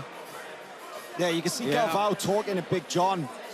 I think he's kind of maybe looking for some clarification here and kind of a little talking about like, hey, you know, what are you looking for here? You know, when are you going to start calling the guys for inactivity, for stalling? Well, do you guys think that Ardila should have been called earlier for that? Yes, I do. Quick yes from Hal. Brandon, you're shaking your head. I don't know, man. I mean, there's room for interpretation in what is stalling and what is not. I don't think Paul's stalling. I don't think he was stalling, but if you compare that to Hulk versus Pawel, Hulk got chest to chest. He had like a leg stuck in the way, but he was putting on pressure. Paul never got any kind of real upper body contact against his opponent. Well, Team Europe, they're looking fairly quietly confident here, but who honestly knows at this point? I mean, Team Atos are all smiles as well. You know who's not smiling is Andre Galvao. Right. Well, he is sweating. not. He's sweating. I mean, they're probably the biggest favorite coming in, and they got taken to the absolute limit. Well, let's go ahead and get the official decision. This is Michael C. Williams. Ladies and gentlemen, our second team duel here in quarterfinal number 2. After 5 double eliminations, all judges' score cards for all 5 matches have been added to the score totals, and here they are. Your first judge, Zach Maslany, 49-46. Your second judge, Justin Flores, 49-46. And your third and final judge, Mica Pirhavitz, 49-46. All have it by unanimous decision, advancing to the semifinal round. Coach Galvao's Team Atos. So Team Atos take the unanimous decision, 49-46 across all scorecards. I'd be curious to know which match they gave to the Europeans, but 4 of the 5 were taken home by Team Atos. I mean, it's hard to argue. It's hard to argue. Yeah, I'm not going to disagree with that decision whatsoever. Team New Wave and Team Atos both hang on. They hang on and they meet in the semis, but let's go ahead and find Alex Wendling. She is down with Team Atos. Standing by with the legend Andre Galvao, and it came down to a wild card versus wild card match, and then ended up going to the judges. But was there any strategy on keeping your wild card for the final slot? The strategy was like the sequence, like I was trying to predict who they're gonna send to us, and then based on that, I send my boys. You know, we work as a team. I know there's a wild card. We're not like holding the wild card, right? So it's part of the strategy. So on the third round, I thought they would put someone heavier. That's why I called Kaynan. And then it was a good fight, good match. It was a great fight. Everybody wants to watch that one and end up match. So it was incredible. So great event. We're here to win. Tomorrow is a new day. Everything is different tomorrow, so we come to hunt again. And up next, you guys will have Team New Wave Warriors. What is the message to your guys for day 2? We are prepared for anyone, so it doesn't matter if New Wave or in the finals, we're gonna get another one. So we go for the win, for the hunt. Give it up for Andre Galvao and the Team New Wave Warriors advancing to the semifinals. So we are going to get one of the matches we all hoped for. Team Atos taking on Team New Wave Warriors. We'll talk about that very quickly in a second, but guys, give us your reaction on Team Atos' performance for their first round. Solid, absolutely solid. Yeah, they didn't give anything away. Nobody made any mistakes, technically or strategically. They did what they needed to do. Did they make a statement? I'm not so sure they did, but it's the first duel in a potential 3 duels in Search That $1 Million. So, Brandon, you're shaking your head there again. They didn't look like the world beaters that they are on paper. Definitely not. I mean, that European team came out, and I feel like a couple of those guys made some statements. I think this was a big night for Jaworski. I feel like this was a big night for Maciulewicz. People are going to remember those guys' names moving forward. I mean, they took Atos and New Wave both down to the wire to find out who goes to the excitement, anticipation of this format, and that's one half of the bracket. We've got the second half of the bracket still to come. Next up, we're going to have Team 10th Planet taking on Team Australasia. Stay with us here for more action from the CGI pit here in Las Vegas. A very quick commercial break coming your way.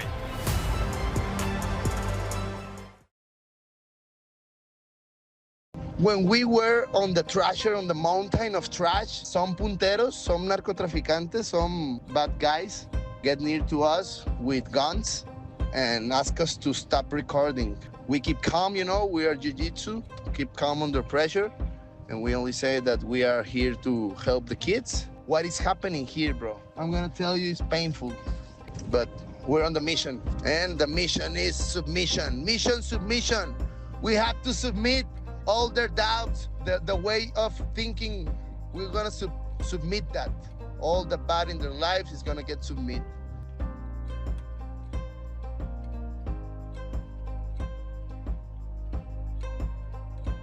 We can't be beaten and we can't be stopped. The greatest merchandise anyone has ever seen. Street XAD and CJI. The takeover. Tap the link below. Or else. Shut up, bitch. Hello, it's me, Craig Jones, the greatest Australian grappler of all time. I'm not gonna lie, the last couple of years, rough. My body, wrecked. The only thing keeping the lights on is Flow Grappling. Live events, technique, rankings, they have everything. So, where do I, Craig Jones, go to watch the best Australian grapplers? Where do I, Craig Jones, go to watch match breakdowns, technique, and 10 years of archived footage? Where do I, Craig Jones, go to feel something again? Oh, yeah. FlowGrappling.com. They're number one, and I know my place.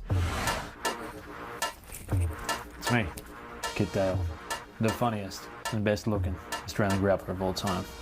Remember that, Craig. Oh, and make sure you watch Flow Grappling.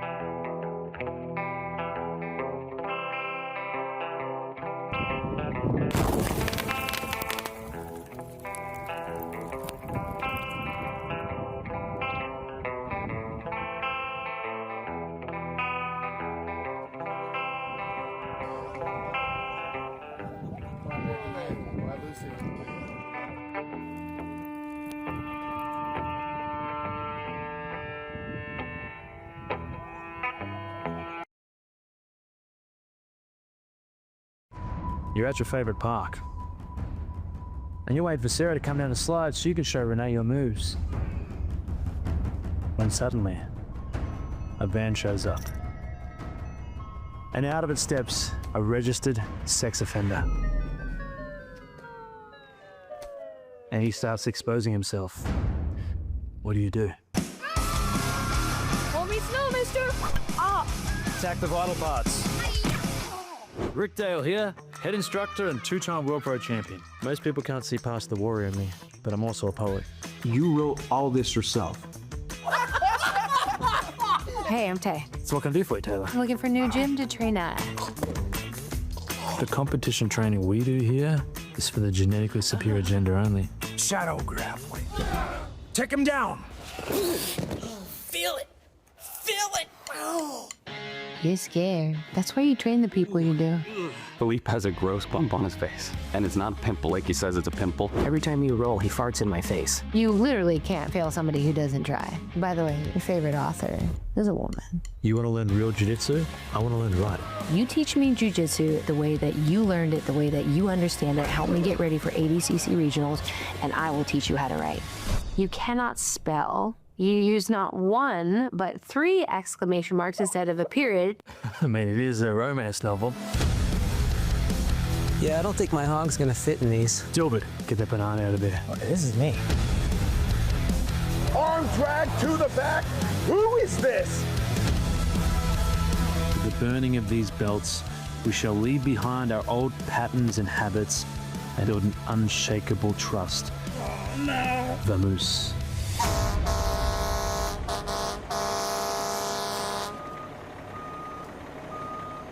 Well, I guess in hindsight, that wasn't the best idea. Do I have any potential in jiu-jitsu? I've never seen anyone like you. And I don't mean that in a good way.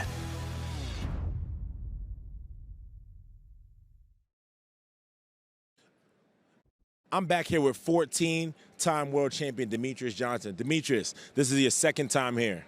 You clearly like what you're watching. How do you like the new rule set with the 5-on-5? I love it. I love it, and especially if nobody submits anybody, they're both out, right? So I think it was, Team New Wave got a victory over Team America, and then America just got that one on that tap, and now it's back even. So I'm super excited. I love the format. It's absolutely amazing. Team America, why aren't you on the team? I'm too small. I'm too damn small, okay? Let's be honest, my no-gi game is not nowhere near these guys. And Back to you. I don't want to hear this. Why? I know my skill level. I respect it. That's the GOAT. That's the GOAT, you guys. That's the GOAT. Well, we thank Demetrius Johnson, Mighty Mouse, for his support here at CJI. It's been great watching him transition to jiu-jitsu. We're here in the Thomas & Mack Arena live in Las Vegas for CGI 2. Before we get on with the action, we're going to quickly join Alex Wendling. She is Matt side with Jocko. I am with a die-hard CJI fan. It is Jocko Willink in the building, and he has taken all the energy in after an insane 2 first duels. What is your takeaway? You don't know the scorecards when they go to the judges. Do you like that element? Well, I like that element, but I would not leave it in the judges' hands, and I'd be trying to tap people out for sure. I definitely think we're gonna have some submission hunters ahead. When it comes to the big news about the highest paid women's grappling bracket coming up, what do you think this does for the sport of women's jiu-jitsu? I think it's amazing, and the 4 competitors they got are all incredible, and it's great to see the women taking the stage. As you know, all my daughters are grapplers, so it's awesome to see these women breaking down the door and bringing women to the forefront. We definitely love to break barriers here at CJI and make it fair for these athlete fighters to perform on the biggest stages and also get those big paydays. But when it comes to, a hypothetical question, we do like to mix things up. What if we did like a celebrity jiu-jitsu tournament? We had Joe Rogan in there, Tom Hardy. Would Jocko Willink be down to throw down in the pit? Well, first of all, I'd have to be some kind of celebrity, which I'm not. Just a regular dude over here, love jiu-jitsu, that's about it. He's just a guy that loves jiu-jitsu. We love you, Jocko. Give it up, and we have plenty more action coming up at CJI 2. Well, thank you, Alex. CGI 2 in full swing here on our second half of our bracket. Brandon, next up, we've got Team 10th Planet Aliens, taking on Team Australia, the Misfits. This is another really fun one. You've got the homegrown team in 10th Planet. All those guys are your boys, right? and then we've got Team Australia, which has got this great team put together with the wild card and Fabricio Andre. Well, I think that Fabricio's definitely the X factor for that Australasia team. He can come in and worst case scenario, take pretty much anybody to a draw, anybody in the entire tournament. This guy is definitely the type that is a giant killer. Also one of the most fun. I love when he walks out and charges it up, you know what I'm saying? His Naruto tribute. On the other side of the bracket, though, Alan Sanchez, really the X factor for me. I think he's way better than people realize. Obviously, we know about PJ Barch. Ryan Aitken, I feel like, has really been getting his flowers in the last especially in the last year or so. But I think it's Alan Sanchez, the surprise hunter on Team 10th Planet. I mean, the one thing I'll say about Team 10th Planet as well, you got 3 guys with a lot of experience in quintet competition. You got Gio, you got PJ, and you got Kyle, who all have been out on that stage before. They know what it's like. On the other side, the Australasian team, especially with Coach Lachlan Giles, very, very analytical mind for jiu-jitsu. He's put together a very strong team. I'm very excited to see how they do under this particular rule set. Well, let's go ahead and get this one cracking. Michael C. Williams is here to introduce Team 10th Planet and Team Australia, the Devils. Real exciting matchup this. Lots of options at every weight class. Tonight here at CJI 2, day 1. 2 teams have now fought their way through to remain in contention for the $1 million semifinal round coming up tomorrow. But tonight here, the battles continue as we go now to team duel number 3. This is quarterfinal number 3. And we'll welcome out first, as always, the blue corner. He's known as one of the top Aussie competitors of his generation, a mentor raising the next generation of elite grapplers. And he's the man responsible. Yes, it was him that awarded the black belt to Mr. Craig Jones. Would you please welcome the man respected for his deep technical knowledge from Melbourne. This is the coach from Team Australasia, Lachlan Giles. Well, Lachlan Giles makes his way out to pitside. A real crowd favorite in jiu-jitsu. Has an extremely technical way and he breaks things down. As a fantastic medical sports science background as well. He made waves himself as a competitor with an amazing run at ADCC Absolute Division a few years ago. Just heel hooking everybody, really leaning into the new meta of leg locks.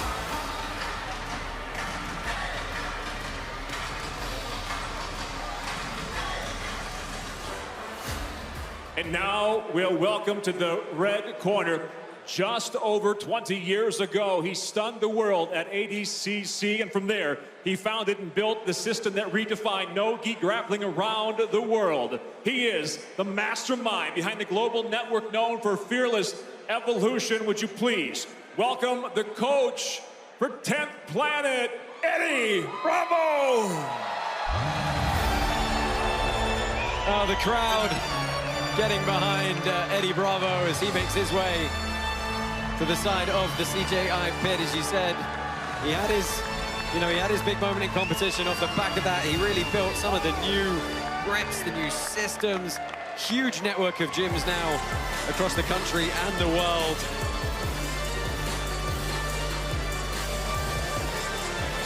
And now, ladies and gentlemen, and now from the blue corner, we go to Coach Lachlan. We're picking the competitors as we go, last minute, as is the format here in the modified rule set. Lachlan, do you have your first competitor? Yeah. You do. What is his name? Lucas Kennard. Here we go. Ladies and gentlemen, we start with a matchup at 88 kilograms. He is a CJI 1 vet, a 2024 ADCC Trials winner. Would you please welcome Lucas Kennard? So Australia goes with Lucas Kennard out of the gate at under 88 kilos. He made a splash at CJI 1 last year, heel hooking Victor Hugo and taking home a $50,000 submission of the tournament bonus. Yeah, the breakout star of CGI One back here. Let's see if he can do something special once again at CGI 2. And now we go to the red corner for the reveal for the first athlete. Coach Bravo, do you have your first athlete set? Yes. You do. What is the name of the first athlete competing for 10th Planet? DJ Bart. There we go. It is indeed a matchup set at 88 kilograms. Would you please welcome to the red corner the Polaris Grand Prix winner. He is the Quintet Team champion, representing 10th Planet, PJ Bart. So 10th Planet calls on one of their absolute staples in competition, PJ Bart. He has fought almost everybody in professional jiu-jitsu.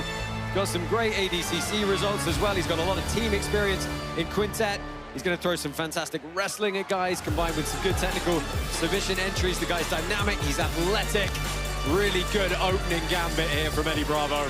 This is the best possible match that he could choose. You've got a one-shot knockout artist like Lucas Canard, who can just get that leg and crank it against one of the best counter leg lock exponents in no-gi jiu-jitsu in PJ Bart. Great first-round matchup. Very intriguing.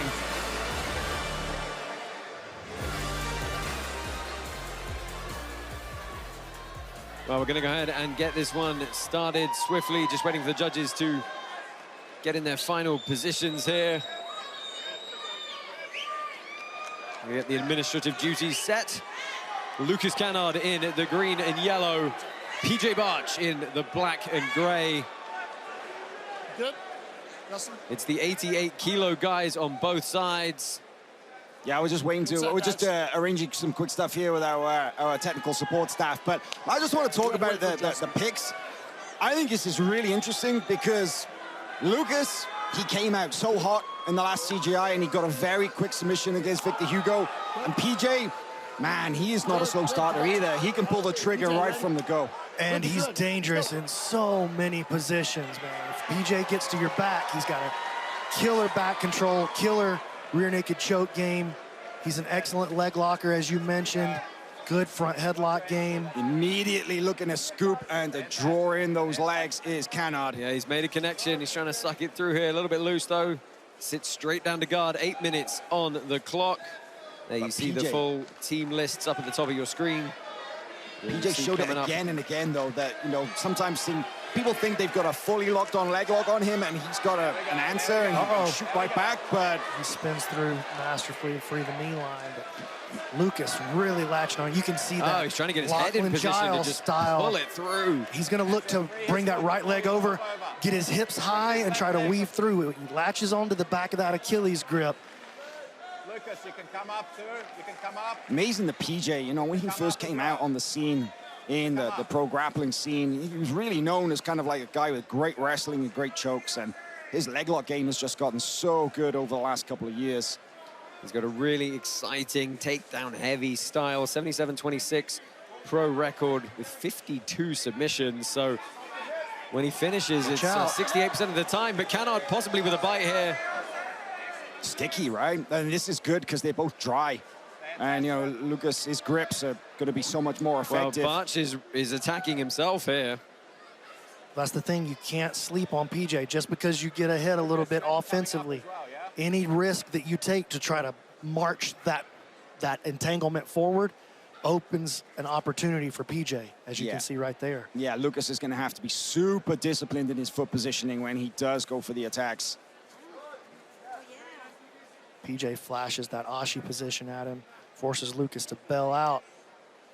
Lucas Canard, representing Sydney Wrestling Academy, was victorious at the ADCC Trials in 2024. Which is kind of ironic because Lucas said he's never shot a takedown in his life. And he's the co-owner of the Sydney Wrestling Academy with his business partner, Ali. I think that's hilarious. They obviously balance each other out well. Yeah, this could be interesting if this continues to be this protracted leg battle here. As they get up against the wall, nobody's spinning that direction anymore. So if Lucas could hold on to this grip here, build a little height with his hip. Oh, got to watch yourself, though. PJ with the counter entanglement. but nobody's going to be able to spin up against that wall. So keep your eyes on the entanglements and who leads the dance here. Well, again, Kaynan pulling that instep all the way to his shoulder. There we go. Well, that's better.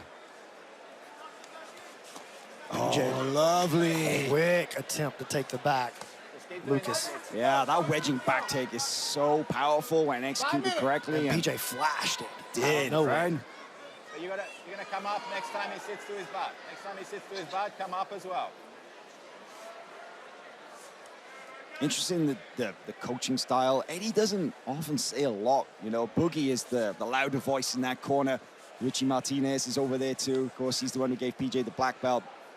Lachlan Giles, he's a very much more a Danaher style coach, right? He doesn't raise his voice. He just gives you what you need to know at just the right moment. There we go. There we go. There's the entry that he was looking for, outside heel. Nice. Slipped it though.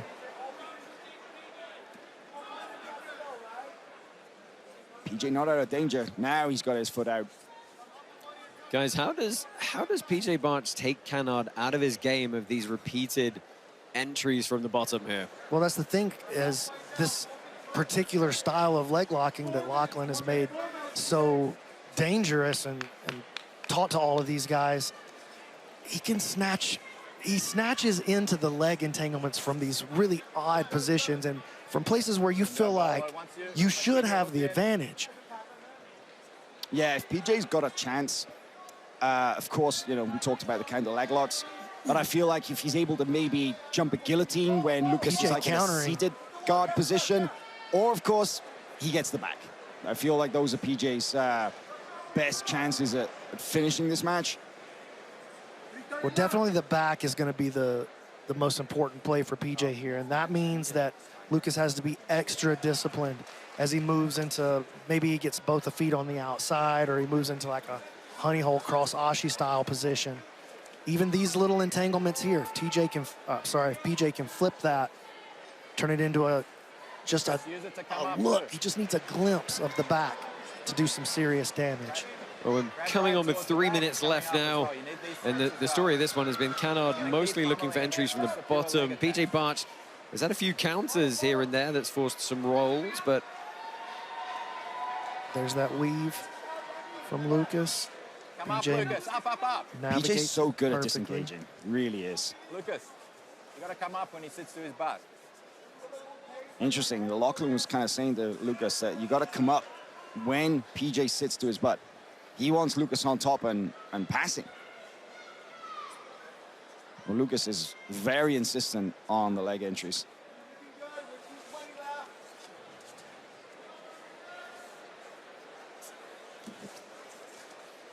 PJ doing a good job. Every time that Lucas inverts, PJ beats the rotation, holds onto that Ashi and slides into the quick, I don't even want to call it an attack, but in the dominant position for just a moment and forces Lucas to back out of there. Now double underhooks almost for PJ.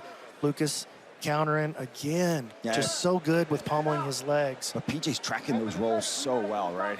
But do you have to, you know, on balance, the judges have got to give it to Kaynan for initiating the action? Yes. Yeah, I would have to agree with that at this point. And I took a look at some of the scorecards from some of the earlier matches as well, and it's really dependent. Like, you know, Pavel won his match.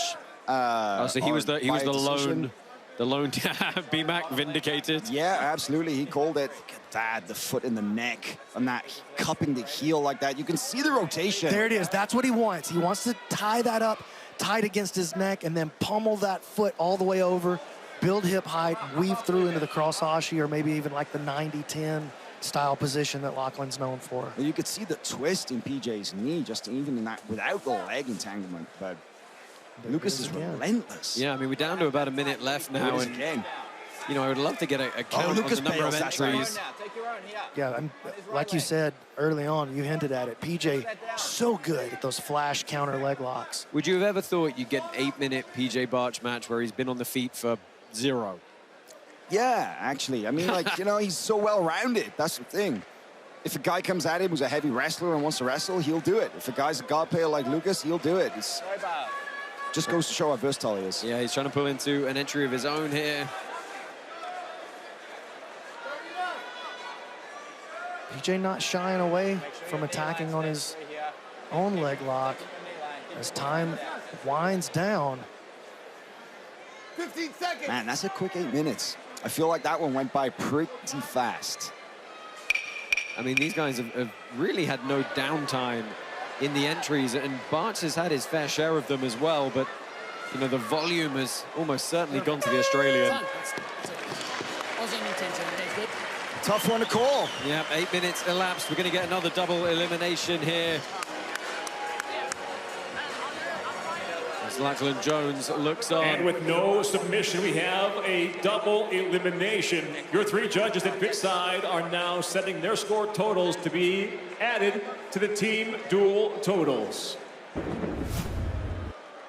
Well, let's take a look back at some of the replays here. Guys, any comments on the leg entries?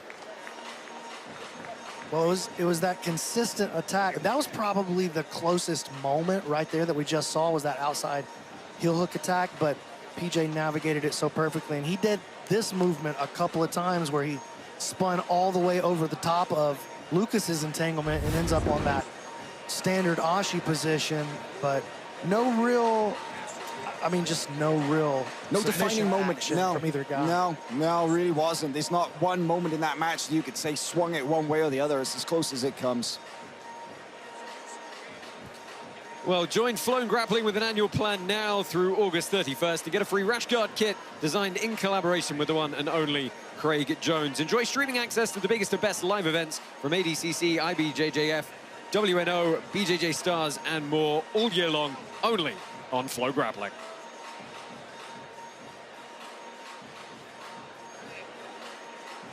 I'm very intrigued to see who these guys are going to bring out next. Well, we wait with bated breath here. We should be getting the announcement any moment. Let's go ahead and find out who the next 2 athletes are.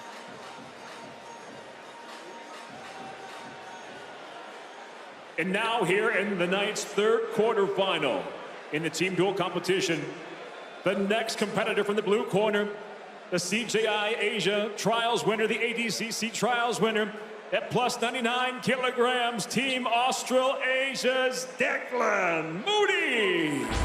Oh, they went to the heavyweights. Declan Moody makes his way out here. He's pumped up and fired up for this one. He is one of the guys who really does get energized when he competes. Won the ADCC Asia and Oceania Trials in 2024. Has had some good matches with some of the big heavy hitters in the upper weight class divisions.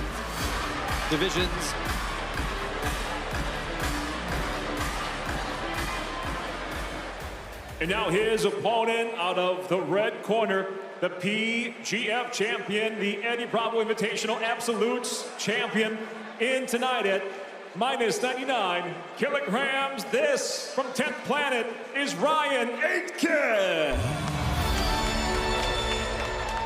Ryan Aitken is going to be representing 10th Planet here. He is the under 99 kilo weight class for them, of course. He was the PGF Season 7 champion, had 14 matches, picked up 9 kills. He's an absolute crushing machine. Not only did he become the PGF Season 7 champion, but he had the highest scoring individual season that we've ever had in the PGF. This guy is the real deal.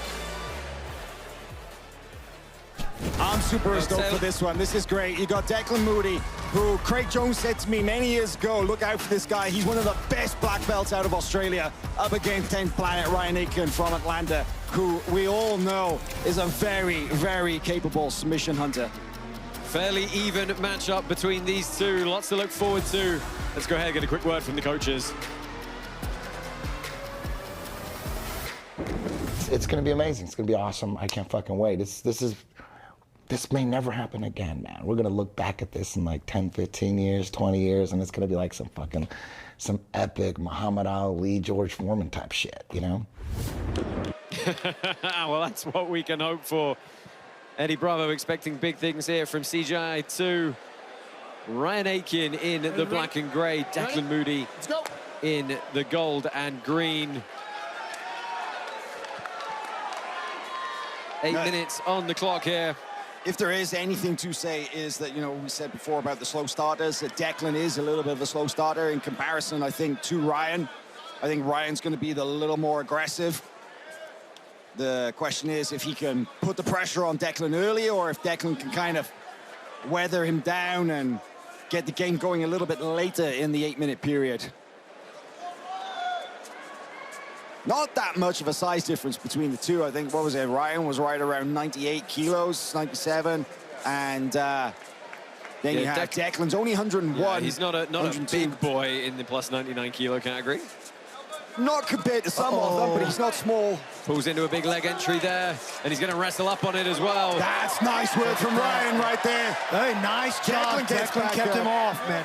You can't let Ryan settle in on a top position. He sucks all the space out and just suffocates you until he gets what he wants. Oh, nice little arm drag. You know, the one thing about Declan is, of course, he's representing Team Australasia. He is Australian, from Adelaide, Australia, but he's been based in Austin, Texas for the last couple of years. So he's been training daily with Nicky Rod and the rest of the B-team guys getting ready for this. If you had Nicky Rod throwing you around the room and throwing you up against the pit wall like that, you're going to be prepared for somebody like Ryan Aitken. Keep the pressure on. You got to keep the pressure on this whole match, Declan. You're going to outwork him. So Lachlan Giles calling for the pressure to be on. Says you've really got to outwork him. Much easier said than done, obviously. Yeah, no small task for sure. Ryan is he's great. He's good everywhere as well. He's not like easy to define Ryan as a grappler, right, Brandon? Yeah, he's a phenomenal leg locker coming out of that 10th Planet Atlanta cap. Like, some of the best leg lockers that you're going to see on the modern scene are all coming out of there. Shout out Sean Applegate. Yeah, Applegate, he's a genius coach. Really one of the more underrated coaches in the country, I think. And you can see that in some of the results that he's been able to pull out of Ryan. Heavy collar ties. Hard. Yeah, going head to head here. Good little snap down. Any questions? Oh, nice. Yeah. Pulls in again underneath. Falter possibly. Declan looking to counter to the back. Looking for the bolo. Oh, he's got back exposure. He's Comes still on top. stuck in the leg game, though, and pulls out. Man, nice job. Good attack there by Declan. Good job countering. It is great to see the big guys move like that. It is. Declan's got really good guard passing. That's the thing. It's kind of interesting. He's a big guy now, but he's been doing jiu-jitsu a long time. Look at that, getting around the near side leg.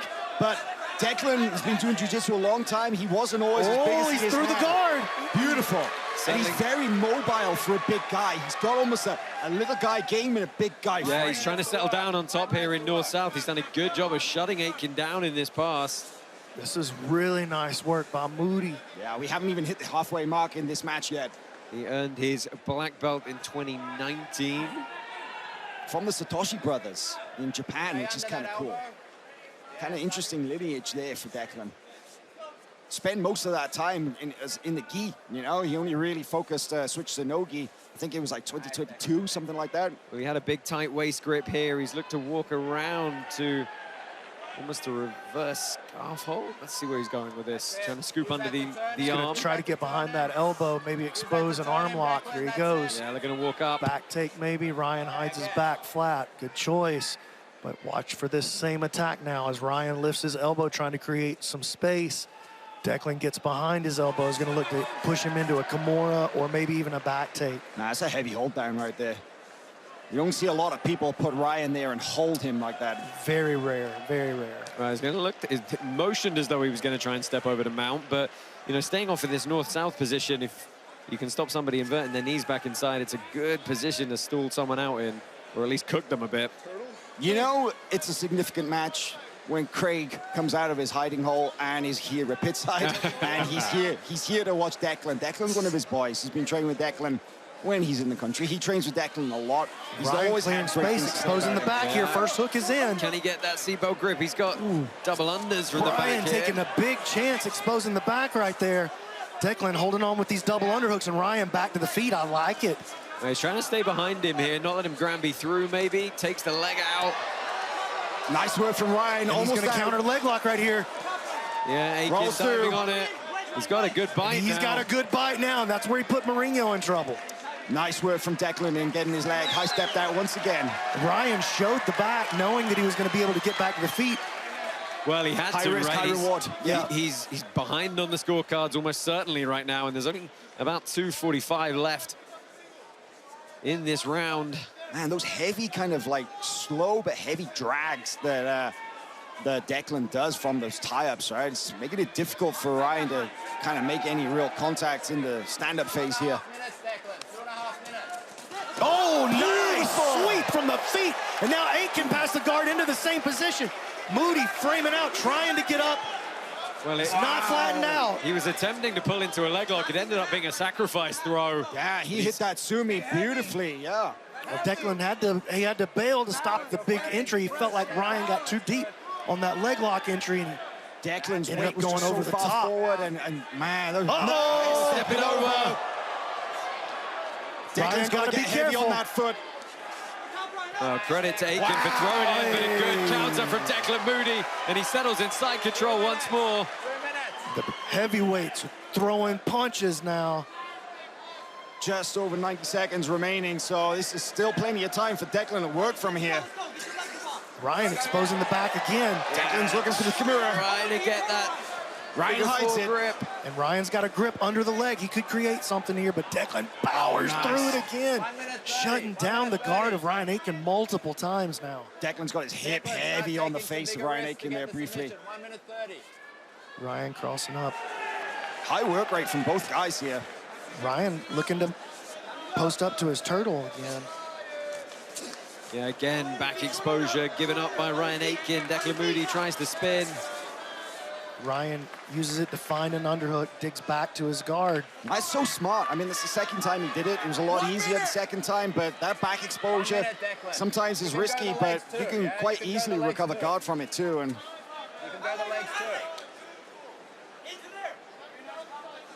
Declan's guard passing has been on point so far, and he's again managed to get those knees smashed. Down. Yeah. Wow. Same thing once again. Lands in side control. Well, he's got 35 seconds left to find a sub here, so he's got to take some caution. Maybe he's just got to pop up to knee on belly or something. I don't know. He's got to try and find something in 20 seconds. Ryan's big in the back again. Declan's a little bit stickier this time. Come straight across the face. Yes, let's go. Oh, Lachlan was saying straight across the face, but look at that half guard recovery from Ryan. Yeah, well, that's what unwound it. Dude, oh, now it's a mount. I mean, it's a dominant positional performance. But Declan Moody, he tries to look at the Americana, but he's not going to get it. 2-1, time expires. Wow. Well, not for lack of trying. Clear decision for Declan Moody, possibly even a 10-8. I mean, Yeah, Ryan that's a good call, actually, Ryan as had well. some great moments for sure. He was never out of the match completely, but that was so clearly for Declan could very well be a 10-8. Let's look at this. Let's take a look at some of the replays here. That was the early leg entry pull, and Aitken started trying to bully him around. That's the second time that Ryan pulled into position. And it was the third when he managed Individual to get match number 2 here in team duel number 3 ends without a submission. Here's We the once Sumi. again have a Wow. double elimination. That's beautiful right there. That was sick, and this was probably the, I don't know. I was gonna say that maybe the closest anybody got. It was Declan definitely the passed most straight off it. aggressive entry Yeah. that we saw, other than maybe the guard pulls. Double elimination, but Declan has his hands up. He's like, yeah, I got that. Yeah, he knows he's won that, and it will go to count if we end up with our 5th and final contestants getting eliminated. But we've got about 30 seconds left. We're going to find who the next 2 are. You can see Declan in the background just there then, man. There are so many Australians here this weekend. It's been fairly even weight class-wise in this one so far. No massive disparities. Could still happen, though. Got the 10th Planet heavyweight, Kyle Bame, still in the wings. Well, these guys are going let's to go ahead. both Let's go throw this to backstage. Michael We'll C. see how the Williams next guys are. to find out who is going to be the next person up. And now on the blue corner, Coach Lachlan Giles calls out the wild card. He is the ADCC Trials winner, the AIGA team champion at 66 kilograms. From Team Australasia, please welcome Fabricio Andre. They go to the wild card. Fabricio Andre is going to make his way out here. A great wild card pick, we've all said, by Lachlan Giles. He's got the potential to be dynamic. He mixes it up fairly regularly with the guys in the heavier weight classes, and he has victories over them as well. He's entertaining, he's dynamic. This is going to be an exciting one, no matter who Team 10th Planet brings out. Biggest showman in the game. And now out of the red corner, Team 10th Planet answers with the two-time Eddie Bravo Invitational champion at 77 kilograms, Alan Sanchez. Well, Alan Sanchez at 77 kilos, 29-year-old, is Eddie Bravo's third pick tonight. Picked up an IBJJF World Championship at Nogi brown belt. This is great. 77 versus 66. This is so cool to see. Alan Sanchez has a very dangerous front headlock game, incredible guillotine game, incredible back player. When he gets into position, he knows how to finish.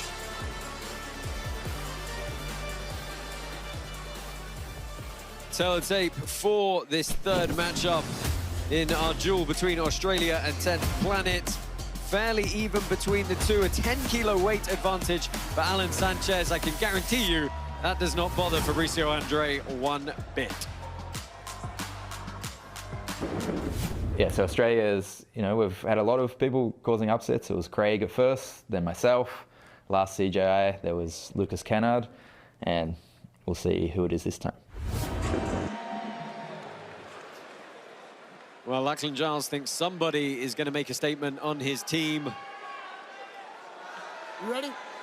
Alan Sanchez in the black and grey, gold and green for the wild card Brazilian Fabricio Andre. There's the power up. Yeah, that's my favorite part. The crowd love it too. Man, I'm just thinking, of course, everybody remembers the huge highlight reel throws that Fabricio Andre had on the recent BJJ Stars Absolute Nogi tournament against the big man Javier Jaworski. But I want to point out another recent match that he had that I think is very significant, and maybe more so when we talk about this match right here, is the fact that very recently Fabricio Andre beat Dante Leon. Dante Leon, one of the most Choi bar, Alan on the hunt already. Woo. Dante Leon, one of the most technical guys in the game and an amazing guard player, and Fabricio was able to just shut his game down, put him under all kind of pressure and win via points. Yeah, beat him on a decision earlier this year. I mean, you got to remember, he does have a win over Giancarlo Bodoni as well back at Polaris.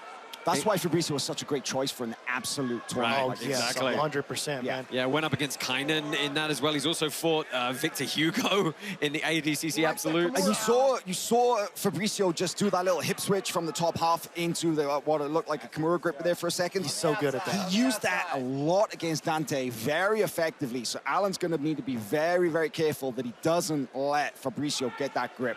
Because everybody I've spoke to has said the same thing. They said that Fabricio just has these monster grips. When you look at the size of his arms, yeah, it's kind of easy to say why, right? Diving on a guillotine grip here to control the head. Now he's trying to switch and pass, yeah. Alan trying to pull him back into a half guard here, but Fabricio ends up on this front headlock attack. Sanchez snatches what is effectively a low single here. Trying to pull that foot through. You have to be careful of like a high risk here. He wants to drag him back into the half guard. Fabricio's got arm in. Alan's going to get off to the top position with it.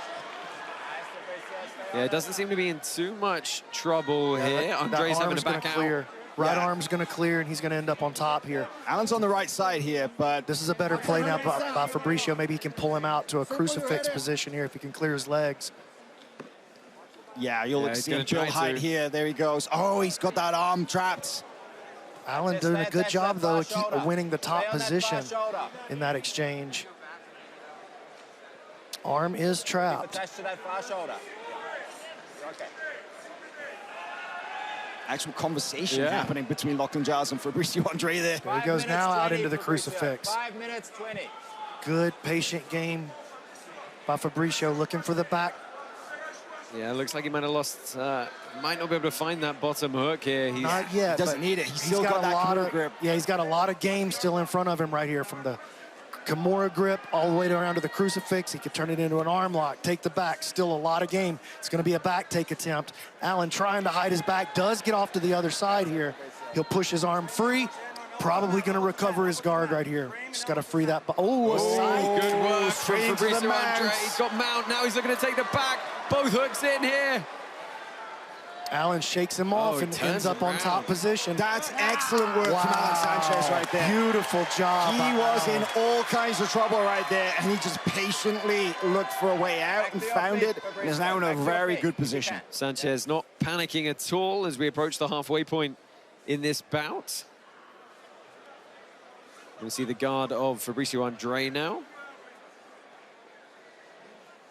You know, truth is, Fabricio needs the guy to come after him to make a good match. You know, he actually struggles more when guys are cagey and don't really engage. That's not Allen's style. Allen's going to go forward. We're going to see some good jiu-jitsu for sure. Allen thinking about a leg lock entry there. Fabricio shut him out, forces him to reestablish this headquarter style passing here. He's putting some pressure on the knee shield, actually. Well, do you want to see CGI return next year for CGI 3? Click the QR code on your screen now. Donate today. Proceeds are going to multiple projects, including the Guardian Project and ensuring fair pay for jiu-jitsu athletes, helping to raise money, raise awareness, and just overall improve the reach of the sport of jiu-jitsu. We do appreciate all your support. Reminder, hit the QR code on your screen now to donate to the Fair Fight Foundation and all their work with the Guardian Project. So Fabricio's back on top, and I'm kind of wondering how he's going to adapt and make any adjustments to passing Allen's guard now. And then you go left and right. It was all because of that head control that he was able to do it first time. 3 minutes. Allen's going to be a lot more careful about where he leaves his head hanging out now. And he's had a taste of that squeeze. Maybe another Choi bar attempt here. Fabricio senses that. Oh, backs good out, little slides past. step round. Allen barely recovers. That was nice. You don't see a classic X pass very often 3 now. minutes to go. That's the thing about Fabricio, right? He can mix up the old school and the new school. Trying to stay low here, crawl through this half guard position.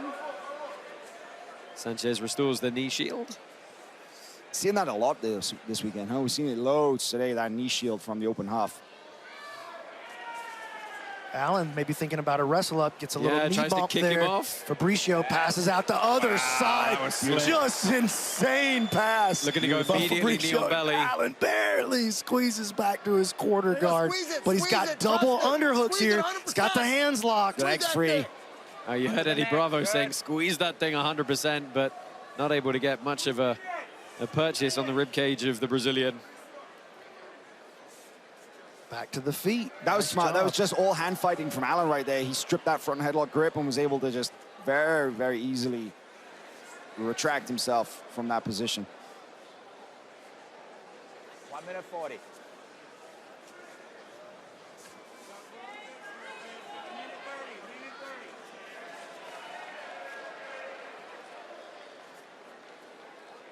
We've still got the B team versus Daisy Fresh coming up next in our Team Jules format to set our second semi-final. Of course, we do have the two semi-finals in the women's 100K bracket as well. Helena Cravar and Adele Fornerino taking on Anna Carolina Vieira versus Sarah Galvao. Around.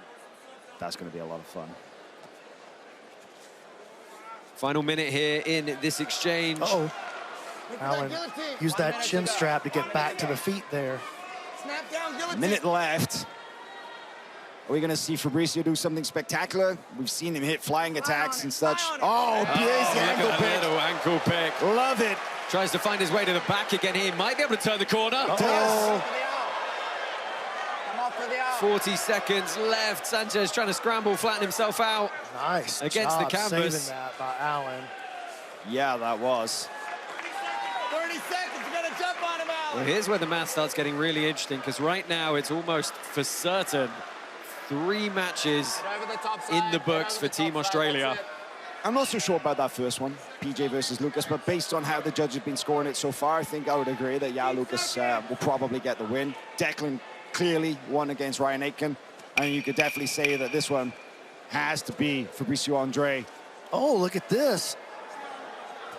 Oh, right at the death. He tries to clamber to the back one more time, but we are going to see the full 8 minutes out and go to a judge's decision for this bout should the next 2 matches end in a draw. Let's take a quick look at some of the replays here from that bout as we start that 90-second clock down to match number 4.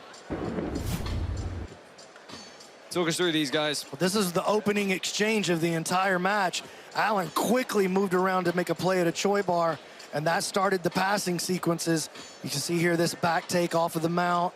I believe that's where Allen turned back and faced him to recover his guard.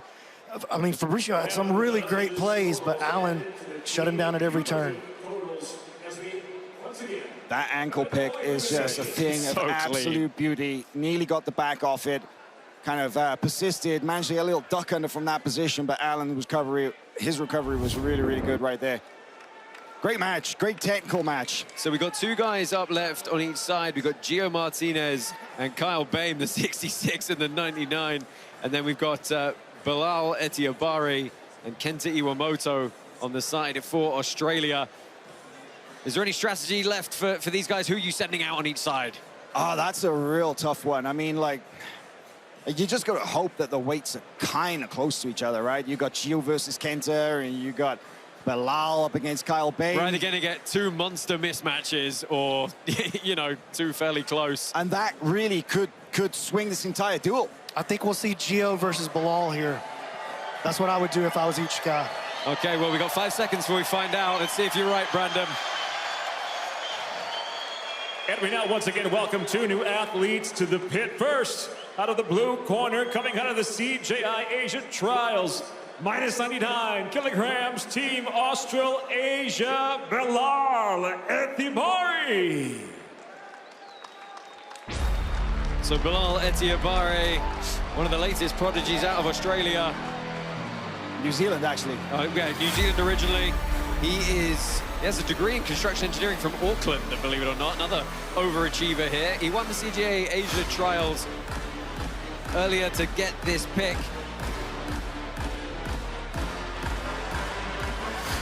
Been training for just about 4 years, believe it or not. And he'll match up out of the red corner with the ADCC Trials winner, the Quintet Team Champion, and the 3-time Eddie Bravo Invitational Champion at 66 kilograms from 10th Planet, Gio Martinez. Well, they call their 66-kilo man the most experienced, long-time competitor in Gio Martinez. Guys, he's had his fair share of big moments in the team format. Let's see if he can do it again. Gio said that this is his last big dance. You know, he's been in the game a minute, I think 38 years old.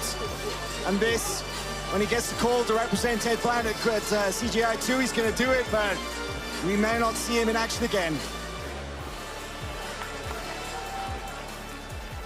Well, tail of the tape for this one. There's going to be a size difference, 33-kilo weight advantage for Team Australasia's Bilal Etiabari. And he's the 13 years the junior of Gio Martinez as well. If you want to talk David and Goliath and the chance to really cement your legend in your last event, Gio Martinez has got that opportunity now. Wouldn't be his first time to come out and prove himself a giant slayer in this quintet format. Yeah, 100%. And it wouldn't be his first time to play redemption either, to play the hero. Oh, Bilal immediately sits. Quick guard pull from Etiabari, gold and green for him, black and gray for Gio Martinez. Oh, deep knee bar. He's trying to switch to a straight footlock here, shotgun ankle lock grip. Oh man, and straight ankle lock. Big man versus small man like that could be a lot of pressure. That could be a leg breaker. It could. Gio famously hard to submit and famously flexible, but this is not a good spot. You do not want to be here if you're Gio. It's one of those positions. You can't let him get belly down. Oh my God. Oh, turning it into an Aoki now. It's one of those positions where the weight discrepancy is so in the favor of Etiabari. He can just put so much pressure through that ligament. That heel is slipping into the Aoki like Brandon just said. So much pressure on the foot.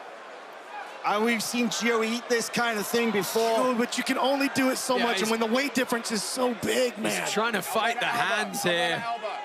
You know, just gritting your teeth through an ankle lock is one thing, but if that knee is compromised and there's a twist going through it as well, you can't just say no to that. Lachlan Giles is calling for more rotation from Etiabari, not just the straight deadlift, try and really put a crank and some torque on it.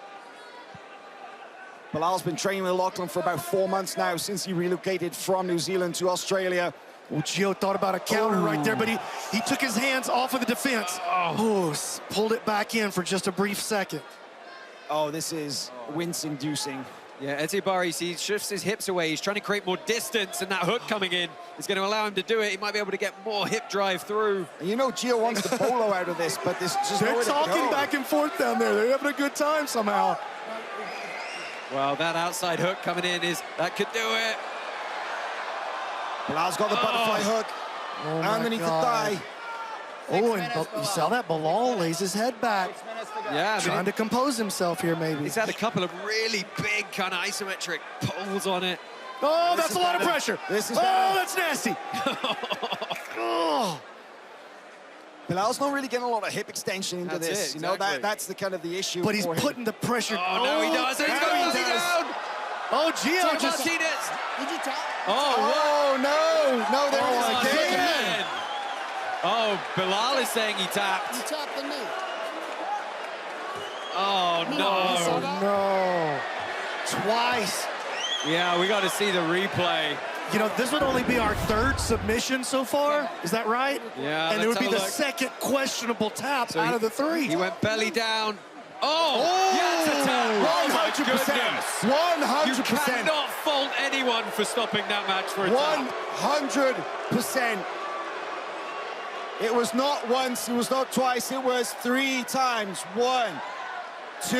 Oh man, that's a tough look. Yeah, you can't. That looks like a tap for sure. If you called the Bodoni one a tap, you gotta call that one a tap too. Oh my goodness.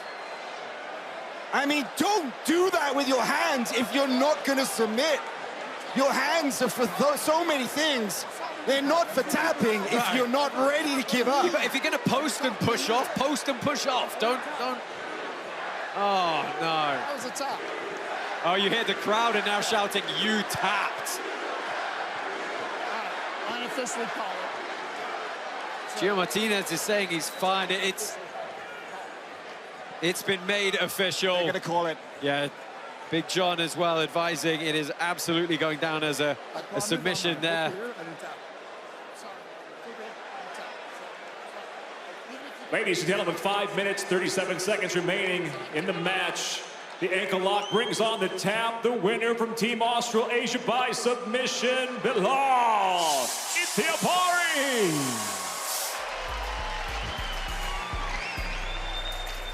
Etiabari with the submission.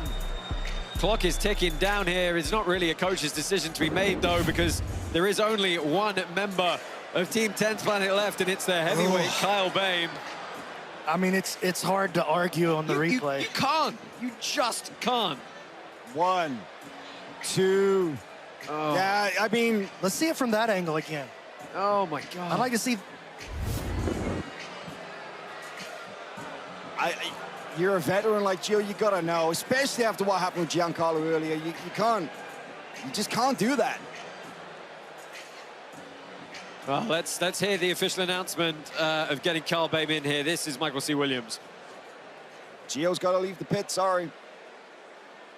And now with that submission, we'll welcome to the red corner the team's final athlete at plus 99 kilograms. He's the CJI-1 veteran, a 2022 ADCC Trials winner, 10th Planet's Kyle Bain.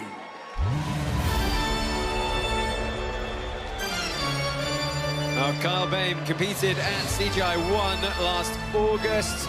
Fell to Adam Bradley by decision in the opening round.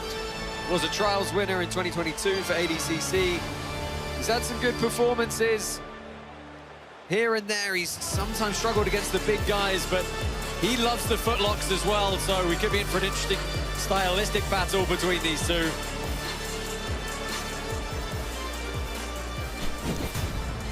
Listen, Kyle's one of the best big men out of 10th Planet. You know, Eddie's put him on the squad for a reason, like we were saying earlier. He's a veteran, he's been around.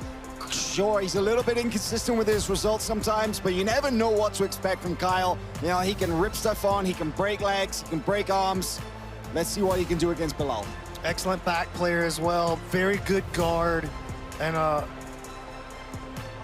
if you're going to have somebody out here at the end to anchor your team, I mean, Kyle's somebody not a bad could choice. rip off too right here at the end. It could be Kyle. Well, Kyle Bame in the black and gray. Hold on, guys, hold on. Remaining Back in up, gold and green for Bilal Etiabari. Yeah. Joe, okay. All right, let's Actually go. originally born in Afghanistan before settling in New Zealand, and now over at Absolute MMA recently with Lachlan Giles. He pulls guard and goes for an inversion early here. He's going to try to attack the legs of Kyle Bame. It's going to be strength for strength here. Legs versus legs, I think, with the big boys. Oh, look at that. See Belal looking for a possible false sweep entry. Got that top leg over the top. Got the deep underhook with his left arm. Kyle countering it with an almost like cradle position. Oh, good pass attempt from Bame, though, but guard retention from Etiabari. You know, Kyle Bame was a False multi-sport read. athlete growing up. Settled eventually with jiu-jitsu. Belal's on. Oh, that's nasty. He's got that straight ankle again. He's looking for this Woj lock, maybe. Kyle Bame enters on his countering. own, and now he's going to have his shot. Well, They they're gonna hit the roll. wall in a second. This is good for Kyle. Yeah, I was going to say, Belal, Bilal, he can't continue the roll if Kyle's able to get the bite that he wants. Super rugged, high effort competitor is Kyle Bame.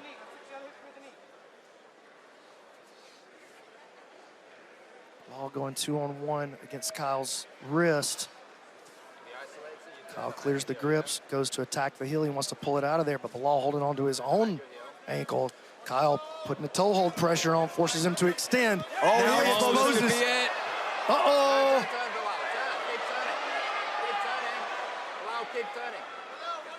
Bilal now countering in a with the straight shootout. of his own, maybe leaving his own heel exposed on the inside. Kyle almost got the bite on the heel hook that he wants. Yeah, the Here it knee isn't is. quite free. Oh, that is on, that is could be on, it. that is And he on. gets it down. Kyle Bame submits Bilal Etiabari. I think he broke his foot. I think he broke his foot. Wow. The foot is broken, guys. Wow. Eddie Bravo's very, very happy. Kyle Bame has now got Kenta Iwamoto to look forward to for all the marbles. And he's, you know, guys, he's got to submit him. That's the thing. We still think on balance of matches decided that Team Australia is up. Oh, such a nasty turn on this foot and the knee. Belly down. Oh, and he tried to survive it. He tapped, but there's a lot of crank left after the tap. Oh, my God. That was the most brutal submission we've seen so far here on day one, no doubt. Oh, yeah, bubble tap before the massive rotation through that knee. the physical tap. Oh, that was powerful. No question about that one. You said, Brandon, about bringing Kyle in as the anchor, and that's why. He can finish anybody in the world, and he did right there. Took out Bilal with that beautiful heel hook. And now he's got a 77 huge weight kilo disadvantage, or advantage in his case. Wow, well, this This makes it very interesting. It really is getting down to the wire here because we've had 3 matches go to double elimination, which we feel generally on balance. Team Australia is probably ahead, either 3-0 or 2-1 on those. And we're going down to the last match, Kyle Bame versus Kenta Iwamoto.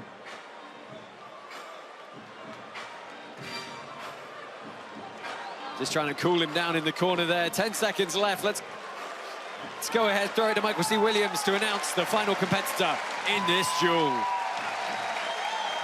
As the last man standing for 10th Planet, he keeps his team alive in the duel. 6 minutes, 3 seconds remaining. The heel hook brings on the tap. He is the winner by submission, Kyle Bame.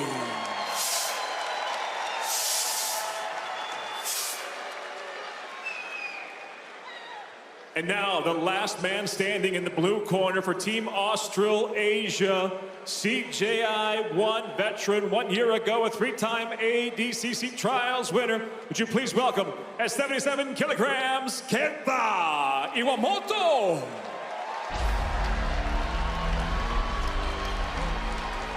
Kenta Iwamoto has the rest of Team Australia on his back coming into this one.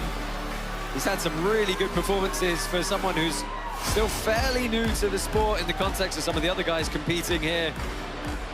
I don't know, I think he's been around a minute. I think Kenta's only recently broken through into the consciousness of the grappling world in the last year or two, but very experienced black belt out of Tokyo, Japan.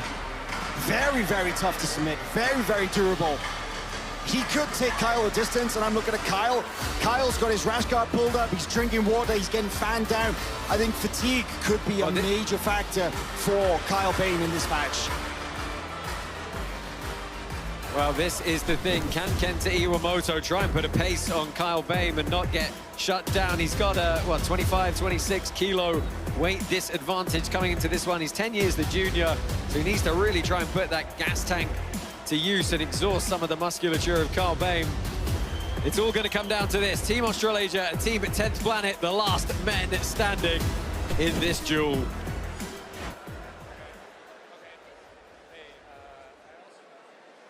Kyle, you ready? Kenta, you ready? Let's go. Let's do it, Kyle. 8 minutes on the clock.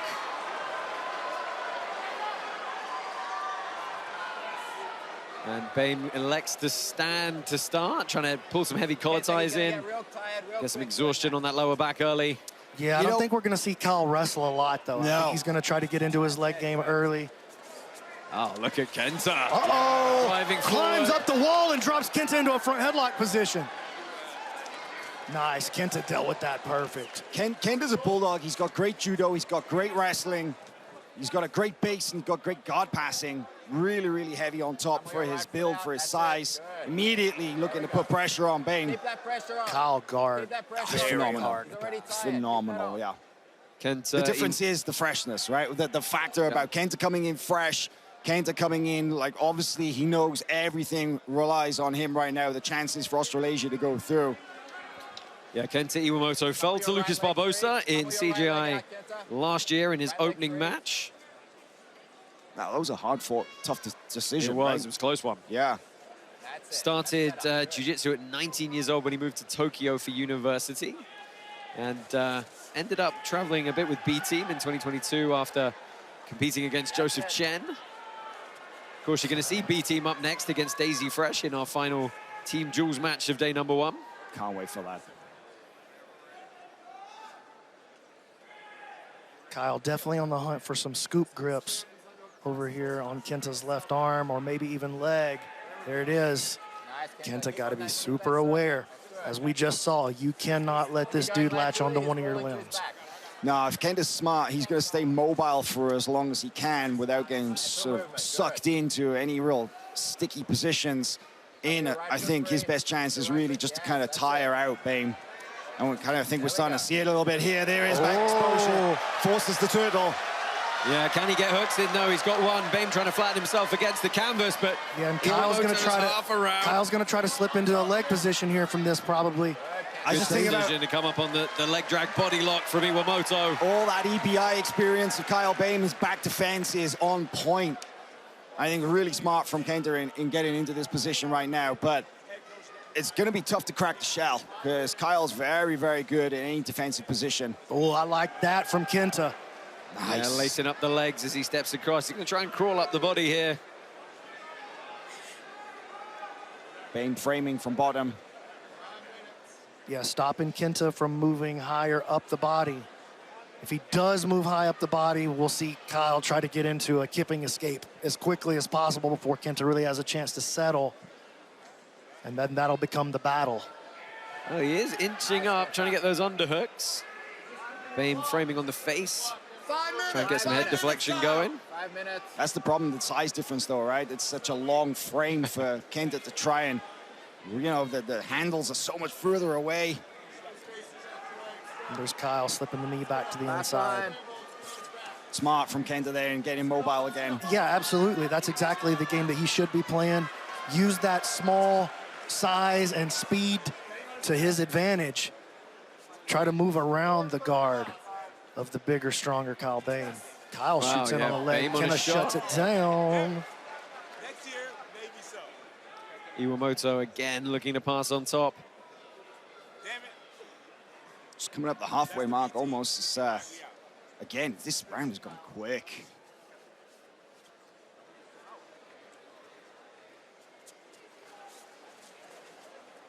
Iwamoto trying to settle inside and pummel some of those legs on top.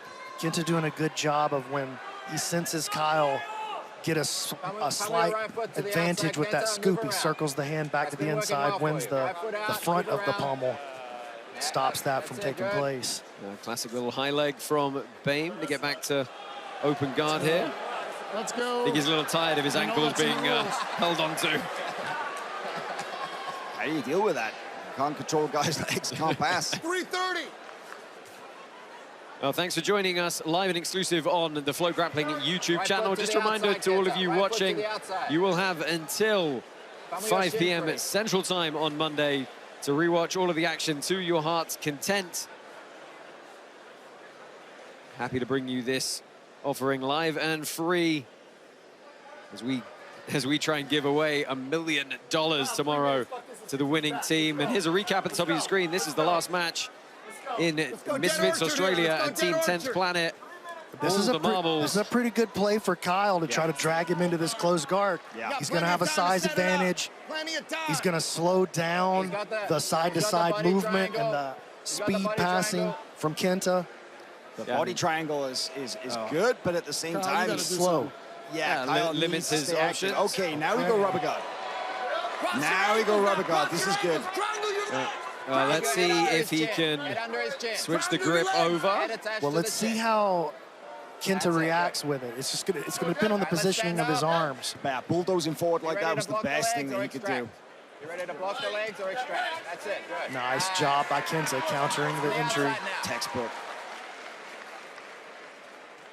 That's it. Oh, he's hunting those double unders to slide his way and sit out to the back again. And Kyle looking to scoop under the arm versus the double underhook pass, trying to drag him in. Watch the Troy bar, head on the front side. Good. Kenta's had some experience of going up against the 10th Planet system as well. I remember there was a kind of a small in-house tournament in Austin, Texas, where he fought Ben Eddy, who's one of the best rubber guard players. So he's definitely hip to it. Yeah, the only member of 10th Planet that is on the team tonight he's fought before is actually Ryan Aitken. Had a loss under EBI overtime rules back in 2022. And Kyle has definitely shot a couple of positions here. 1 minute and a half. 130. Kenta almost passed that guard when he tied the knees together. Just this relentless pressure. Yeah. He's on the attack. He's initiating, and that seems to be what the judges are looking for. I mean, this is going to be very interesting, right? Depending on how you score, maybe that cannot March match. That was a big up kick. Yeah, a little hook kick to the jaw there from Kyle. Oh, it's the no. I think his nose. Good. Look at me. You want to go? You want to continue? Hey, look at me. Kyle. Don't do it again. You're a big dude. Control yourself, bitch. And you have to fucking... You're a big dude. You are a big dude. Official warning right now. He is a big dude. If we go through another minute here, we're going to go to the judges' scorecards on PJ Barch, Lucas Canard, Ryan Aitken, Declan Moody, Alan Sanchez, Fabricio Andre, and this match. Blind triangle. No! That's going to look good to the judges. Beautifully timed off the underhook. Kuchgari puts Bain down. 45 Well, seconds. lands in a body lock. He's going to defend another rubber guard here. Looking to clear the head, but Kenta burying his head down. I mean, Bain needs to have some urgency. Head under the chin. 30 seconds. There you go. Forearm. Put your forearm, not your elbow. Kenta just holding on to this body lock. Let's go. Put your grip together. Kyle trying to clear the head. He's almost there. He has the bail on it, switches sides, comes back to it again with less than 20 to go. Let's open up now, Kenta. 15 seconds. Kenta's not giving him any space to Yeah, I get mean, that guard going. Kenta understands the assignment here. Yep. Clinch, hold on, I gotta say, wait till the end. they're both listening to their corners so well. Down to the final 4 seconds. We're going to go judges' scorecards. Stop. Clean break, guys. It's time. Wow. Wow. Double elimination, 1 submission apiece in that 6-match duel. Gonna go to a decision. Well, let's see which way we go. We got a few to recap. There, we're going to get all the teams out to make the official decision. We know that Declan Moody took out Ryan Aitken. The question is, was there a 10-8 possibly in there? Fabricio Andre, Alan Sanchez. We think perhaps on balance, Andre took that one. You guys are not necessarily on the same page with Canard and PJ Barch. Nah, it's a toss-up for me. I really can't choose one, but it's very... I would say Canard. I think Canard had consistently way more entries over the balance of the 8 minutes. No, I don't disagree. Just a tough one to call, that's all.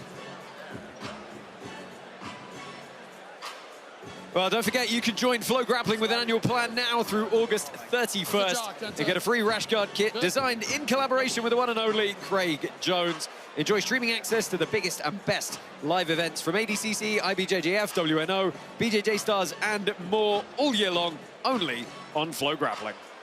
You know, so something kind of interesting. We've had 4 submissions so far, right? Each time that somebody has gotten a submission, they've immediately been submitted. That's the only 4 that we've had. Right? The tiredness, the fatigue, the adrenaline dump, it all plays a part. And we see the 2 teams take the middle of the CGI pit here. I think anxious looks all around, personally.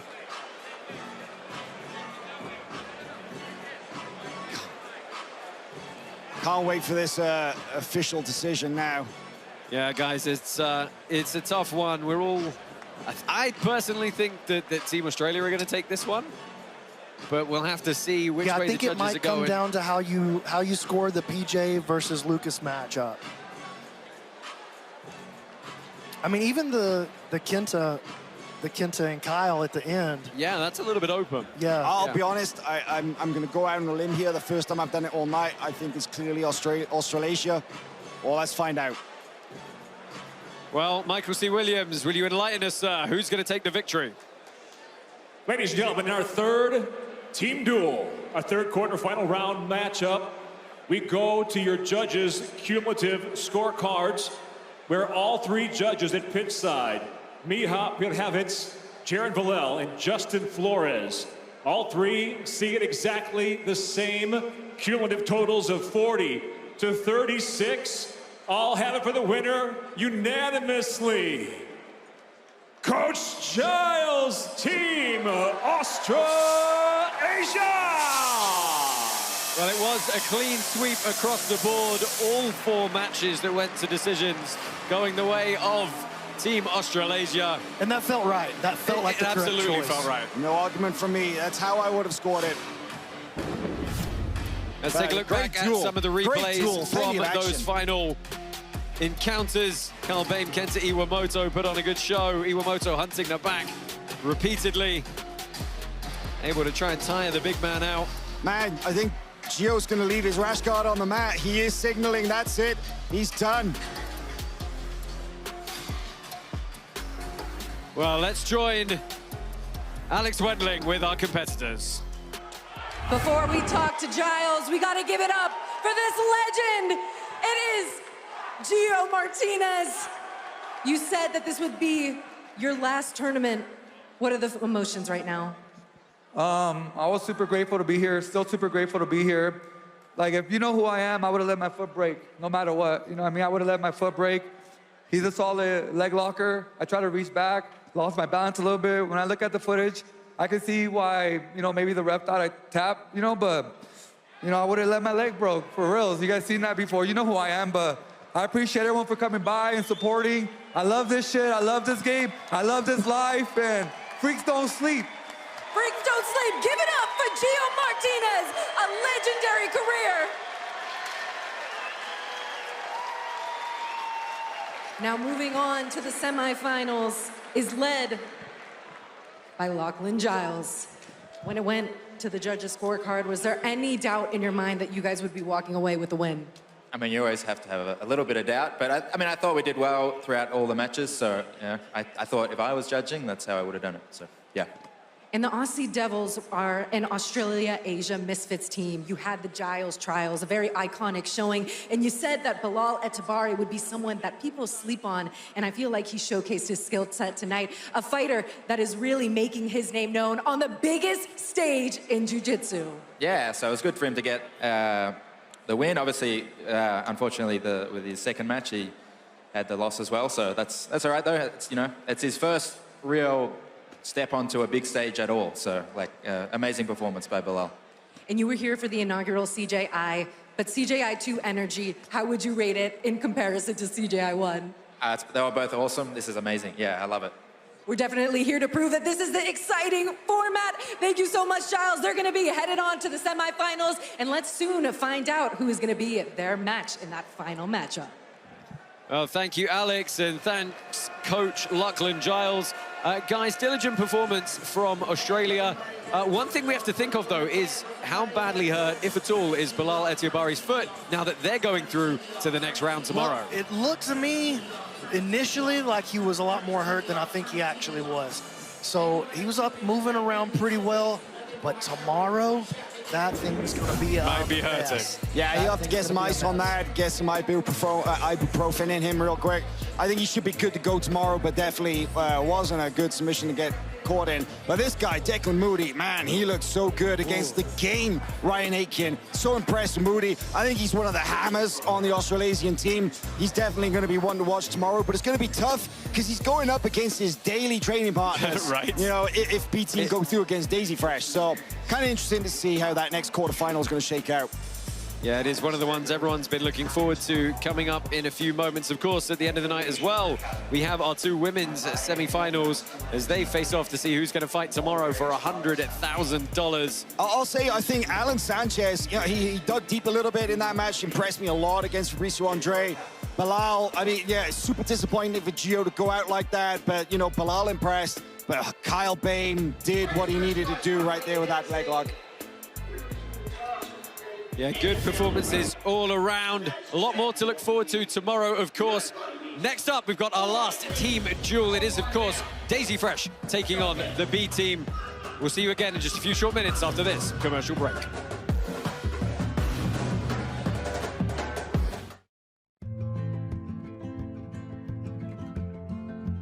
It's gonna be a two-story building. The first floor will be the mats.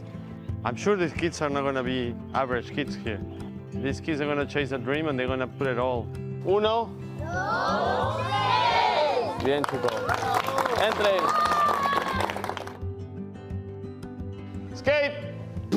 Nada, me cambió mucho la vida. Conocí a personas maravillosas que me hicieron cambiar. By building this school together in Mancora, Peru with Craig and Seth and the CJI team, it's really this idea that can we build something that becomes self-sustaining? No matter what city you're from, really how difficult life is, you can still achieve those heights.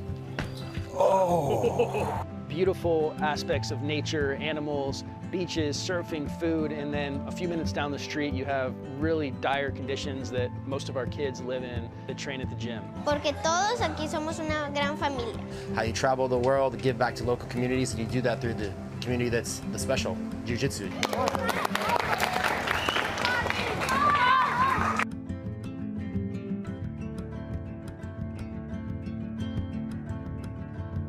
Not only did I design all this gear myself, but I tricked each and every one of these teams into giving me their valuable IP for life. But that IP is going to a good cause. First and foremost, my own personal wealth, but also for the sport of jiu-jitsu and for building schools for the underprivileged all around the world. So for the love of God, buy something, you cheap piece of shit. The stream is free. Hello, it's me, Craig Jones, the greatest Australian grappler of all time. I'm not gonna lie, the last couple of years, rough. My body, wrecked. The only thing keeping the lights on is Flow Grappling. Live events, technique, rankings, they have everything. So, where do I, Craig Jones, go to watch the best Australian grapplers? Where do I, Craig Jones, go to watch match breakdowns, technique, and 10 years of archived footage? Where do I, Craig Jones, go to feel something again? Oh, yeah. FlowGrappling.com. They're number one, and I know my place. It's me, Kit Dale, the funniest and best looking Australian grappler of all time. Remember that, Craig. Oh, and make sure you watch Flow Grappling.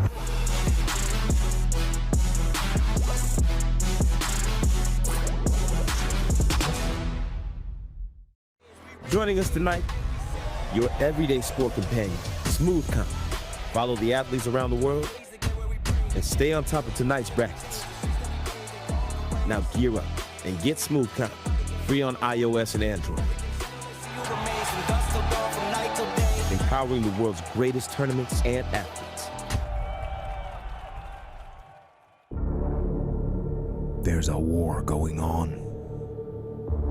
Good versus evil. Light against darkness. Truth against lies. I'm talking about the war in your head. How do you win? You have to fight, you have to struggle, you have to scrap and claw, and you have to attack. You have to go.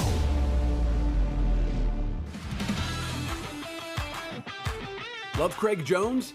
Now you can learn from him for free. To celebrate the success of the Craig Jones Invitational, BJJ Fanatics is giving away a full Craig Jones instructional absolutely free. Just go to bjjfanatics.com/free and get instant access today.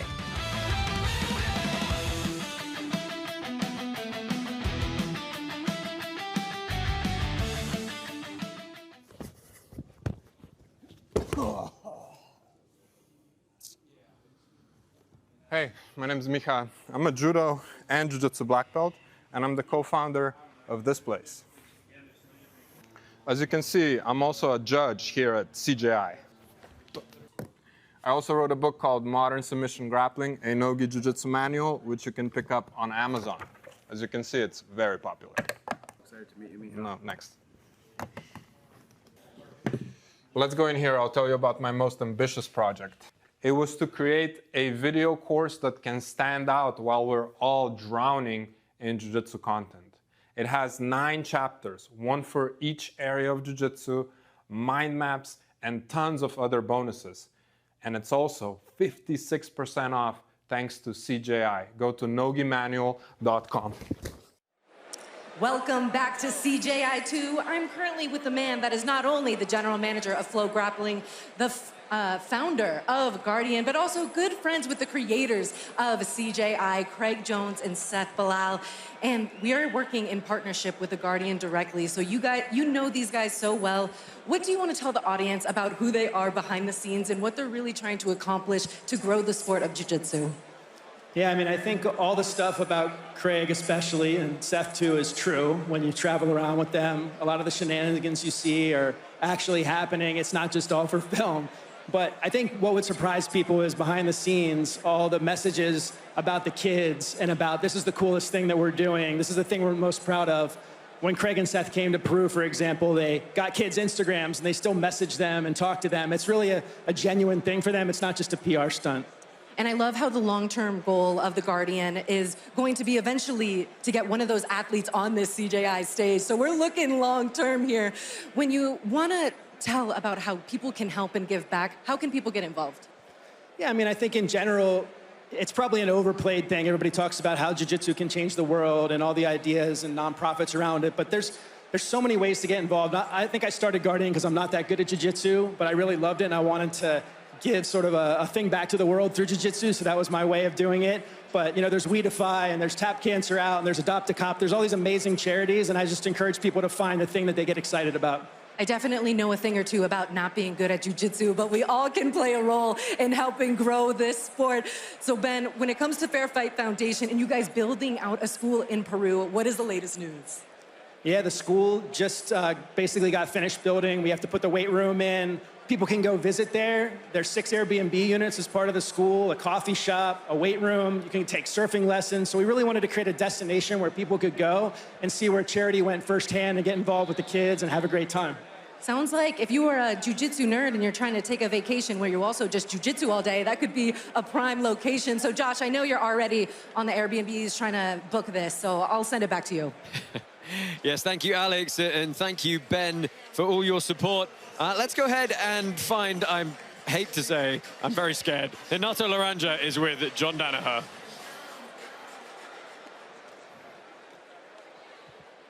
Caralho. Speaking of people who's not that great at jiu-jitsu, but they want to give back to the people and some knowledge about that.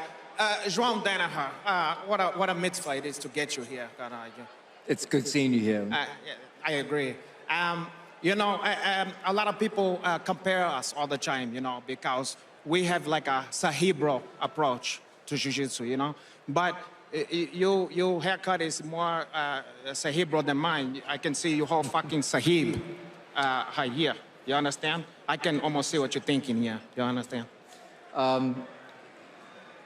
Give yourself a few more years, you might have a similar haircut.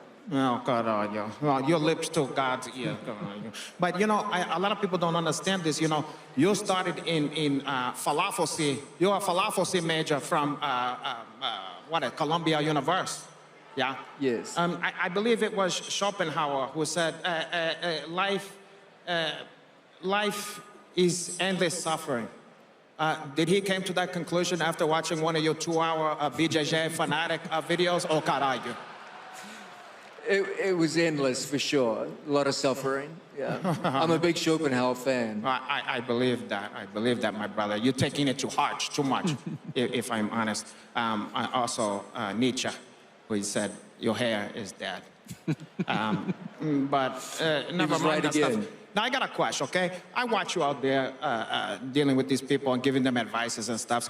Why you always gotta use some fancy Japanese names? You know, why you gotta say like Kosoto Gary, you know, Ashe Gahami, Ashe Larry, all that kind of stuff? Why you can't just say side control or hip thrust, something like that? So that our opponents don't know what I'm saying when I coach my students. But what if that one is Japanese, caralho? Then I would probably coach in English. Touche. Curveball. Touche. You're a worthy adversary to Giancarlo.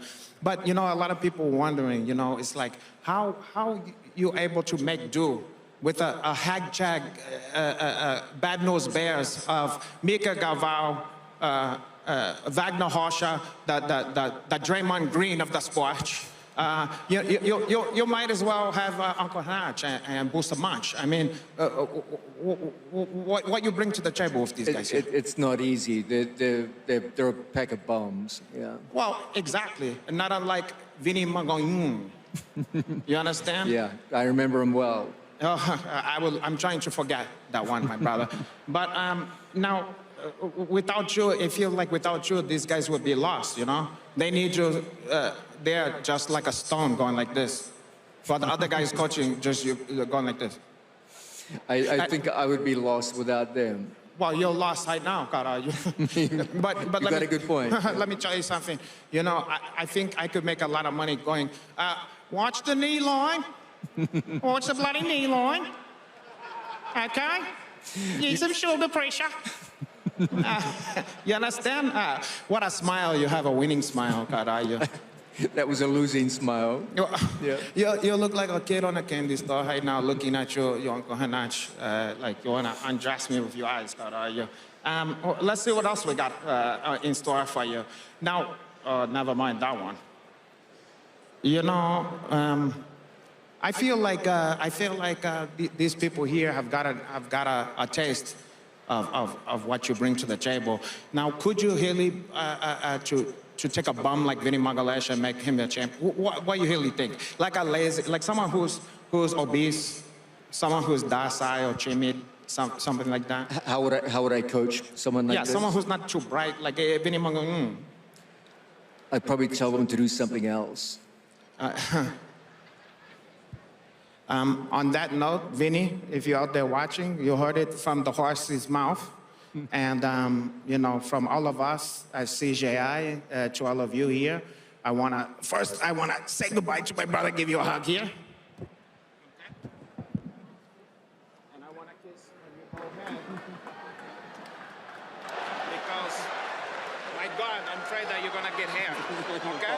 There's no danger of that. Good to see you.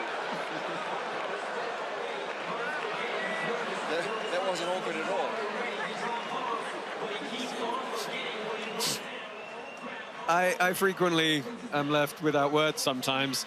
Guys, B team, Daisy Fresh.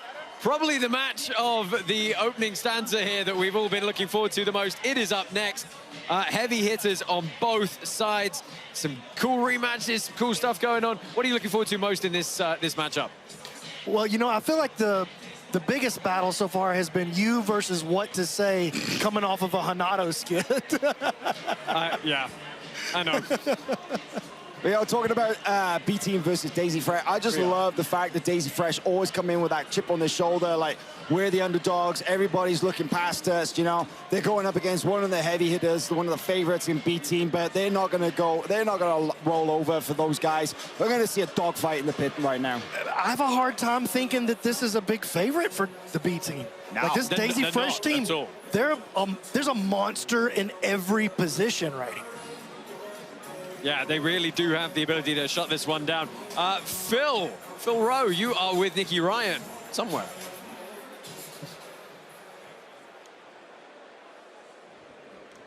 We're back here with Nicky Ryan, head coach of the B team. Nicky, you got the $1 million man on your team. How confident do you feel? I'm super confident. You know, that man won it all last year, won the Millie, and we got a whole team full of finishers, so I'm very confident. Can Nicky Rod go out and eliminate an entire team by himself? If there's one man in this tournament that can do it, it's him for sure. Why didn't you guys put Damien on the team? He's not good enough. Oh, damn it. Next year, maybe so. Craig couldn't even remember his last name. You know, I can't put him on the team. Damn it. That's the B team. Nicky Ryan, we out. Damien catching strays. Thanks, Phil and Nicky. This is Team Daisy Fresh and the B team going head-to-head here to find out who's going to get the final slot in tomorrow's semi-finals.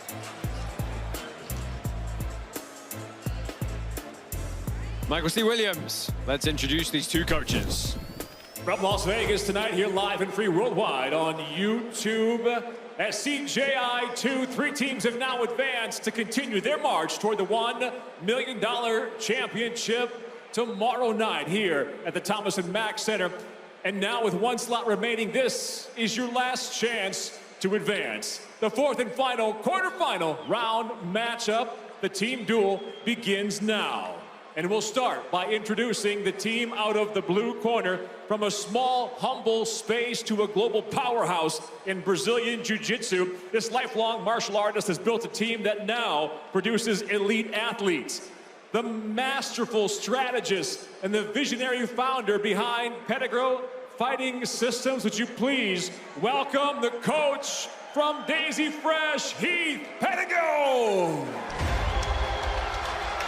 Well, a lot of crowd support for Heath Pedigo coming into this one. Recently sustained a pretty nasty eye injury, as you can see. But you guys spoke to him over the last couple of days, and he's loving the role that Daisy Fresh are playing in this, and he's loving the vibe that he's been greeted with. Yeah, and you don't need both eyes to see that Daisy Fresh is not an underdog in this match. Man, Heath has been doing the rounds talking about how he feels like, yo, we're a real team. We're not some bunch of mercenaries that have been brought together. Our boys are working together in the room every day, and that gives us a huge advantage. And now out of the red corner, a competitor that made his mark on history as one of the youngest athletes to ever compete on the stage at ADCC. That was back in 2017. And since then, he has become the co-founder and the guiding force now behind the B team. Please welcome Coach Nicky Ryan. Well, Nicky Ryan, no stranger to folks at CJI. Perhaps a little bit disappointing performance for himself last year at CJI 1, but he's almost transitioned fully to a coaching role. Now they're going to steer the B team forward into victory tonight in their quest for $1 million. Makes a ton of sense. I mean, he's like basically the young version of John Danaher for a lot of people. Great technical mind, great coach, and sliding into this role very comfortably.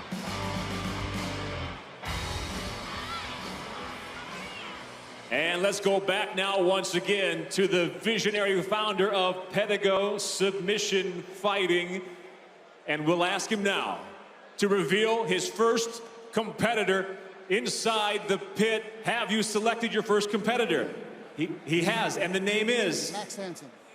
There it is. We have our first from Team Daisy Fresh. He is the 66-kilogram competitor, two-time Zapatero champion. Please welcome Max Hansen.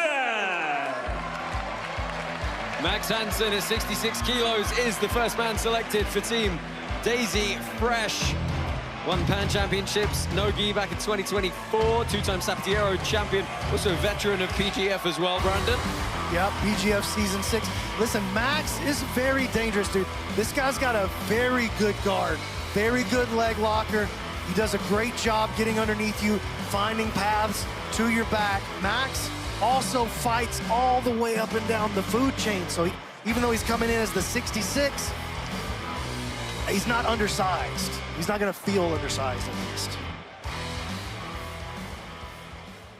And now with one competitor set in the pit, ready to go, our final team duel here, day number 1.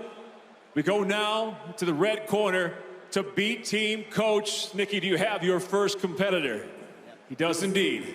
Your first competitor, can you tell me the name? Joseph Chen. There it is. We're gonna stay on the lighter side. From B team, we'll welcome their 77-kilogram competitor. 1 year ago, of course, he competed right here at CJI 1. He is the 2023 ADCC Trials winner. Please welcome B team's Joseph Chen. Well, big welcome for Joseph Chen, under 77-kilo representative for B team. Of course, won the ADCC European Trials in 2023, beat some real heavy hitters in Europe like Mateusz Szynski, Tommy Lanica, Oliver Zaza.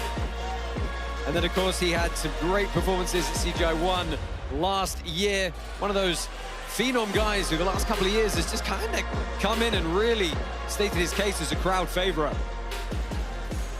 Yeah, one thing I want to say about both these guys here, you know, they're both young athletes. They're faces of the modern generation of jiu-jitsu, but they're both incredibly intellectual, analytical minds of jiu-jitsu, very technical, and they do know each other. They've competed and they train against each other, and I think we're going to see a very interesting match here right now at CGI 2. 11-kilo weight advantage for Joseph Chen coming into this one tonight. Let's see if he can use it to pay dividends. Max, you ready?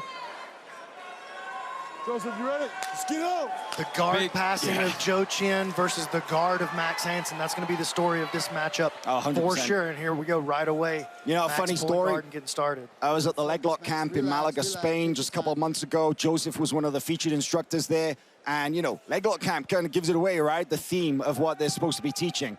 And there were a ton of pros from all around Europe. And when it came to Joseph Day to teach, he was like, yeah, I'm not sure what I'm going to teach. And every single one of them said, you're going to teach how to pass the guard like you pass the guard. We want to see that. That high tripod passing system that he's made a name for himself with. He just kind of locks that upper body down and just miraculously floats over the legs. It's really quite stunning, but we're going to see if he can do that to Max Hansen here as 8 minutes is on the clock. Big John McCarthy, your referee for this one. You know, I got to watch Max and Joseph roll for an extended period. They were both there at the Polaris 170-pound GP earlier, I think it was last year. And after they both went out, you know, Joseph lost to Levi in the semis. Max had gone out earlier as well. So they just went up to the training room and they rolled for like 40 minutes straight. So Max knows what Joseph's game is like. Joseph knows what Max can do. So it's going to kind of be interesting to see how they, or who's first to really impose their game on this match. Yeah, they're talking to each other, and that's one of those things that the crowd can get a little bit funny about. Sometimes they want to see a bit more of a killer instinct from folks and not be so friendly. Well, they can put aside the friendship for 8 minutes, right? It's just... You'd hope so. Sometimes if they end up like a cancel each other out, technically, that's side to side from Joseph. That's when the crowd got a little bit frustrated, but immediately that posture, that tripod posture we know from Joseph, he likes to swim his head in.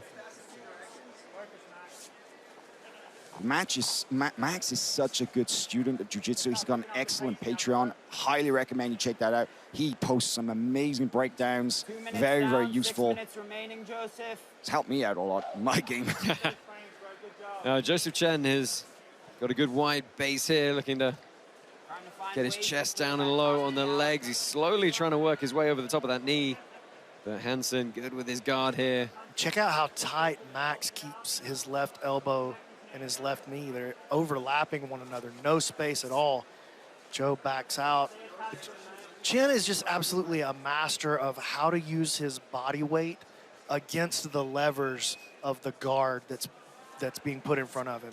And you'll see as he starts to lean in, he finds little ways to shift his body weight, open the knee or close the knee, shut down the frame with how he's putting his body weight up against it. He's just an absolute, like, top-tier technician when it comes to guard pass. Yeah, that's why Max has got to be very careful. He doesn't leave too much space. If he overreaches, if he commits a little bit too much on something, Joseph's going to clear those legs. He's doing the right things for sure. Well, you heard Coach Nicky Ryan there say he wants him to slowly start upping the pace with only 5 minutes left. You know, we've seen the theme tonight that the matches that go to the double elimination, they're the ones that are deciding this at the moment. It's not necessarily the submissions. And also use passing threats to enter into legs, too. Still have time to work. 4:30.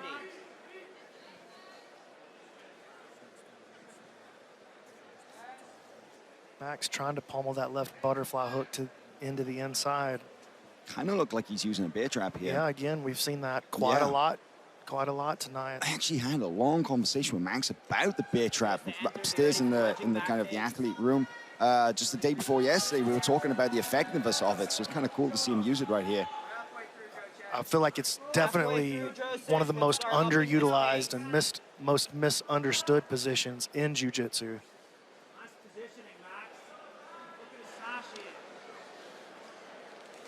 Well, just past the halfway point now. And going down on the dog bar. Good pressure. Little flash sub attempt from Joe Chen. Still not a whole lot to split these two yet, apart from just kind of the feeling of forward pressure from Joseph Chen. I feel like he's getting closer and closer to the upper body. He's starting to put his weight down on that top knee. That's better for Max. Max shakes him out. Joe trying to work around now. Max has his chin on the inside. It's not quite there yet. Max keeps him out. That's beautiful recovery from Max right there. Up on 3 minutes left, Joseph. Knee and elbow are split on the left side, though, and Max finds a way to put them back together.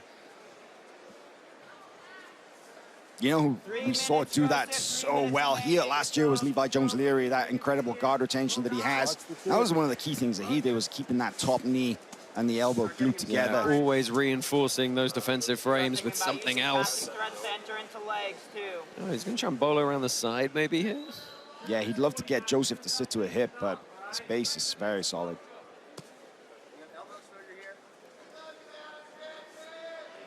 He's underneath the leg.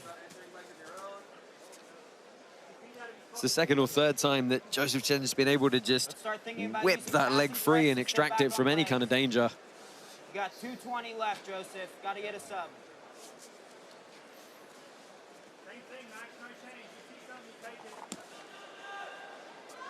Interesting that Joseph hasn't decided to put Max up against the pit.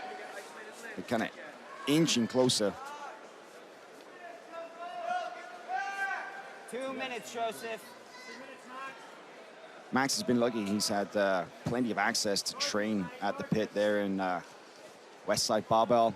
Him and Dante, you know, they're all living in, they're Max both with a living in scoop grip Ohio. on the arm. Joe sending everything the other direction, though. Here's the back step. Oh, tries to step round. He's there. Can he solidify? He's over the knees. Tries the kicking escape and full mount for Joe Chen with 1.5 minutes left. Can he put it to use?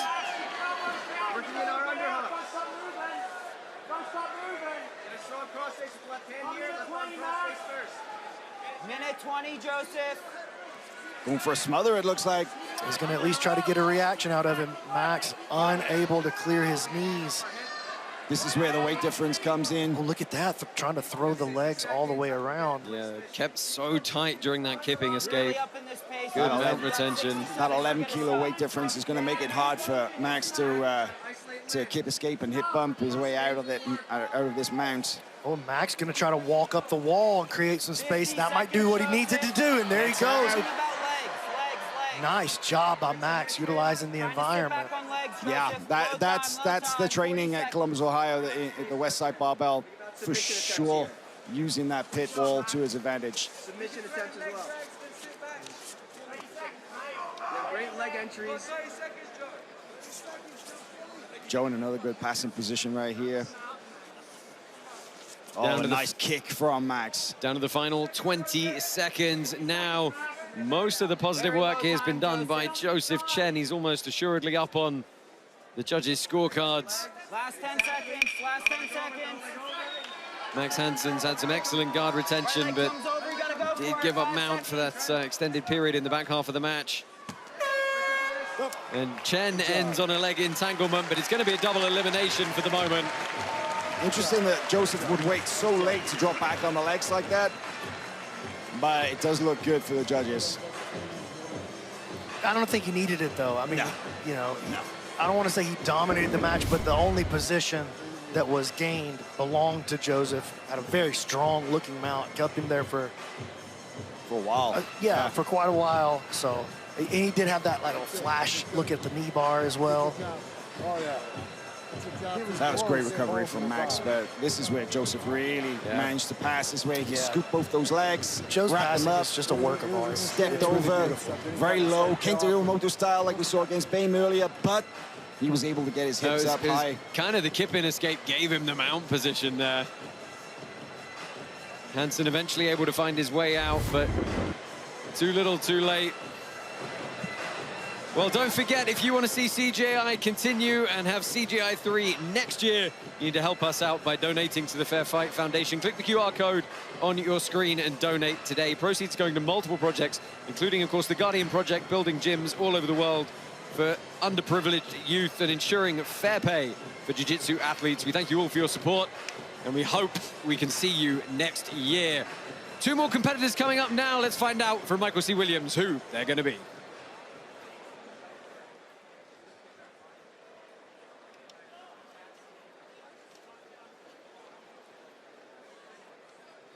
In our 4th team duel, our first individual matchup ends with no submission. Both of our competitors have been eliminated.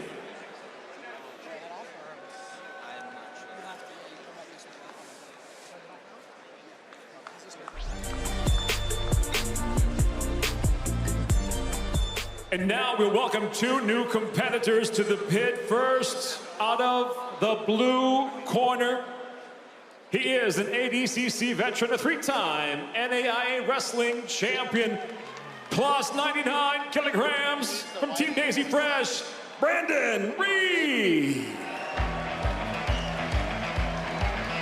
So the heavyweight comes in for Daisy Fresh. Brandon Reed, originally from Kentucky, did compete in ADCC 2024 after getting an invite for his performance at the West Coast Trials. As you heard there from Michael, 3-time NAIA national champion at Lindsey Wilson College, had a very impressive 89 and 19 college wrestling record and was the 2021 NAIA Wrestler of the Year.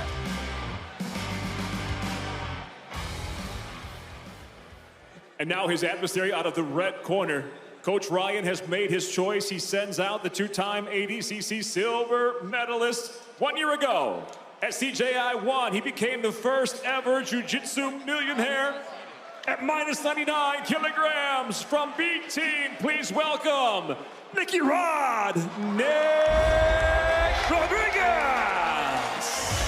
We welcome back the $1 million grappler, Nick Rodriguez. He was your CGI 1 winner in the heavyweight division. Took out Max Jimenez, Adam Bradley, Owen Livesey, and Felipe Andrew that night. He's been constantly getting better. He's building on that wrestling base and adding some phenomenal technical jiu-jitsu to his game.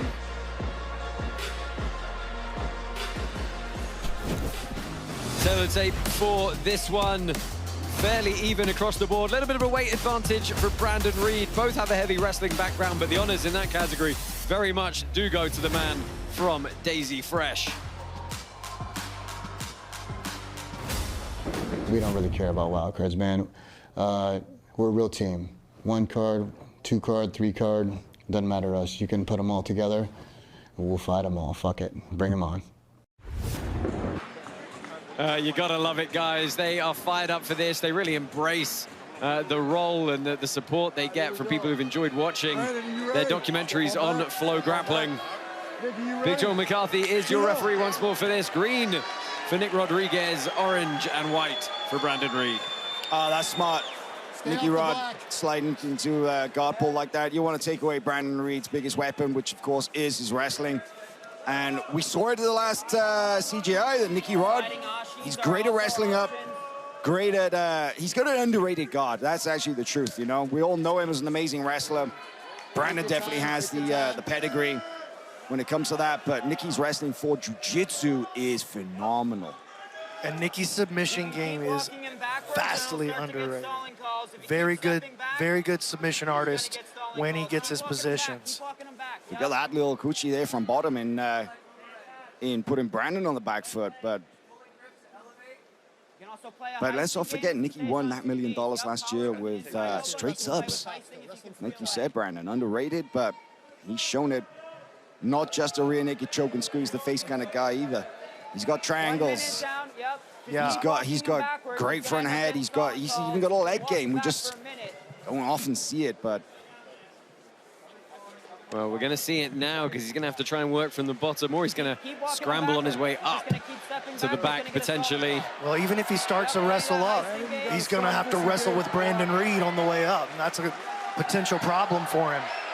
Brandon's got to be careful he doesn't keep backing up like that. He could get hit with a penalty. He's got to go forward. The onus is on the guard passer to There he goes. Well, getting aggressive now, trying to stack the legs. Staying in the double under, gets those hips high. Yes. He's got his hands locked together, almost through the guard.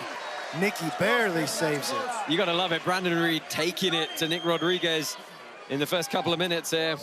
You know, Nicky's gone up against some big guys in his time, but 2 minutes down, you gotta be a big, strong dude to bully Nicky Rod around. And I think Brandon, if anybody can do it, it can be him. The question is, can he keep it up? And he can stay technical during that as well. Transitioned away from wrestling in 2021 to Brazilian Jiu-Jitsu.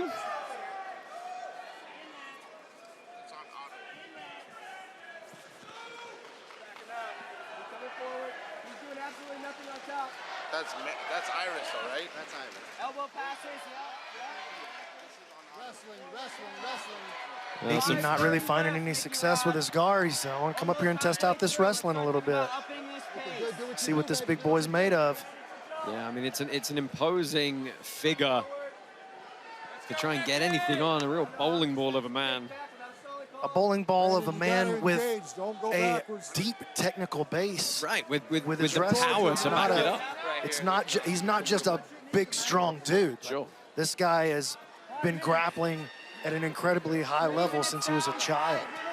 Yeah, has a lot of instructional content online. Really does have an elite folk-style pedigree. You saw Nicky get just a quick grab on that single leg, and Brandon just absolutely denied it. Goes for that super duck, baby.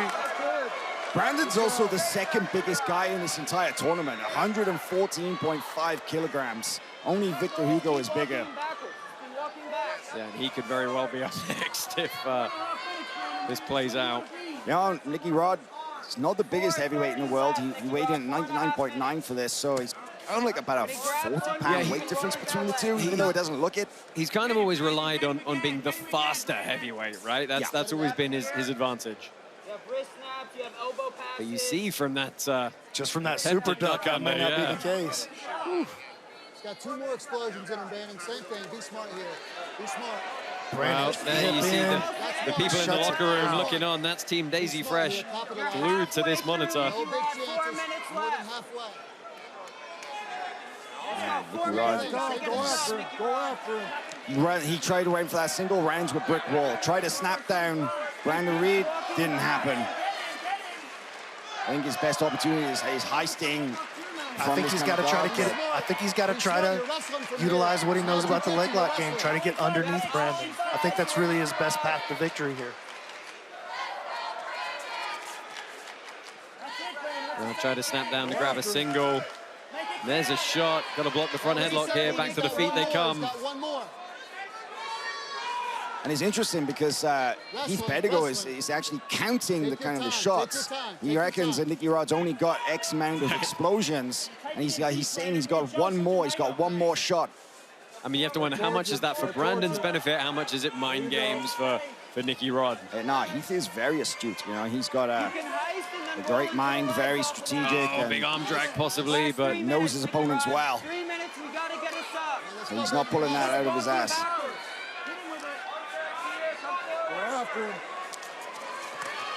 Nice. Oh, there we go. And this is where it becomes a real problem. Body triangle. Yeah, Nick Rodriguez, body triangle here, trying to secure the submission. 2.5 minutes to work as well. Boy, Nicky had just a flash and an opportunity to get under the chin. Hiding the hand right now in the armpit. It was the feint that did it. Oh, he's going to try to squeeze him out with the arm on the inside. He might be able to do it here. I don't think he's got it just yet. Could go shoulder lock on that extended arm. Now across the face. Across the face, trying to lock his arm. That's Big squeeze coming. He's going to get it. Nicky Rod is going to get the submission here. It came out. Nick Rodriguez beats him up 1-0. The $1 million man does it again and sets the Thomas and Mac Arena on fire. It was the one mistimed sprawl that cost Brandon Reed. It was the smallest of openings for Nick Rodriguez, and he's sitting down trying to recollect himself, Dude, build check that it out, oxygen deficit. Man, Nicky Rod's straight back to his corner, and he's in meditation mode, but there's a look at the squeeze. His rear naked choke is by far his most devastating weapon. He held on as long as he could, right? He really didn't want to quit there. Anything under the eyebrows is a choke, and that was right across the face. Check out this shot of Nicky Rod over there centering himself. He's calling on his elders for strength right now, well, I mean, bro. Look, he's doing the right thing, right? He's getting rhythmic breathing going. He's slowing his heart rate, trying to recollect himself. You only got 90 seconds here to recover. It's absolutely the right thing to do.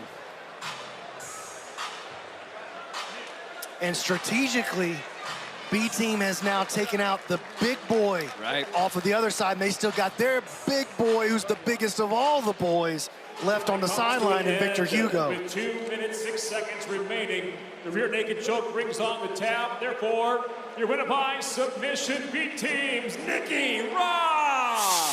The real question for Heath Pedigo now is who do you choose next to go up against Nicky Rod? Because he's got Dante Leon, Jacob Couch, and Michael Pixley. Do you send Pixley out and hope he can pull off another stunning upset? And now, entering the pit out of the blue corner, he is an ADCC Trials winner, an NCAA Division II Wrestling champion.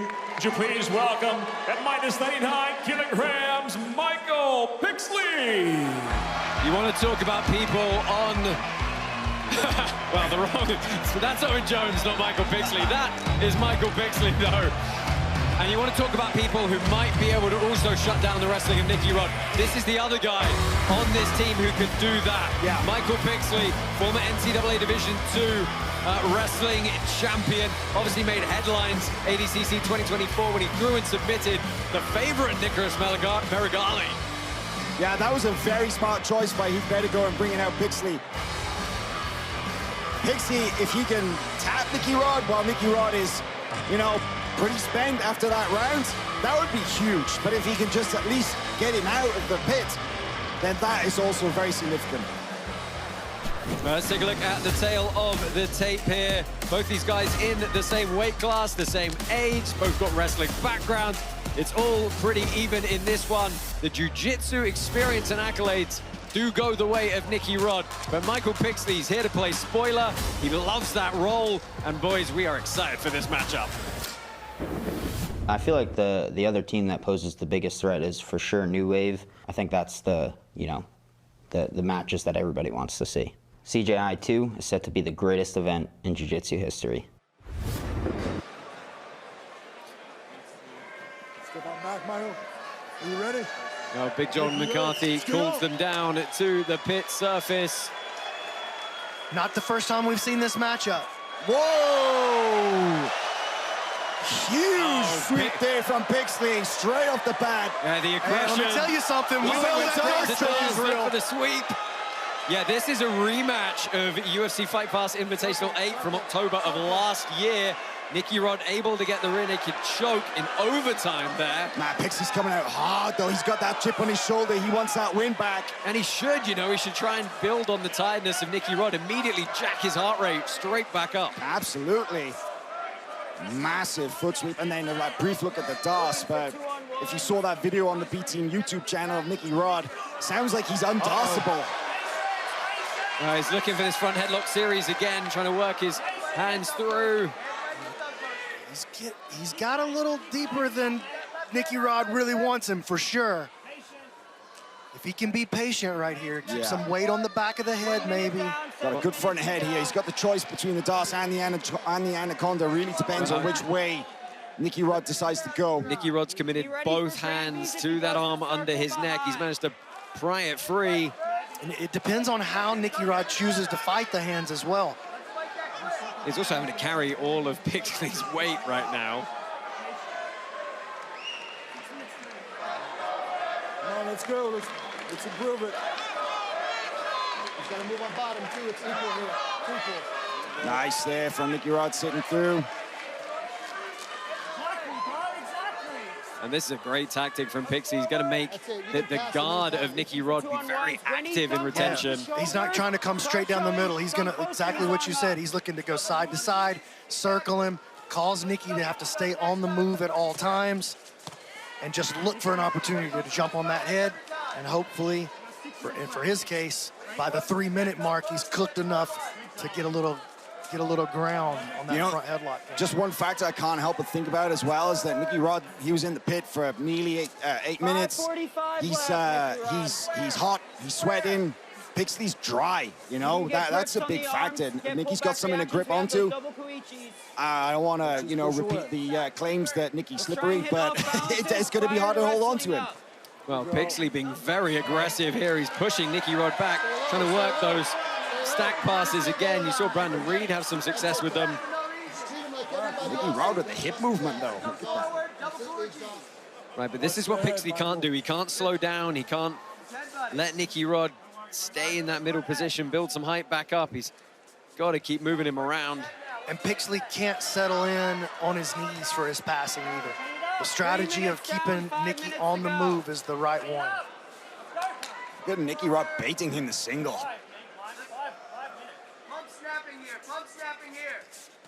You know, Nicky Rod's going to have to work to the legs as well. You don't want to be playing the pummel, the underhook game with someone like Pixley who's going to throw that whizzer in and launch you with an Uchimata. Seen that before.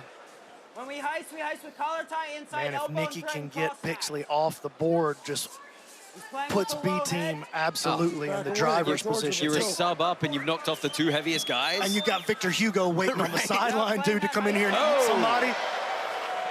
Look at that, though. Pixley doesn't follow up off that. I mean, he had back exposure for real there. Oh, look at my boy spinning for an Imanari, maybe. Still a lot of time left in this one, boys. Yeah, we're about to hit the halfway point, but... Oh, Pixley tries to snatch it again. Ankle picks him for his trouble. And, you know, we said it before, I don't think he can settle down here. I think he's got to really try and keep the pace high. This is a vice grip here. This is a much better play.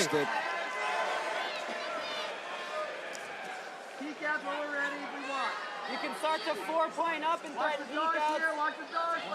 He's got to keep weight down on the back of Nicky Rod's head as he continues to pummel and look for something.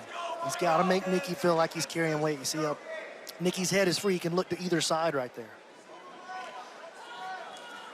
I almost feel like Nicky Rod is chilling in this position because it's almost like the best contact he has against Pixley. Pixley's been elusive, you know, as Brandon Reed was.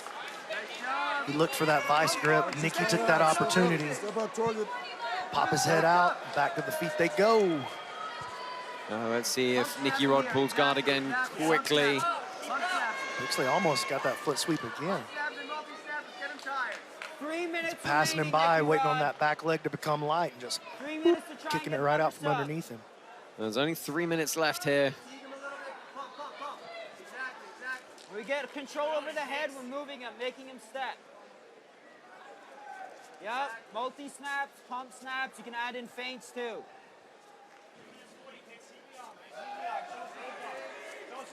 Doesn't look like he's doing anything. 2.5 remaining. I don't think Pixley can hang around here. Well, I mean, I feel like the Pixley time wants to run it out. Well, maybe, but the time is starting to tick away, and you know, ultimately, B team have only got to defend a lead now. Yeah, Daisy Fresh got to get one back at some point, but this may not be the one to take a risk on. Great hand fighting, Nicky Rod. Yeah, thinking about who they got left.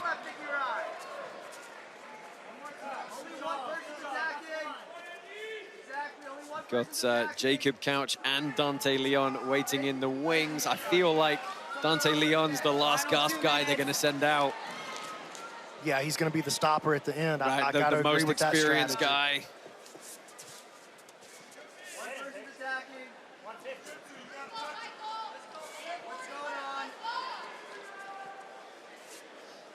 Don't disengage. Go after him. Go after him. Pixley down to his knees to try to pass. Quickly comes right back up. You're pushing away. You keep pushing away. You've got to engage him. Guys, every time that Nicky Rod sticks his leg out and Michael Pixley doesn't accept it, is it just gamesmanship? Does he really want to counter the single? What's the deal here? I mean, he wants contact, right? He wants connection with Pixley, and that's been really tough to find.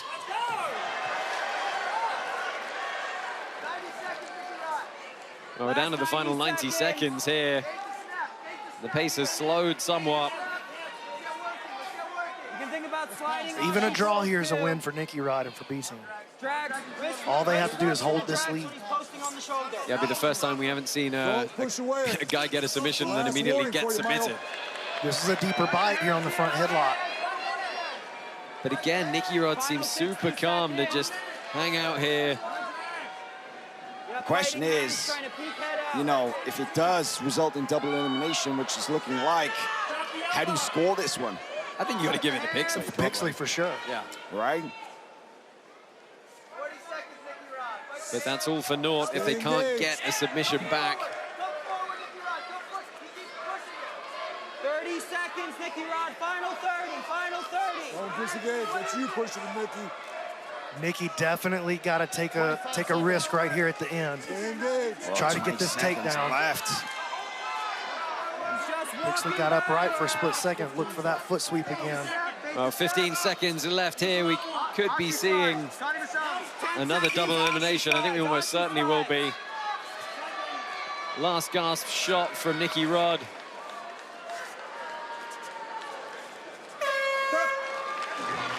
Good show of respect at the end, but both these men are going to go back to their locker rooms. B team remains one submission to none up. And both sides are going to have to find a new athlete. It's Dante Leon or Jacob Couch for Daisy Fresh, Ethan Krellison, Chris Wojcik, or the big man Victor Hugo for B team.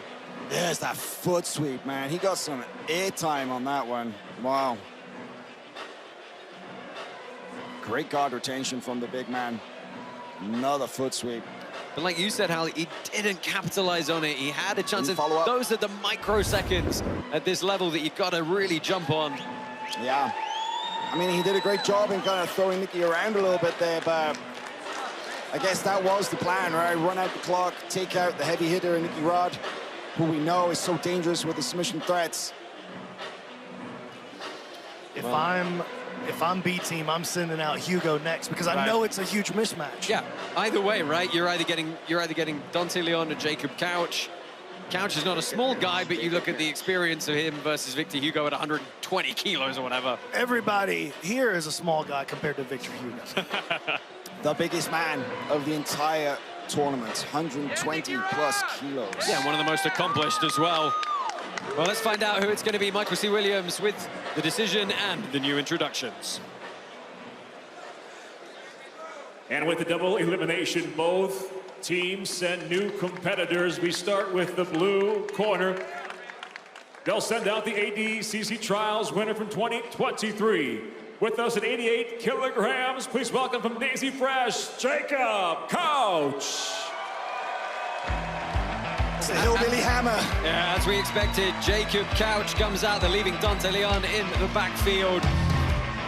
Jacob Couch has been a fan favorite ever since he started making some waves on the scene.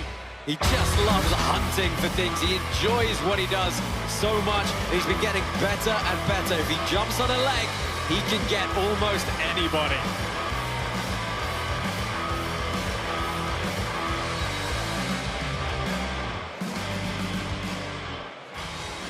And his opponent in the red corner, last year an ADCC top 4 and the 2024 PGF silver medalist, 88 kilograms from B Team, Chris Rocha. Wow, that's interesting. The main weapons for Jacob Couch are the leg locks. You want to talk about someone who's very well versed in the leg game, can neutralize all of that. It's Chris Wojcik. I think Chris Wojcik is the best leg locker here this weekend. He is not just dangerous, he's an innovator, and he's got things that you're just not expecting, that you've never felt before. Tail of the tape for this one. Both these guys in the 88 kilo category, fairly even all around. It's a really fun style matchup as well. Not a lot to separate them.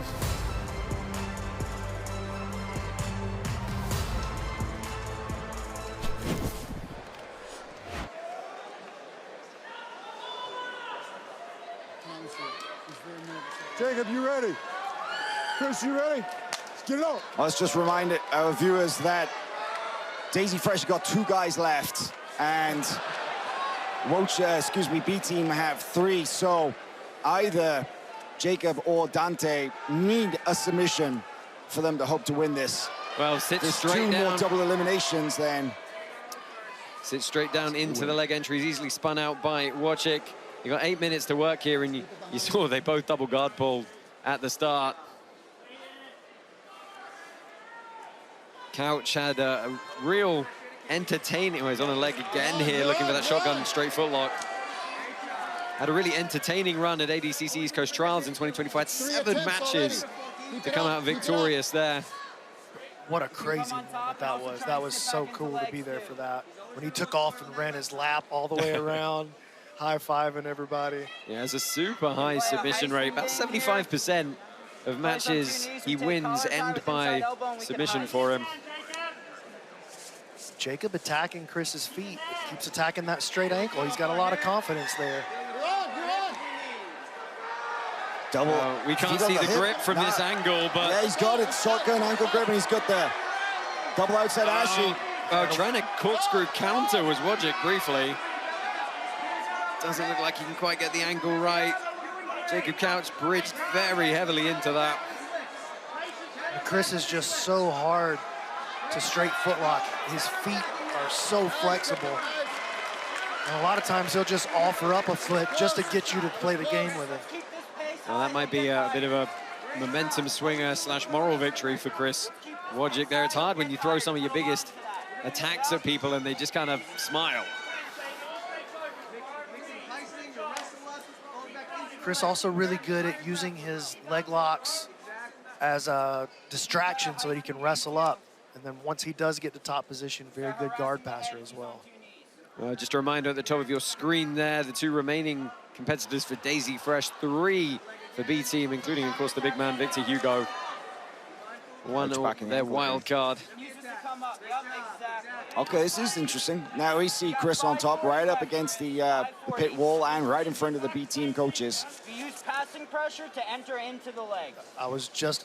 You heard Nicky say it, I was just about to say it. I think what we'll see here from Chris is him pressing forward with his passing, try to get an overreaction from Jacob so that he can fall back and bite up his ankles. We're 3 minutes in, Wojcik. I think Nicky knows what he's talking about, huh? We're 3 minutes in. Oh, this is the third match in a row we've had a chant for the Daisy Fresh athlete from the crowd.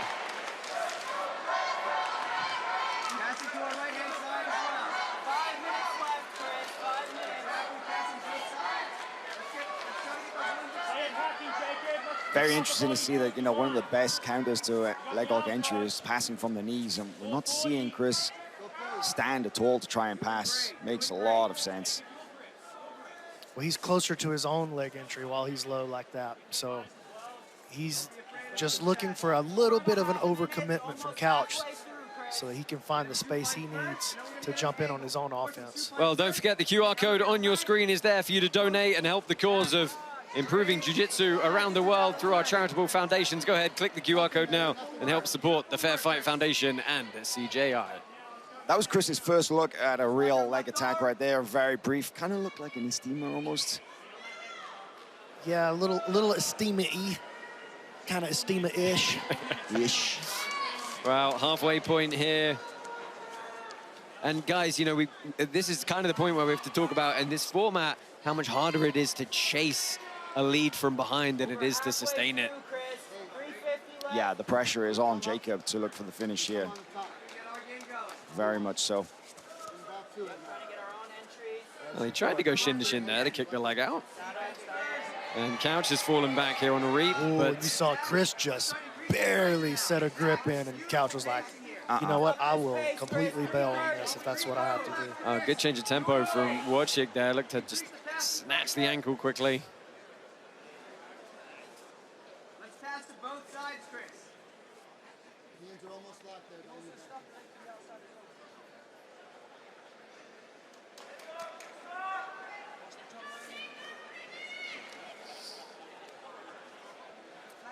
Time not the friend of Jacob Couch right here. No, he's got to get busy. He's got to try and force some entries. And right now, it's Wojcik who's dictating the positions. Jacob had the strongest submission attack earlier in the match. He's had several good looks at ankle locks that would have put a lot of people out of there, let's be honest. But like we said, it was kind of tactically the best possible matchup maybe for the B team to take out this threat. They have still got Daisy Fresh. They've got Dante Leon, their most experienced and decorated competitor, waiting on the back end. But you start talking about him having to take out both Victor Hugo and Ethan Krellinston. Well, Dante's got a submission win over Ethan. Yep. And that happened on Who's Number One. But and we've seen Dante go up against big guys in absolute divisions, but you don't get bigger than Victor Hugo. And this is the thing, B team know that next up, it's Dante. It's no secret, yeah. You're probably going to send Victor Hugo out. And Victor doesn't have to beat him. No, he doesn't. That's the other have thing. to not just have get to make sure submitted. you don't get submitted. Yeah. Let's get left knee over here. Exactly. Yeah, you're right. It would tactically be strange to give up the guy who's already got a loss to Dante, unless it was a last resort. Walk the knees away. Then we're going to tripod. Let's start tripoding now. Let's try and insert that left butterfly. Chris, nice body lock position here.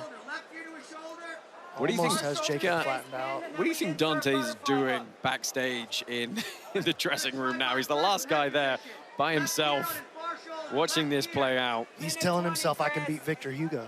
I hope so. He's back there telling himself that he's got to come out here and he's got to deliver for his team. And again, man, he's got to deliver for his real team. Right. So there's a lot of heart, a lot of passion that Dante's going to bring out onto the mat in this next match. Dante's also one of those guys who I don't for a minute doubt the self-confidence he has and the self-belief he has that he can and could make it happen. No, his results speak for themselves. He's been there, he's done it. Listen, Victor's gone down to guys of that size before. Yep. Just here last year. Wojcik's chest to chest. This is a good passing sequence for him. There's not a lot of time left for him to work, but he's shut Jacob Couch down here. And yeah, this is very interesting. And let's just say Dante does manage to take out, the remaining guys. Would it be tight? No, I guess it wouldn't, right? So, but still, you want to make a statement. You don't just want to run the clock out. You want the judges to think you've won it. Well, Chris's passing looks good, doesn't it? I mean, he's able to flatten Jacob out in a moment when Jacob definitely needs to be creating as much movement and space as possible. Chris shut all of that movement down and took all the possibilities completely away from Jacob Couch and from Daisy Fresh. Well, we're going to get another double elimination here. A lot of movement from Chris Wojcik at the end. But both these guys are going to get sent packing Oh, that puts a lot of pressure on Daisy Fresh now. They need 2 submissions to win this. Well, if you wanted pressure on your shoulders of one guy, you want it on Dante, man. You want it on Dante. Dante got shoulders that are big enough and strong enough to carry that kind of pressure. If I'm sending one person out from my team to handle this situation, it's Dante. There's that strong ankle lock that Couch had earlier on. He really got some hips into that. Rocha had his own looks, but he was never really able to, like, actually, it was just the grip. It was never the leg positioning as well, so they were just looks, but good match, though. You know, something we could see, I mean, if this is a double elimination coming up in the next match, we could potentially see the first team duel where a competitor from that team has not entered the pit. Yeah, and it would probably be Ethan. I mean, we all generally agree here that the smart play for Nicky Ryan is you send Victor, you go out next. That's a no-brainer. It's a no-brainer. You got to send Victor out here. That doesn't mean he's going to do it. I should be wrong. But it's a no-brainer as a choice. Well, we know it's going to be Dante Leon. We'll talk a bit more about him. Obviously, a huge respect for him. He's got an uphill struggle here, though. So let's go ahead and get the announcements from Michael C. Williams. And with that double elimination, we welcome 2 new athletes to the pit for Team Daisy Fresh, their last man standing. A 2-time IBJJF World No-Gi Champion and a 2-time ADCC bronze medalist at 77 kilograms. Daisy Fresh is Dante Leon. So Dante Leon comes out as the last surviving man of Team Daisy Fresh, 32 years old, originally born in Harrow, Ontario. Obviously spent some time in Toledo as well, now part of Daisy Fresh. He's fought the most guys in this entire tournament of anyone else. He's fought 12 of the other competitors, but look, he's got 2 ADCC bronze medals. He's got twice No-Gi World Champion, very high submission rate at 63%. 93 subs from his 148 victories. B team with 2 athletes remaining. Coach Ryan has made the call.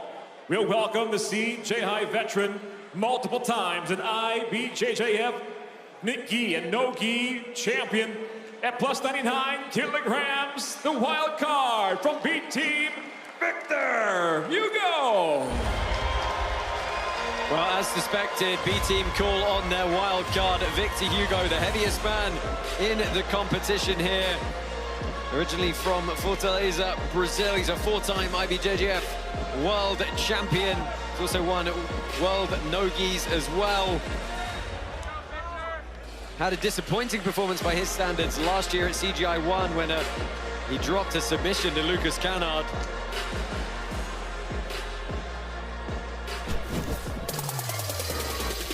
Taylor tape for this one, a 44-kilo weight advantage for Victor Hugo. How much is that in freedom units, Josh? What did I say? That's over 100 pounds. Yeah, it's in the 90s.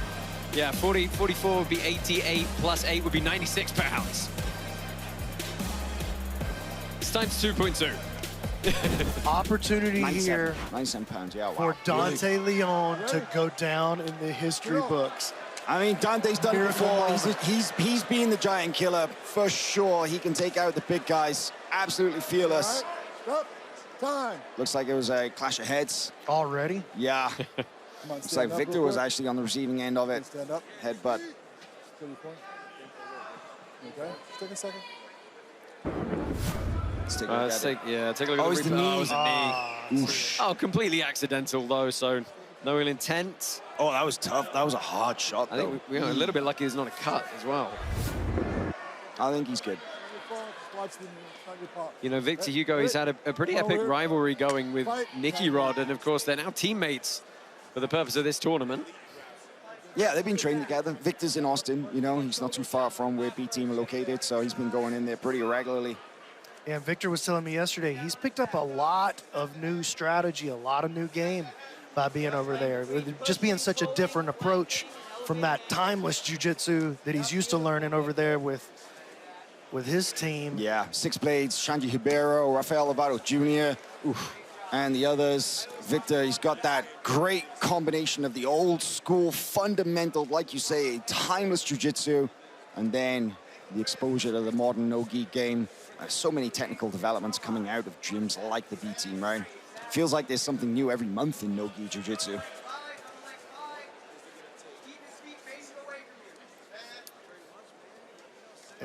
Victor does not, I'm sorry, go ahead, No, Josh. no, please go ahead, Brandon. I was going to say, Victor does not have to win this match. You know, all he has to do is stay active enough to not get penalized. Yeah, you know he wants to win it, but you're right. He doesn't need the submission. B-team can win the duel. You know, even if he ends up with a couple of stalling penalties, they're still both eliminated, so it doesn't even matter. Dante Leon playing this bottom position here. Is there a point at which he could be called for stalling enough to be disqualified? Yes. I mean, yes, there is, but 3 stalling calls. 3. Yeah, third one. You don't want that to happen. So he can get 2, no problem. Well, the second one, you get a point penalty and you end up in bottom half guard. But I mean, you know, it's Victor Hugo, he's 100 pounds heavier. And all he has to do is survive to the end. Right. So really no incentive for Victor to push and take risk here. You just got to clear this board and get him to day 2. You know, we talk about that 100-pound weight difference. One of the guys in this 77-kilo category who at least has the physicality to potentially move someone like Victor Hugo around, it is Dante Leon, right? He's had a strength and conditioning routine. He told me many years ago that he was a little frustrated that people wouldn't come and ask him about his jiu-jitsu. They'd come and ask about his lifting routine because he was so renowned for his work in the weight room. Hey, honestly though, Dante is legit one of the pound-for-pound strongest guys in jiu-jitsu. He is a powerhouse.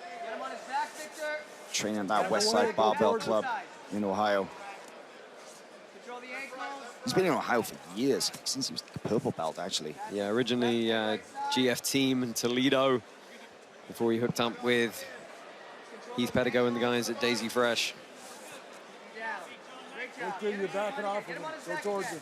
3 minutes down, 5 minutes remaining, Victor.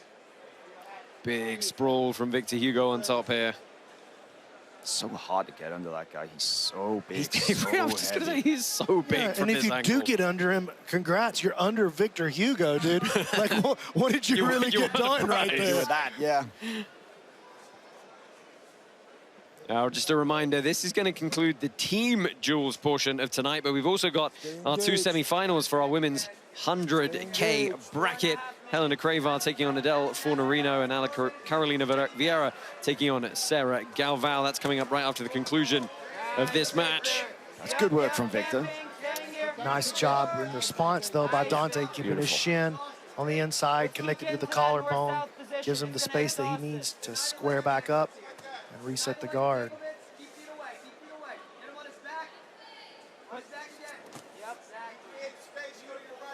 Halfway through. 4 minutes here, Dante. Oh, wow, look at the smother there. Double smother. Double hand smother. Damn. Hey, I mean, at nice. the very least, you're going to really disrupt some breathing and annoy the guy. It's like Victor suddenly remembered, oh yeah, I could do that. Wow. Make him uncomfortable.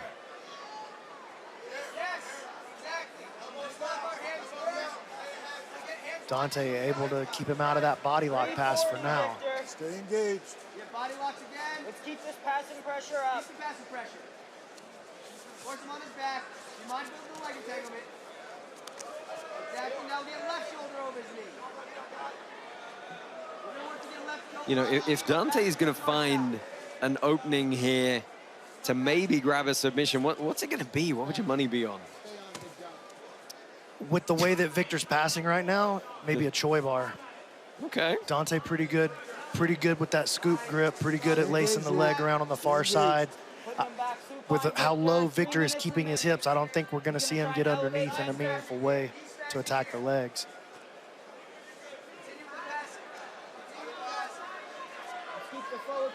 Going back off of him.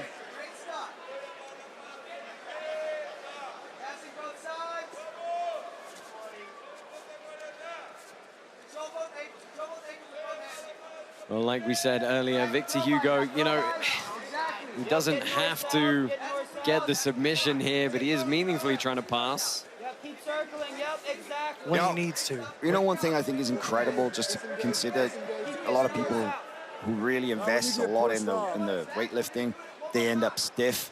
But man, Dante's guard retention and his flexibility is just incredible. Yeah, you know, he's so dexterous from bottom. He's able to get his legs into those little spaces. Everywhere Victor goes, there's a hook. 2 minutes, Dante, 2 minutes. Yeah, absolutely outstanding guard retention from Dante Leon. Guard retention not enough right now, though, fellas. That is true. Got to have a dub. Come on. Work to improve. Go to a finish. Let's go. Minute 45. Control the ankles and throw bites to north-south again. Control the ankles, go north-south. Don't back off of him. Yep, north-south. Control the ankles, get him on his back. Don't post on it. Exactly. Push your shoulders. Yep, north-south. Stay north-south. 90 seconds, Victor. Great job. 90 seconds. Yep, exactly. Into the final minute and a half here. Dante Leon's trying to get something going, but we knew it was going to be an uphill battle. Minute 10, Victor. Time for Dante to throw caution to the wind. There's the Choi bar. Yeah, it's tough to know what that looks like, though, right? You got to have some form of grip to at least get the Hail Mary going. Stay with him. 50 seconds left. Get him on his back. Final 50, Victor. 50 seconds, Victor. Side body locks and throw bys again. Yeah, we're going to see this clock run down for sure. Throw bys to north-south. Final 30, Victor. 30 seconds. We knew it was going to be a tough task for anybody to go up against up against Victor Hugo, just a man mountain. And Dante just hasn't been able to hold on to anything meaningful. B team going to be the first team to advance to day 2. Yep. Without using all their players also. Yep.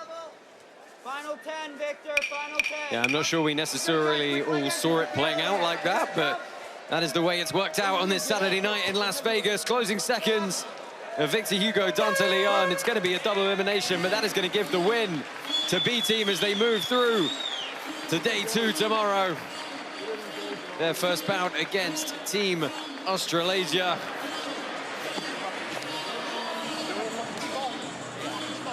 Victor Hugo came out, played the role that his team needed him to play. Right, stuck to the game plan, did what they needed. You know, these opening matches, yes, you've got to win, but you don't want to take damage, you don't want to take anything that's going to aggravate you tomorrow. Tomorrow you have to go through potentially 2 team duels, right? So it's a little bit of a starter today. Tomorrow is where you really dig in. So B team are going to face Australasia tomorrow, and it's going to be New Wave versus Atos. And that is one that everybody is looking forward to. Yeah, I feel like it was all chalk. So, you know, like the teams that people expected to win were the teams that... But just not necessarily as convincing or without controversy. Plenty of controversy. Yeah. Oh, yeah. Oh, yeah. Well, yeah, so throughout the team matchups, we had 5 submissions. Is that right? Yeah. 2 of them were questionable taps. Right. Whether how questionable they were, you know, that's up for you to decide. Viewer, let us know in the chat. I'm sure you have been. But 2 out of the 5 submissions. Let's go ahead and get the official decision. Ladies and gentlemen, after that final double elimination match, one team had 1 athlete still standing, and they will now advance to the $1 million semifinal round. Give it up for Coach Ryan and BT. B-Team get it done here. The lone submission from Nick Rodriguez over Brandon Reed ends up being the deciding factor. Alex Wendling is with our winners. Standing by with the B-Team Mercenaries. Nicky, Ryan, what's your analysis of what your team was able to accomplish just now? I mean, they all looked great. You know, Nicky Rod killed it. He got the sub. I believe we were the only team to not go to a decision, so super happy. What about your MVP, Ethan Krellinston? Oh, he killed it. He's actually the only athlete in the entire venue that will not have competed today. This lazy sack of shit. You heard that, Ethan, the lazy man over here. When it comes to your matchup for tomorrow, what is the mentality and message to your team? I mean, we got to discuss. You know, we'll talk about it tonight and tomorrow morning, but these boys are going to kill it.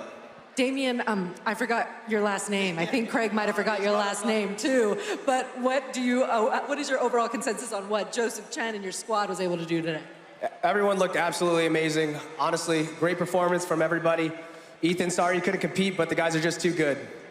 And that is Damian Anderson. I knew his last name. I was just making fun of him. Give it up for your B-Team mercenaries. You can catch them at day 2 of CJI2 competing for that $1 million. Well, thank you. Semis set for tomorrow. Lots to look forward to. Of course, we do now have our women's $100,000 bracket. The semifinals there are coming up very shortly after this commercial break. Stay with us here in Las Vegas for the last of the action from day 1 of CGI 2.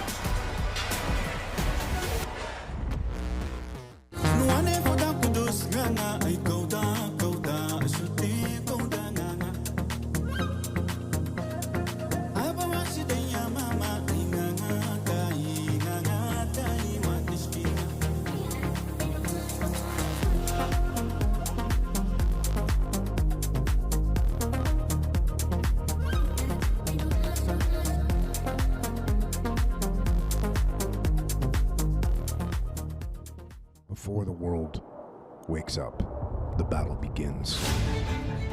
A battle of opposing wills. Our freedom is on the line. It's not about being perfect. It's about being better than you were yesterday. And every time you make the decision to keep going, your discipline gets stronger. The path of discipline is hard, but it's the path you chose. This battle has no opponent.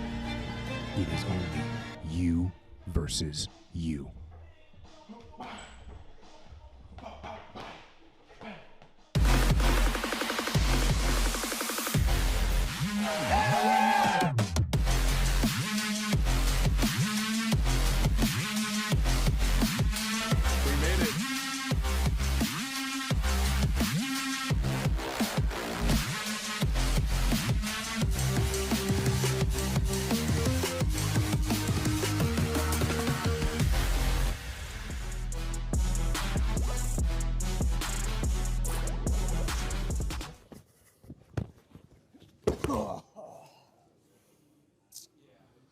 Hey, good morning, sunshine. Where am I? Am I dead? No, you're not dead. You just got thrown really, really hard. The good news is you get to go back. But first, you have to study the no-gi video manual. There are 9 video courses that are very digestible, so you'll be done with them quickly. They cover the essential areas of jiu-jitsu. There are mind maps, there are other bonuses, and when you get back, I need you to tell everyone that it's on sale for CJI. You may know Tap Cancer out from our nationwide charitable jiu-jitsu tournaments, our partnership with the first ever Craig Jones Invitational, from when our trailer was stolen, or maybe you have no idea who we are. But soon enough, we believe that the entire jiu-jitsu community will know us for one day, Global Grappling Day, an annual celebration of jiu-jitsu and impact where anyone, anywhere can take the fight to cancer through the sport we all love. The best thing about it, Global Grappling Day is whatever you want it to be. An hour-long round, an open mat, a seminar, or all of the above. And when you fundraise, you'll earn perks while making a difference. So on December 13th, put some meaning in your open mat. Host a seminar to save lives, or simply grab your favorite training partner and roll for a reason. The idea is simple, but the purpose is powerful. One day, one community, one mission. Fight cancer. The J-Flow. Yeah. The J-Flow master. Tell me about training with him. Brilliant teacher, brilliant coach. He was Dominic Cruz's coach for a long time. We used to go down and train, and I started implementing the stuff after about a year, like you did in your fight. Get the J-Flow. Justin Flores, one of the best takedown coaches in the game, as elite as it gets when it comes to judo and wrestling. The way he integrates everything together is a thing of beauty. He's the man, isn't he? He's the man, lad. Isn't he though? Here at J-Flow Academy, we've produced the highest level grappling videos for beginners, intermediate, and advanced. Fusing a lifetime of judo, wrestling, and jiu-jitsu experience to create a platform that is truly unique. Join us at our dojo and tap into our online courses, which include my affiliation for Academy owners, my biannual Mastermind instructor training, and all the various products at my shop. Use coupon code CJI2 and get a free month membership to my website. JFlow Academy. Level up your grappling game.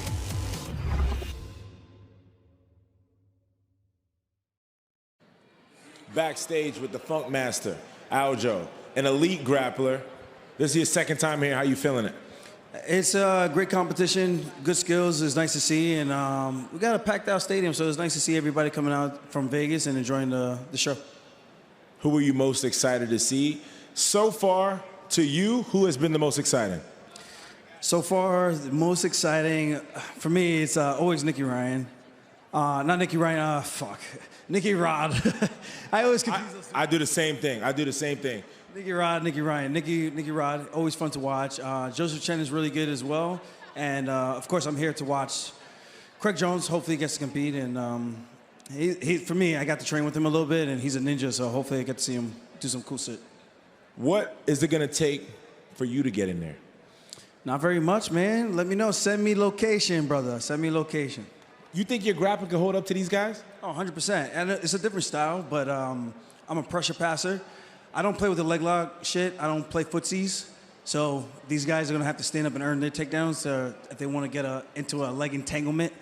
This ain't Augustina. This ain't none of that. You know? Craig, get him in there.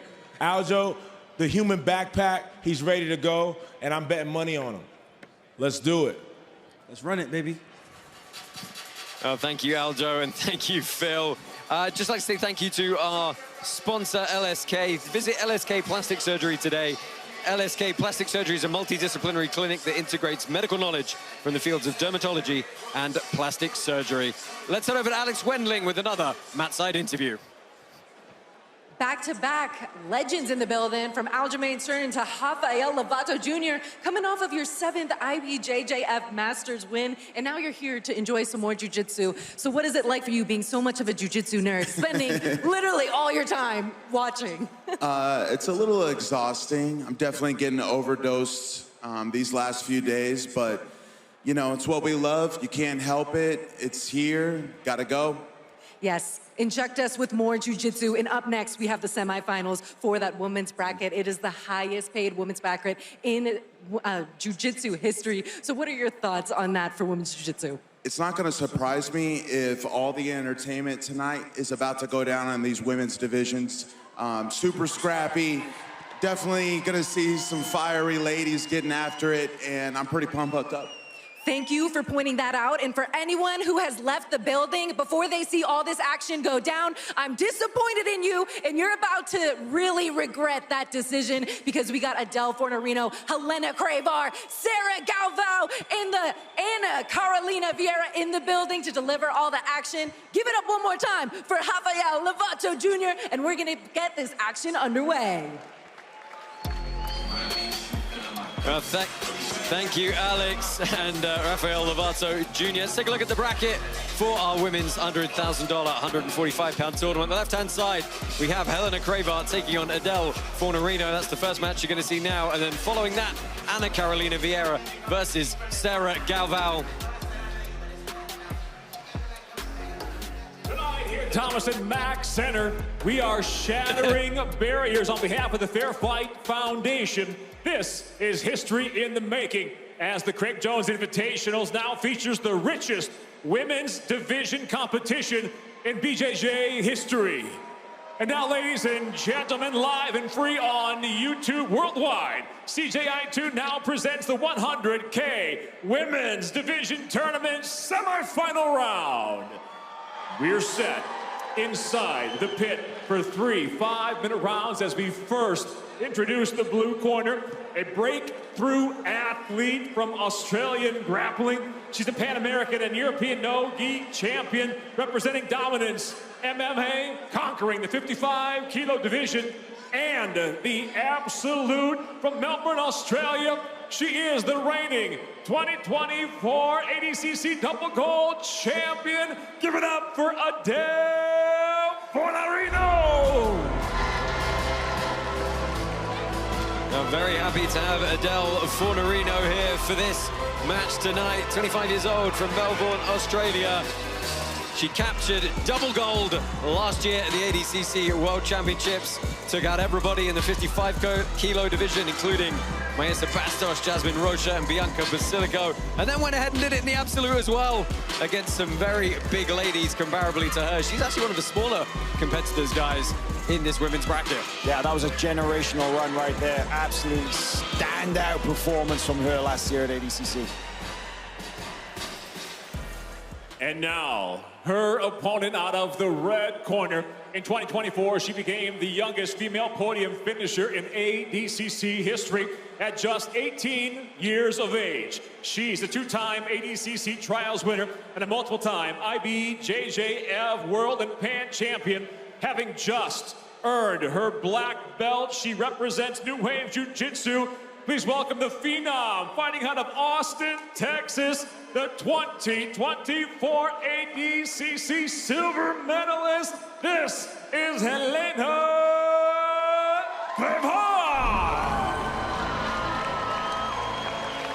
Helena Cravar, one of the women who's been really helping to raise the profile of women's no-gi jiu-jitsu. Gi as well, of course, she does compete there fairly frequently.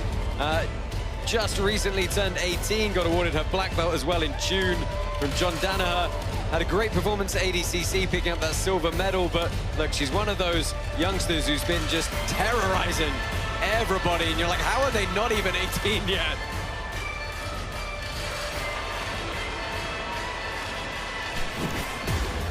This is one of those super matches that people would pay good money to see. You got one of the most dangerous finishers in the world in Helena Cravar up against the double gold ADCC champion, Adele Fornerino, an amazing finisher in her own right. Big weight difference. Adele's the smallest girl in this bracket. Everybody else came in right around the limit of 145. It's going to be a great match.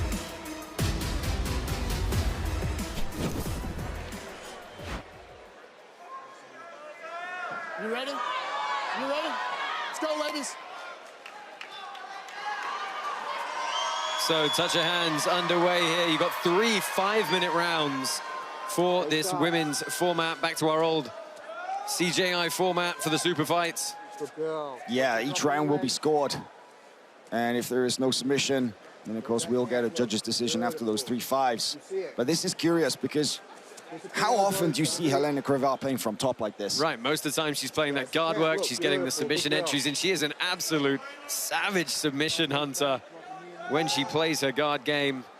But this is Adele's game right here. I was just about to say, man, she has already fallen into some dangerous territory right here. Adele might be the best close guard player in all of the ladies' divisions. She's cutting a good angle. We know she's got that dangerous overhook game. Yeah, a little inside shoulder lock as well. She's adjusting it. Yeah, she's so good at that knee lock. She overwraps that arm. She kind of had it, but Helena was able to slip the elbow. Now we're seeing some top pressure from Cravar. A good heavy forward pressure. Oh yeah. Yeah, when you talk about the finishing rate of Helena, she moves the hair out of the way. When you talk about her finishing rate, you can't, avoid the fact that Adele Fornerino has an 83% submission rate in her victories. Her guard is just phenomenal. Dude, she's jacked, too. You see those arms when she walked down? She's got a lot of physicality for someone fighting at the weight class she typically does. Yeah, even though she's 10 pounds lighter than the rest of the guys in this, women in this bracket, doesn't make a big difference. I think physically she's very, very strong. She's very, very capable of taking them out. She's got a great knee shield. You see her playing with that. She set exactly that. Uses it to set up her overhook and then pulls into her attacks from the overhook. This is an interesting rule set, though. Again, the 3 5s with a reset each time. It's very easy to, you're used to having longer time to work those submission attacks, and you've got to be active for the full 5 minutes. Then you've got to be active again. You cannot sit back and rest for any moment. I like the pressure that Helena's putting forward with her passing. It's nice to see, like you said, we don't get to see that part of her game very often. She comes out, pulls guard, and then we don't have very long to talk. Usually she's getting the job done very quickly, but I like seeing this forward pressure, this passing, heavy. And you know, Helena is known for her very eye-catching outfits, you know, when she competes. She's got an amazing collection of them. But I kind of wonder if the long sleeve rash guard is kind of works in Adele's favor a little bit. She's just got so much more friction. No, especially, it's no secret she loves wrapping up those arms. No, she's had a bite a couple of times, but not able to get super deep on anything as of yet. We've got about 2 minutes left in this opening round. Helena, even though she's doing a great job with her balance, with her forward pressure, with her weight distribution, she hasn't really shown any signs that she's going to be able to pass this guard, though. No, Adele's been controlling the distance throughout. She lets her in because she wants to wrap up the upper body, for sure. She hasn't been under pressure of getting past, that's for sure. Good girl, beautiful. Watch yours. Defense first. That's good, though. No, defense first. Stay focused. And this is really what we know from Helena. She's a great leg lock hunter. No, she looks like she's got a bite here. The keep the foot on the belly. You look great. Don't extend away. Clear the top heel leg. is almost popping out there. Yeah, she's clear here. Helena will have to readjust to get what she wants. Use your second foot. That's it. Beautiful. Adele's clear, but that was a decent look from Helena. And no gap in the leg attack back into the passing for Helena. Straight back into the game that she started with. Yeah, one thing she's always very good at is staying active frequently, and that, of course, pays dividends under this round-type rule set. Trust it, trust it, trust it. Oh, that's a nice drop. Nothing. Beautiful. Adele super aware defensively, not allowing Helena to get the grips that she needs to step forward in her leg attacks. Bounce to the left first. Breathe.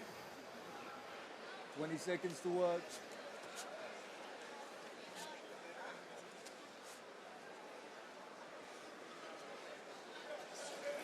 Ten seconds. Good. One more. One more. One more. One more. Now this is going to do it for round number one. And, you know, guys, how do you score that if you're the judges looking at this one? A lot of top pressure from Helena and the one sort of semi-bite on the foot. That's a tough one. That is a tough one to call, for sure. I mean, the judges seem to have been favoring the guard passes from what we've seen on the scorecards. But Adele was very, very active from bottom. Yeah, well, I was going to say it felt like most of the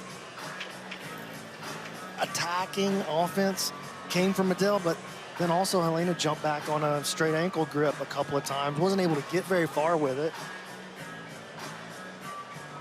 Yeah, still a very cagey match so far. Helena got to be careful, man. When she's leaning on that knee shield and Adele sets up that overhook, she's gotten a quick look at an omoplata a couple of times. That could turn into something if Helena's attention drops. Interesting. All three judges scored it for Helena in that one. So we have the open scoring. I think it was probably the falling on the footlock that did it. Yeah, combined with the top pressure, for sure. But, hey, we got a do-over. Will we see Helena pull the guard first? No, it's Adele who sits. Yeah, no change of tact so far for Adele Fornerino. Another 5 minutes on the clock for them here. And then there's the overhook. Look. Still got Sarah Galvao and Ana Carolina Vieira coming up after this. There's the overhook Beautiful, again. Gal. Kick through. You got to be quicker. Let's go. Let's get onto this, yeah? Re-engage off these attacks. Good girl. Top knee. Beautiful top knee. Good. That's it.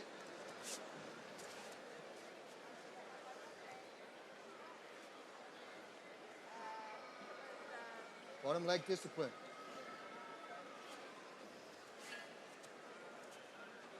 Top one off balances.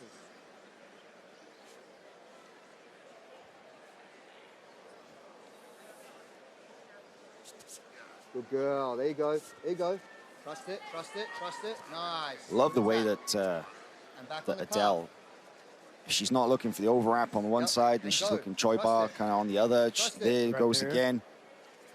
Beautiful, Del. Really She's got to be careful, though, when she lays that right foot back into the hip pocket of Helena during her guard recovery sequences. That's when Helena's jumped back and attacked it both times. Yep, on the You said it, absolutely. Bring it out, yep.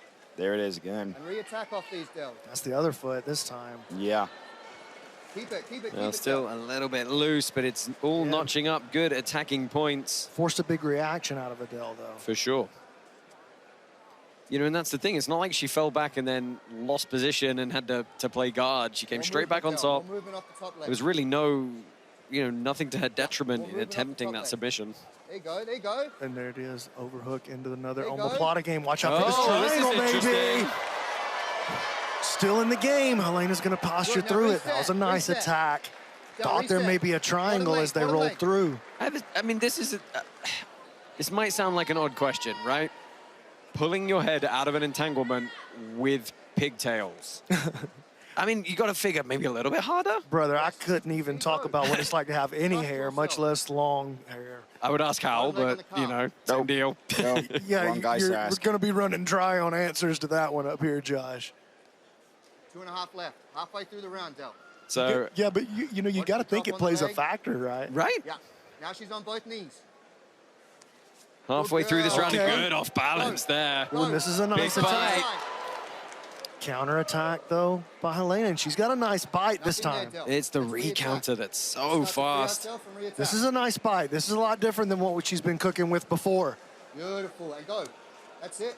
Keep the position and drag it. Yeah, keep it and drag it. The foot on your belly is going to cause you the issues. You got to pummel. Let's get our left foot in position. Very, very clear instruction from her corner. Coming in here, asking her exactly what to clear, what to pay attention to in defense. She's got to clear that grip on the foot. Now she does. Now she can follow those instructions. She's on her knees again. Left side. No chance to do it, though, because Helena pops Off balance, right let's back go. to top position, just like what you said. 90 seconds. She's falling back, but she's really, the attack's not costing her Right. anything. There It's it free money. There it is. And here's a nice deep grip for this Choi bar. There it is. Nope, doesn't have it. That was a nice attack, though. Yeah, she's had Reset. two real Beautiful good armbar. grips through on the arm now. Forced defense both times. Good, Del. Beautiful. And go. Straight to the close. Moving into the final minute On here. knees again. Hit the off balance. 1 minute. Trust your bottom knee. Trust it. Yeah, see? Beautiful. Good girl. All the action. Great. 45 seconds. Discipline. Not a single word said from the corner of Helena Cravar. They're just letting her do her thing right now. They obviously feel confident that she's up on the judges' scorecards. Yeah, I think she's going to win this round also. Yeah. Yeah. Pretty much a replay of the first. Which is going to put Adele in a position to need the sub in the third round. Off balance, please. And she really hasn't shown us where that sub's going to come from so far in this match. She's gotten her down into the overhook game a couple of times. Again, this is a smart play from Helena, right? The 10-second clacker comes in. She falls straight back. She shows the judges she's trying to attempt another submission. Her fight IQ, I think, is really showing in this bout.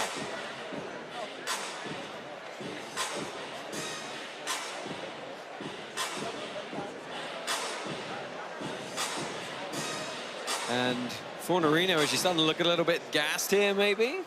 Helena walking around like she owns the joint, though. That's just typical for her between rounds, right? She always Yeah, stays I love up, she that. stays active, she shows confidence. Yeah, Helena's breathing deep, that's for sure. With this 1 minute break. I mean, it's just like in the gym, right? With 5 minutes on the clock. Reset, recover, go again. Adele looks totally recovered over there, too. Oh, that's interesting.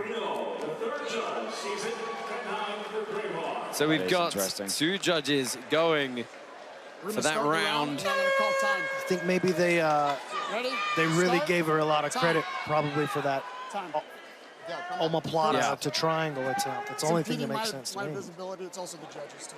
So if we're gonna have Oh, interesting. They're asking her to tie her hair up into a single. And like, I have to say, that kind of feels like a fair thing to ask. I would have rather seen it when they walked out. Saying that the judges is affecting the visibility. Yeah, you can't see, maybe you can't see how deep a grip is or a frame is. It is a lot of hair, that's for sure. Thank you. Let's go. We're here to fight. Okay, you ready? You ready? Let's go. Time in. All right, let's see if Adele changes up her strategy. Fast and focused. Go. And it looks like she's going to. I think she needs to at this point. She's right back in, though. Well, I say that. I was about to say she's 2 rounds down, but she's not. You're right, with the benefit of open scoring now. Discipline. Good. Doesn't put anybody in a position of desperation. Off balance. No, I mean, it means they've both got this round to play for. Last 5 minutes on the clock. When she starts to overextend, you're going to get your entries. Now she has to go back to this. Bottom calf. Back to our position. This is beautiful, Dale. Adele's offense is going to come from that overhook. When Helena comes down and starts trying to pass that knee shield, the left arm of Adele is going to wrap up an overhook. Here it goes. And she's going to try to drag her in to a closed guard game. There it goes. And look at that. Every time that Adele starts to get just a little bit of something cooking, bam, Helena sits back on an ankle lock, nothing going, right back to the passing. Yeah, shifts the momentum entirely. Just kind of tries to visually cancel out the half entry with another half entry. Good girl. That's it. When she reaches. Yeah. Trust yourself. Good retention. Discipline elbows. Knee shield. Overhook on the way. Helena Cravar, actually, despite living in Austin now, is a Las Vegas native. That's it.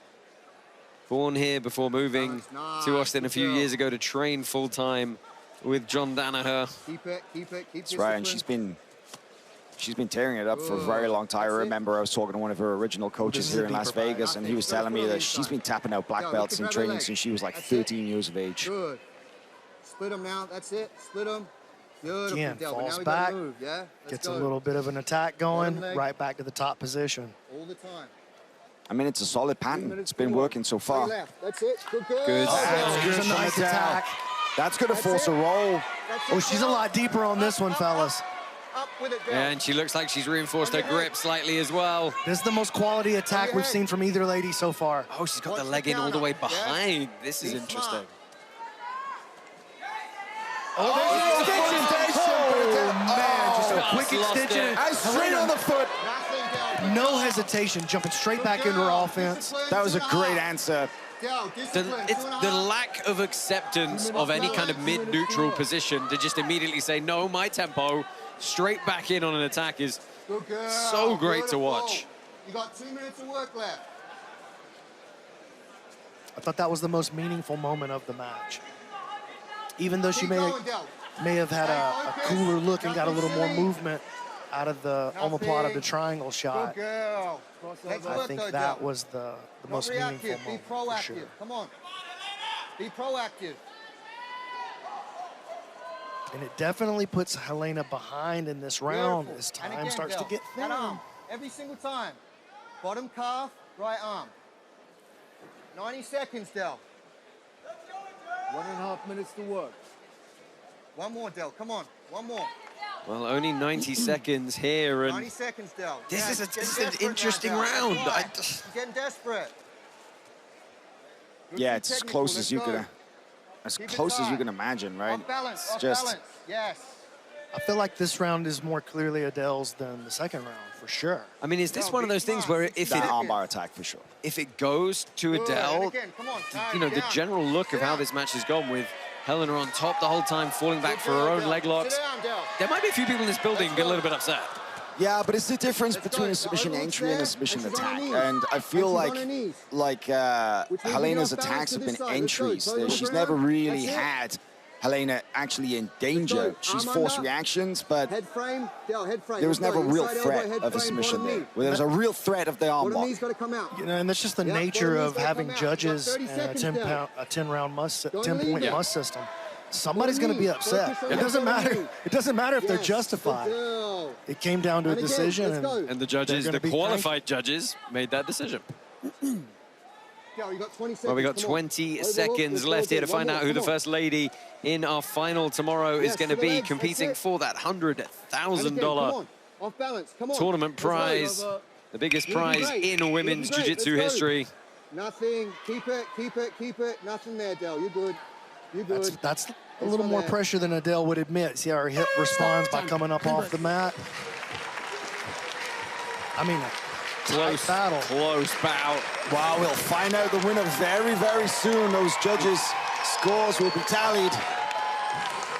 15 minutes of action. We've still got Sarah Galvao and Ana Carolina Vieira to look forward to close out the evening here. I mean, we don't think either of these ladies can be too sure of how it's going to go. One round apiece in that final round to decide it. I feel like the final round definitely was Adele's. I have more question about the second round for Adele than I have the third. But they called it for it. Go ahead. Now, some of the replays we saw a couple of times, Helena sit back on leg entanglement. She did have quite a lot over the course of that match. Many. But here's that armbar. It was tight for a second. I just never felt that there was any real substance to Helena's leg attacks. That's the thing. Like, yes, she was sitting back, and maybe she's thinking, I'm scoring points with the judges here. But the two most meaningful offensive moments. That's it, right? Sometimes people don't like it when you try and play just for the judges. We're going to find out. Well, Michael C. Williams is going to make his way into the pit and give us our official decision. He knows, and he's hurrying with haste. Is it going to be Helena Cravar or Adele Fornerino? One round apiece going into the third. Let's get the official decision. And now, ladies and gentlemen, having gone the distance, we'll go to your three judges at pit side. Your first judge, Jared Villel, scores it 30-27, while judges Justin Flores and Zach Mulaney scores it 29-28. All see it for the winner by unanimous decision. Now advancing to the 100K tournament final, out of the red corner, Helena Cravar. Wow, that means they gave the third round to Helena, but the second to Adele Fornerino. Alex Wedling is with our winner. Just nearly ran into our winner, Helena Cravar. So much excitement in here, but you got the judges' nod. What is your overall assessment about the performance tonight? Yeah, it was a great match. I knew that was going to be very tough. She was last year's ADCC double champ.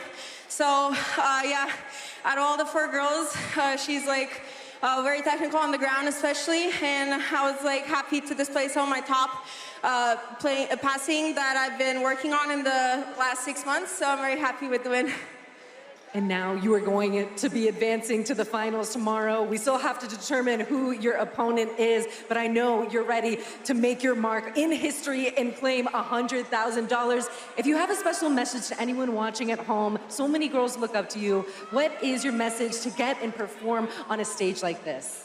Yeah, just keep working hard. You know, try to compete as much as you can. I've been doing it since I was 9 years old, competing, traveling around with my parents just to get my name out there and get experience. So just like keep going, and one day you'll get there too. Give it up for Helena Cravar. She is going to be competing for that 100K. Well, Helena Cravar victorious. She is moving through to the next round tomorrow. Next up, Ana Carolina Vieira taking on Sarah Galvao. Is going to close out our night here on day one of CJI2. Stay with us shortly. Imagine being a street kid in a country where most of the necessities are not provided for like the regular person.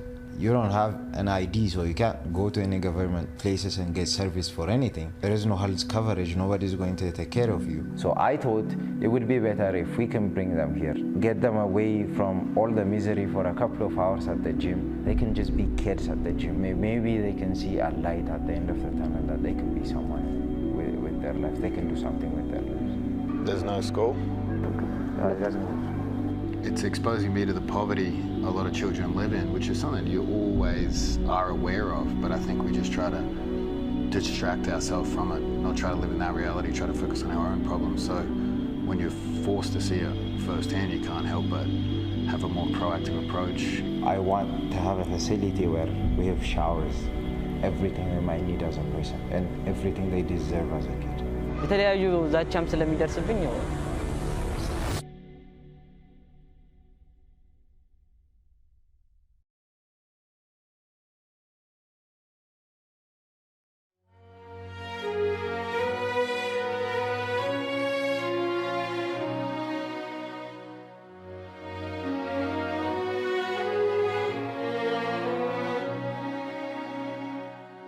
If you want to support me, you can purchase the Flow Grappling Street X Fair Fight Foundation kit for $150, and you get a free Flow Grappling annual subscription, which could come in handy after CGI 2.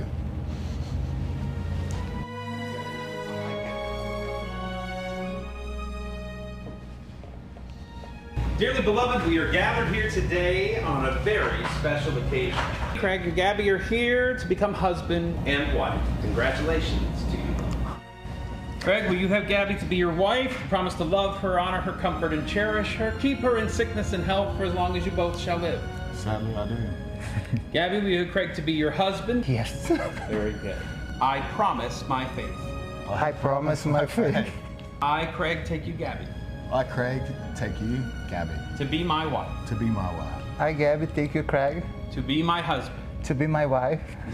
I promise to comfort and care for you. I promise I care for you. To trust you and respect you. Never trust you. Maybe respect you. You are now husband and wife. You may kiss him.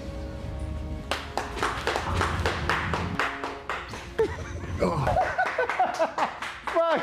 I look back like this. Buy this for the love of God. Please buy this. Gabby gets none of that money. Go fuck my life tonight.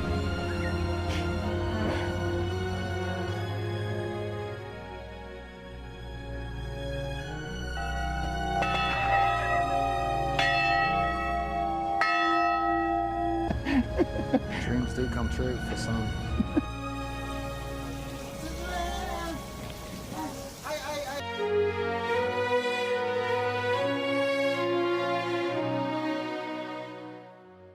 Joining us tonight, your everyday sport companion, Smooth Company. Follow the athletes around the world and stay on top of tonight's brackets.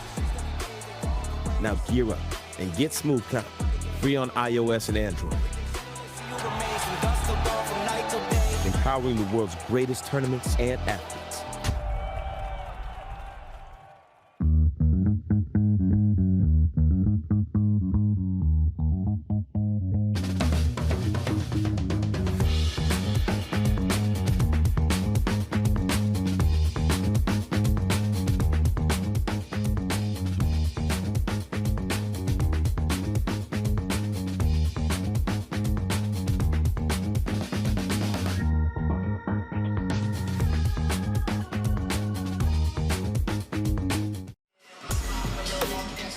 Welcome back to CGI 2. Final match of day number 1 here is on deck. Ana Carolina Vieira taking on Sarah Galvao. We'll introduce them more in the walkouts. But first, for the last time tonight, here is Michael C. Williams with your fighter introductions.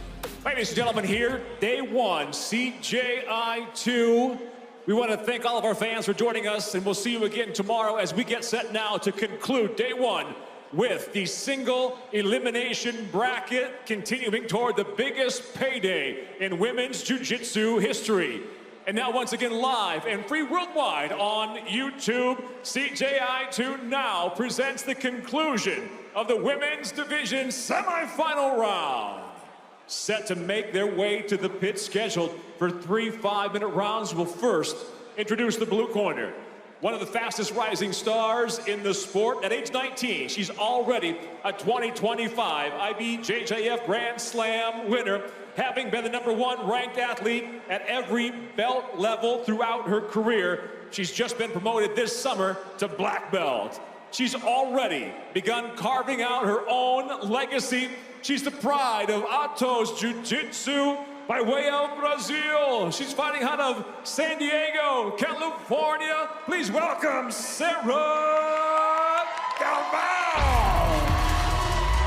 Sarah Galvao makes her way to the stage here, won the Grand Slam last year as a brown belt and recently achieved her black belt, and she's a real firecracker, Al. She's a phenomenal talent. Of course, she's carrying on the family legacy. The daughter of both of them world champions, Andre and Angelica Galvao. A lot of pressure on her coming into this as the youngest competitor, but also she's a wild card. And now across the pit out of the red corner, she's one of the most decorated athletes in women's jiu-jitsu. She's conquered the biggest stages, both gi and no gi competition, a multiple-time IBJJF world champion, a pan champion, and an ADCC gold medalist. Representing Aviv, originally from Rio de Janeiro, Brazil, she fights now out of Boynton Beach, Florida. She is the reigning 2024 ADCC 65-kilogram champion. Give it up for Ana Carolina Vieira. Ana Carolina Vieira, ADCC champ last year in the 65-kilo bracket. But let's not bury the lead. 5-time IBJJF world champion. And she's carrying a confidence with her this weekend that is really, really powerful. She's got this energy and this vibe like she's already won the event. Yeah, by far the biggest and strongest competitor as well. She must have dropped 15, 20 pounds to make the weight limit here. Absolutely ripped. And she's very, very focused. Teletape for you here, the last match of the evening. 31 years old is Ana Carolina Vieira. Sarah Galvao just 19, but you know, she's competing or been doing jiu-jitsu since she was about 3. So fairly even there.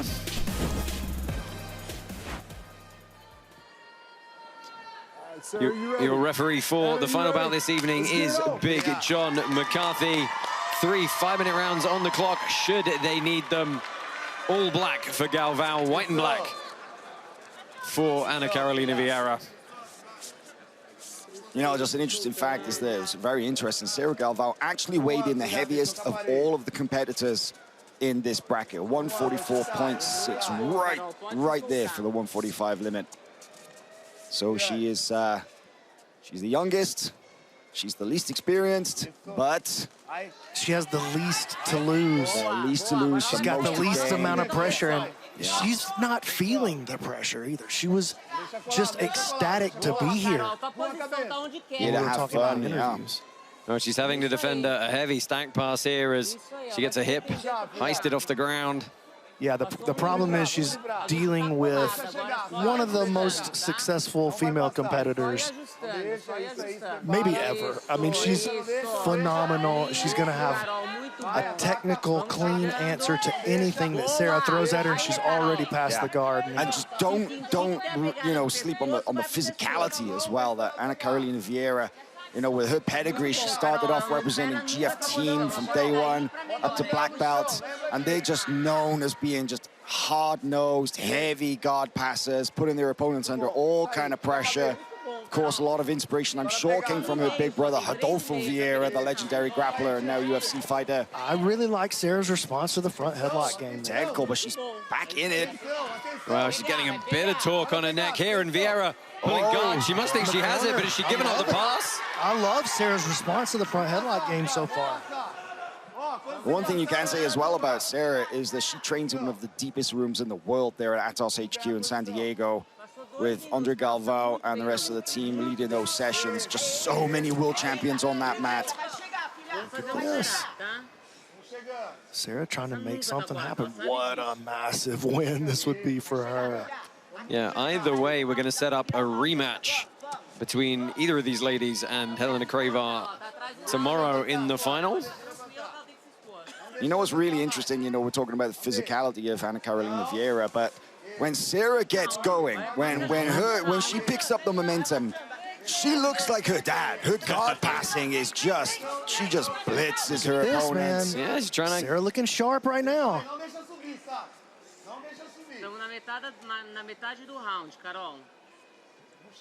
Posting on her head, gonna try to turn. Nice job, here's a nice scoop grip. Stylistically, they're very, very closely matched, I feel, as well. They're both heavy top pressure players. Sarah's balance looks very good right now. Yeah, curious that she's got that underhook, but yeah, it's going to get tested here. It's scooped. See a little X guard here. Yeah, we could see much of that a little saddle entry maybe.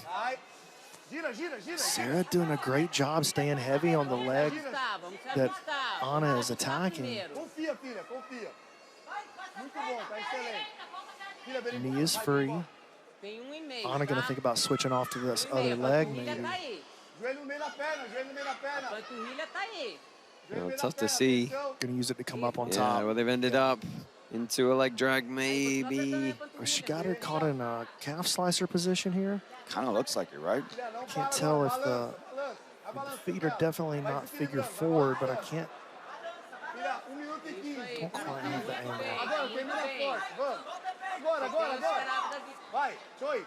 Oh, Galvao trying to head on the arm here. Anna gonna get into her passing now. Nice off balance and sweep. Sarah Galvao. Well, straight up on a front headlock series. She's trying to chest wrap.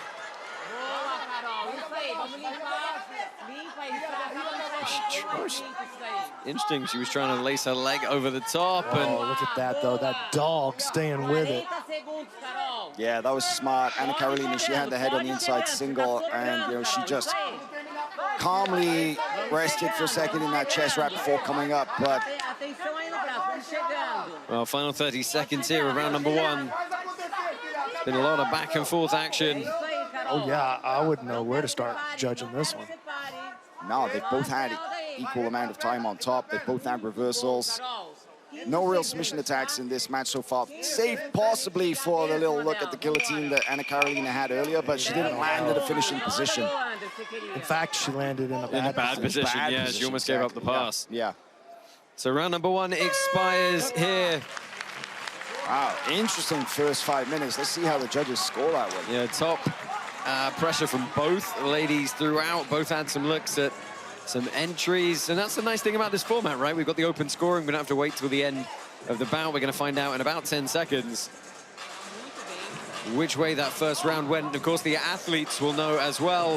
While we await that, let's take a look at some replays. A lot of good action in that first round. Each lady had her moment, or multiple moments, really. Oh, yeah. So good at snatching that head. Watch Sarah run up the wall there, change angle, boom, right away, passing around to the side. Here's this off-balance moment. And she tried to jump on her. Ooh.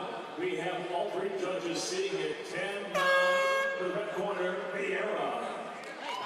So Sarah Galvao, one round down so far. You guys ready? Let's get it on.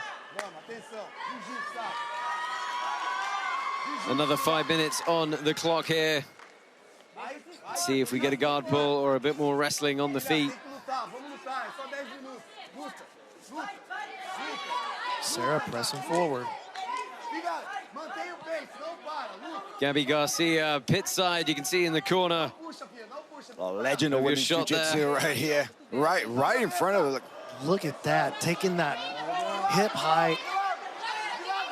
Jumping on the head. Sarah doing a good job keeping head position. Oh, awesome. That was... She's trying to harrow her off the wall. But that's the advantage of the pit, right, guys? There's no resets.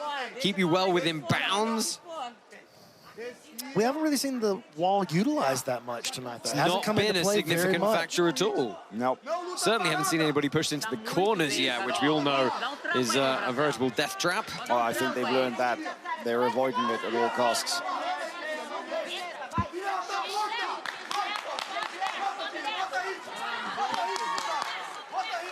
So staying on the feet a bit longer here in this second period.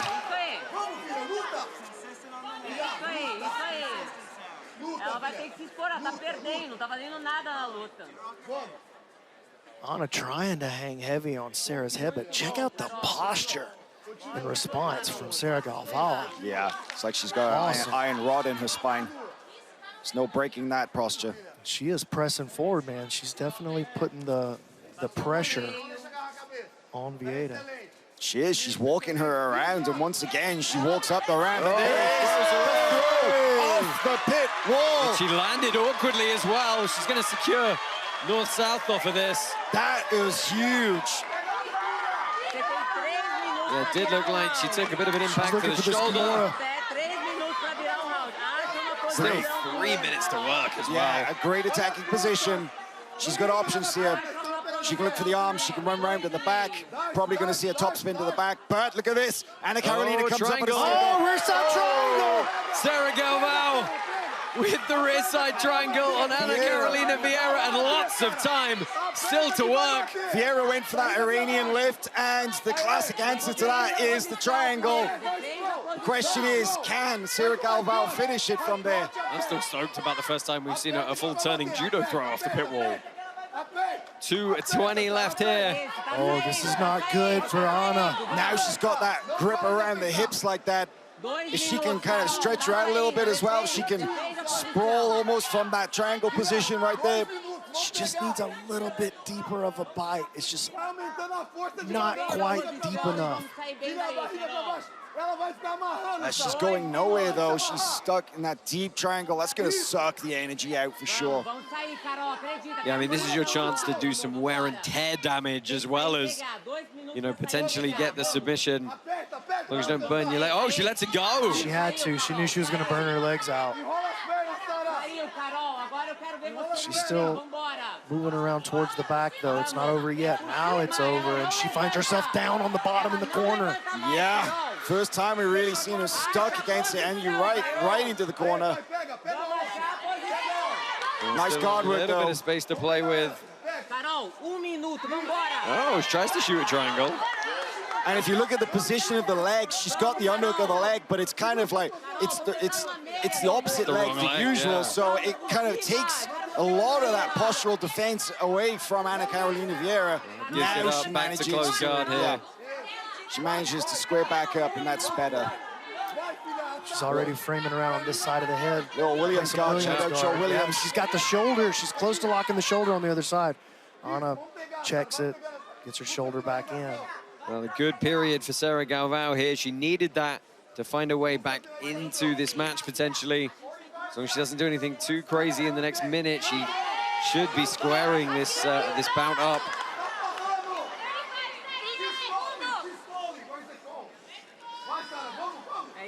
Carol, só controla, vamos começar novo round. 20 segundos, só controla, vambora. Trying to go high guard is Sarah Galvao. She wants this triangle. You see her trying to win that inside space with the left. Isso aí, Carol, é isso aí. 10 segundos, a gente começa novo round. Well, that's Sarah Galvao's round for sure. Yeah, and she's going to end with a good entry here. She's going to get stacked, and you can slam out of a submission. Nice. Solid defense from on top in that close guard from Anna Carolina Vieira. But that round was one-way traffic. That was all Sarah Galvao. Yeah, it'd be interesting to see if they go 10-8 possibly on it. I wouldn't be surprised. But she's definitely won the round. She's definitely at least tied this bout up. But let's wait for our judges' scores. We're going to see them momentarily. And we've got all to play for going into the third and final round of CGI Day 1. Here's the first attempted throw, but she managed to hit it here. Beautiful. Dude, that was sick. And straight into her offense. She tried to lace that up earlier in the first round, found her opportunity this time. Ladies and gentlemen, a look at our open scoring shows all three judges at 10-9. They see it for the blue corner. So we are tied up here, 19 points apiece. Moving into the third round, this last 5 minutes is going to decide it all for these two ladies. Seconds out, and back down they come.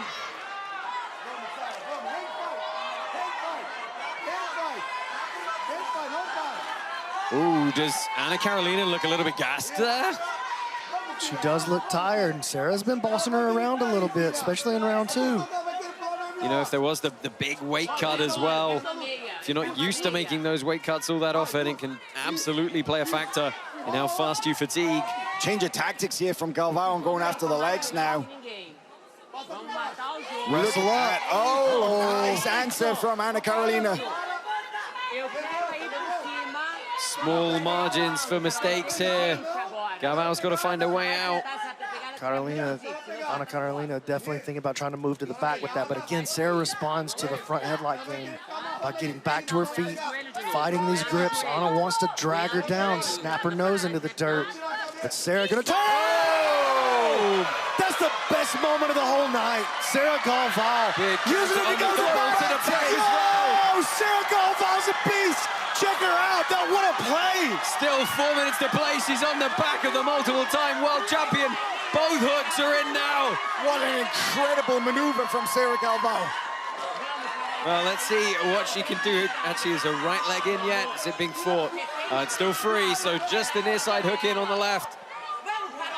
Vieira trying to fight. She's going to go arm here. She's looking for the arm.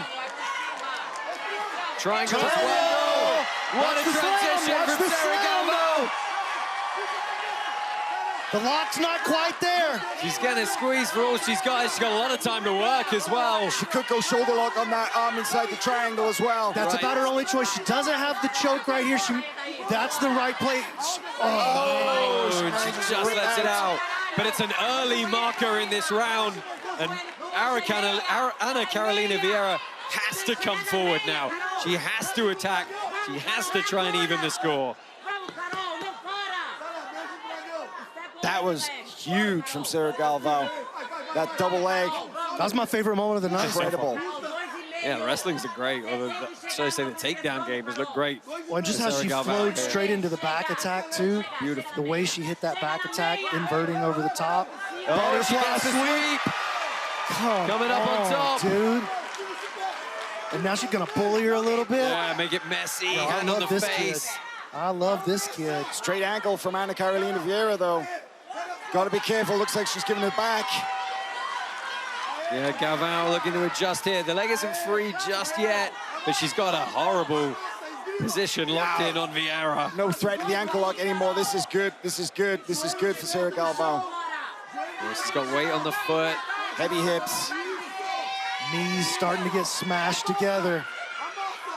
And there's definitely, now I'm saying definitely fatigue setting in to Vieira here. Oh, she's in deep water right now. There's the pass, leg drag position. Well, the footlock grip is loosened, the leg pops free. Look at the shoulder pressure in the face right there. Cross position here.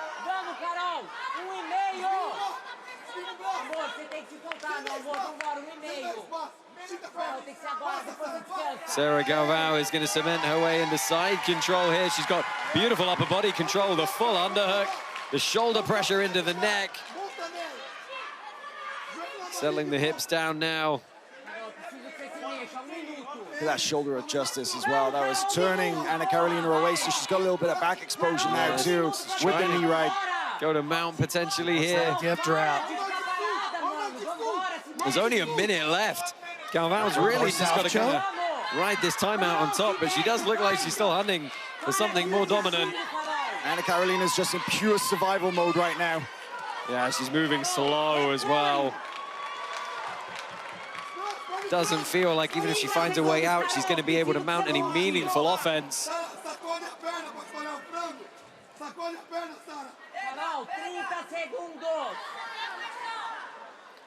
Oh, switching off a swim move to the arm, maybe. She could get the turnover with that shin in the back of the neck. Well, closing seconds here, 20 left. Going to the back, Levi Jones-Leary style. Oh, what a great inversion. Not satisfied yet. Sarah Galvao continues to triangle now. This is a shot. She can close this out. She's got time. Oh, looking for the submission again. She's found trying to lock around the head and arm. She can't break the grip. Time is going to expire. But Sarah Galvao has left no doubt in the judges' minds in this third round. And you could just see from the reaction, It's clear. If that's not a 10-8, I don't know what is. Anna Carolina Vieira bereft and exhausted on the mat. Sarah Galvao immediately to her feet, her hands in the air. We know which way this one went. What a powerful performance, yeah. And she has set herself up for another match. Well, we're in the making. With Helena Cravar tomorrow in day 2 of CGI. She's got a chance at 19 years old to win $100,000. The 2 teenagers into the final of the highest paying bracket in women's grappling history. Yeah, that's a rematch of Pans as well from this year. Yeah, they fought in the gi. Sarah won that one on points. And, you know, she's still going to make her way in the no-gi world, she told me, but with performances like that, beautiful. Yeah, that was the double that BMAC was geeking out over. But, you know, what was so impressive was she didn't rest on her laurels. She didn't say, hey, I know I'm going to cruise to a decision victory here. She just kept going after her. Let's get the official decision here. Ladies and gentlemen, having gone the distance, one final tonight here, day 1, CJI2. We'll go to your 3 judges at pitchside. Your first judge, Zach Naslani, 29-28. While judges Miha Pirhavitz and Justin Flores both have it 29-27. All 3 have it for the winner by unanimous decision.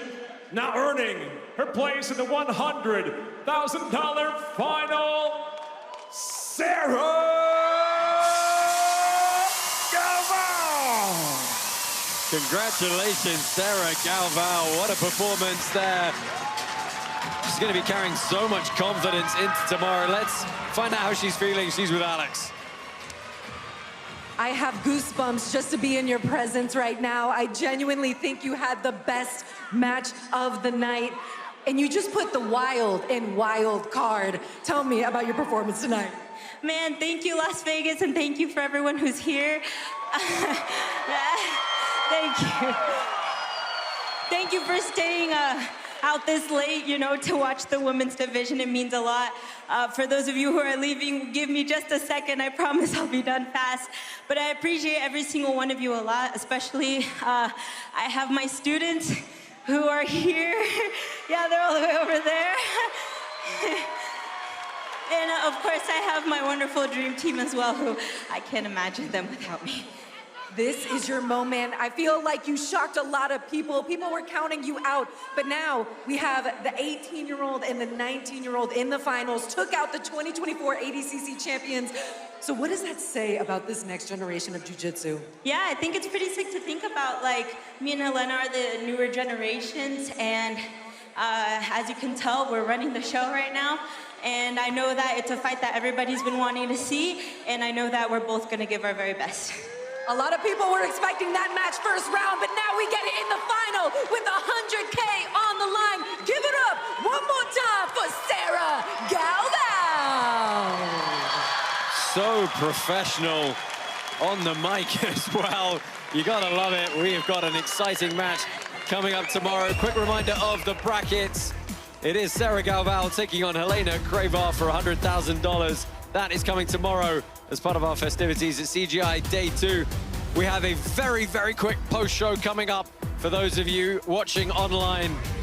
Very quick commercial break. We'll be back with you shortly. Ask yourself this question. Are you confident on your feet when engaging in takedowns? Do you have a plan? What's your strategy? When push comes to shove, do you sit down at the first sign of adversity? Do you know how to fall properly? Do you find yourself getting injured or hurting your training partner during the transition from standing to the ground? I've spent a lifetime at the highest level of international competition solving and applying solutions to these problems. Shapelo Academy, your one-stop shop for all your stand-up needs. I was chosen to take on the greatest wrestler of all time. And as we go to battle, the armor must match the task. Forged on the outskirts of Australia and manufactured in the depths of China, I present to you the Godin Karate Kid, the official Craig Jones training apparel. Available online now. Buy it before I break wrestling's heart. Before the first roll, before the first grip, it all starts here. From world champions into first day white belt, Fuji Mats builds the foundation for every journey. Frankie. It's like magic. I walk out, no mats, and walk in, all the mats. This looks amazing. Holy cow. Trusted by the best, installed in thousands of academies worldwide. Fuji Mats, where champions begin. Visit fujimats.com. Love Craig Jones? Now you can learn from him for free. To celebrate the success of the Craig Jones Invitational, BJJ Fanatics is giving away a full Craig Jones instructional absolutely free. Just go to bjjfanatics.com/free and get instant access today.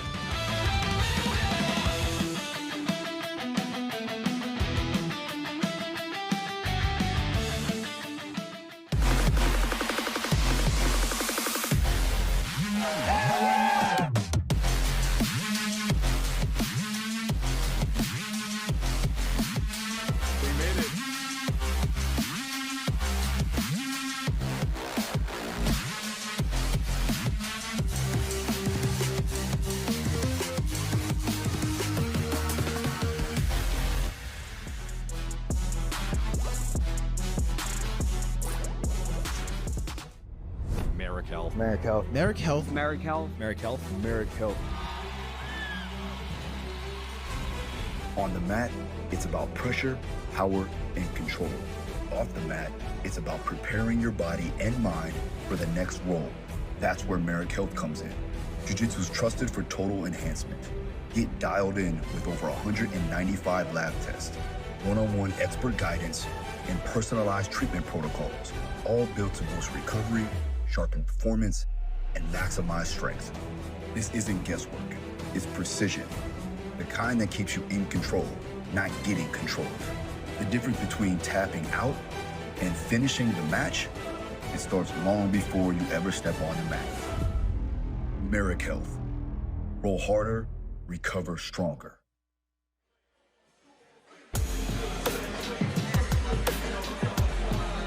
Welcome to the CJI2 post show. Oh my gosh, guys, I have goosebumps. The woman just put on a show, and now Sarah Galvao and Helena Cravar are going to be in that final competing for $100K. Are you guys happy that that wasn't your first round match? I think a lot of people were expecting that it would be Adele Fornerino, the two-time ADCC champ, going up against Ana Carolina Vieira.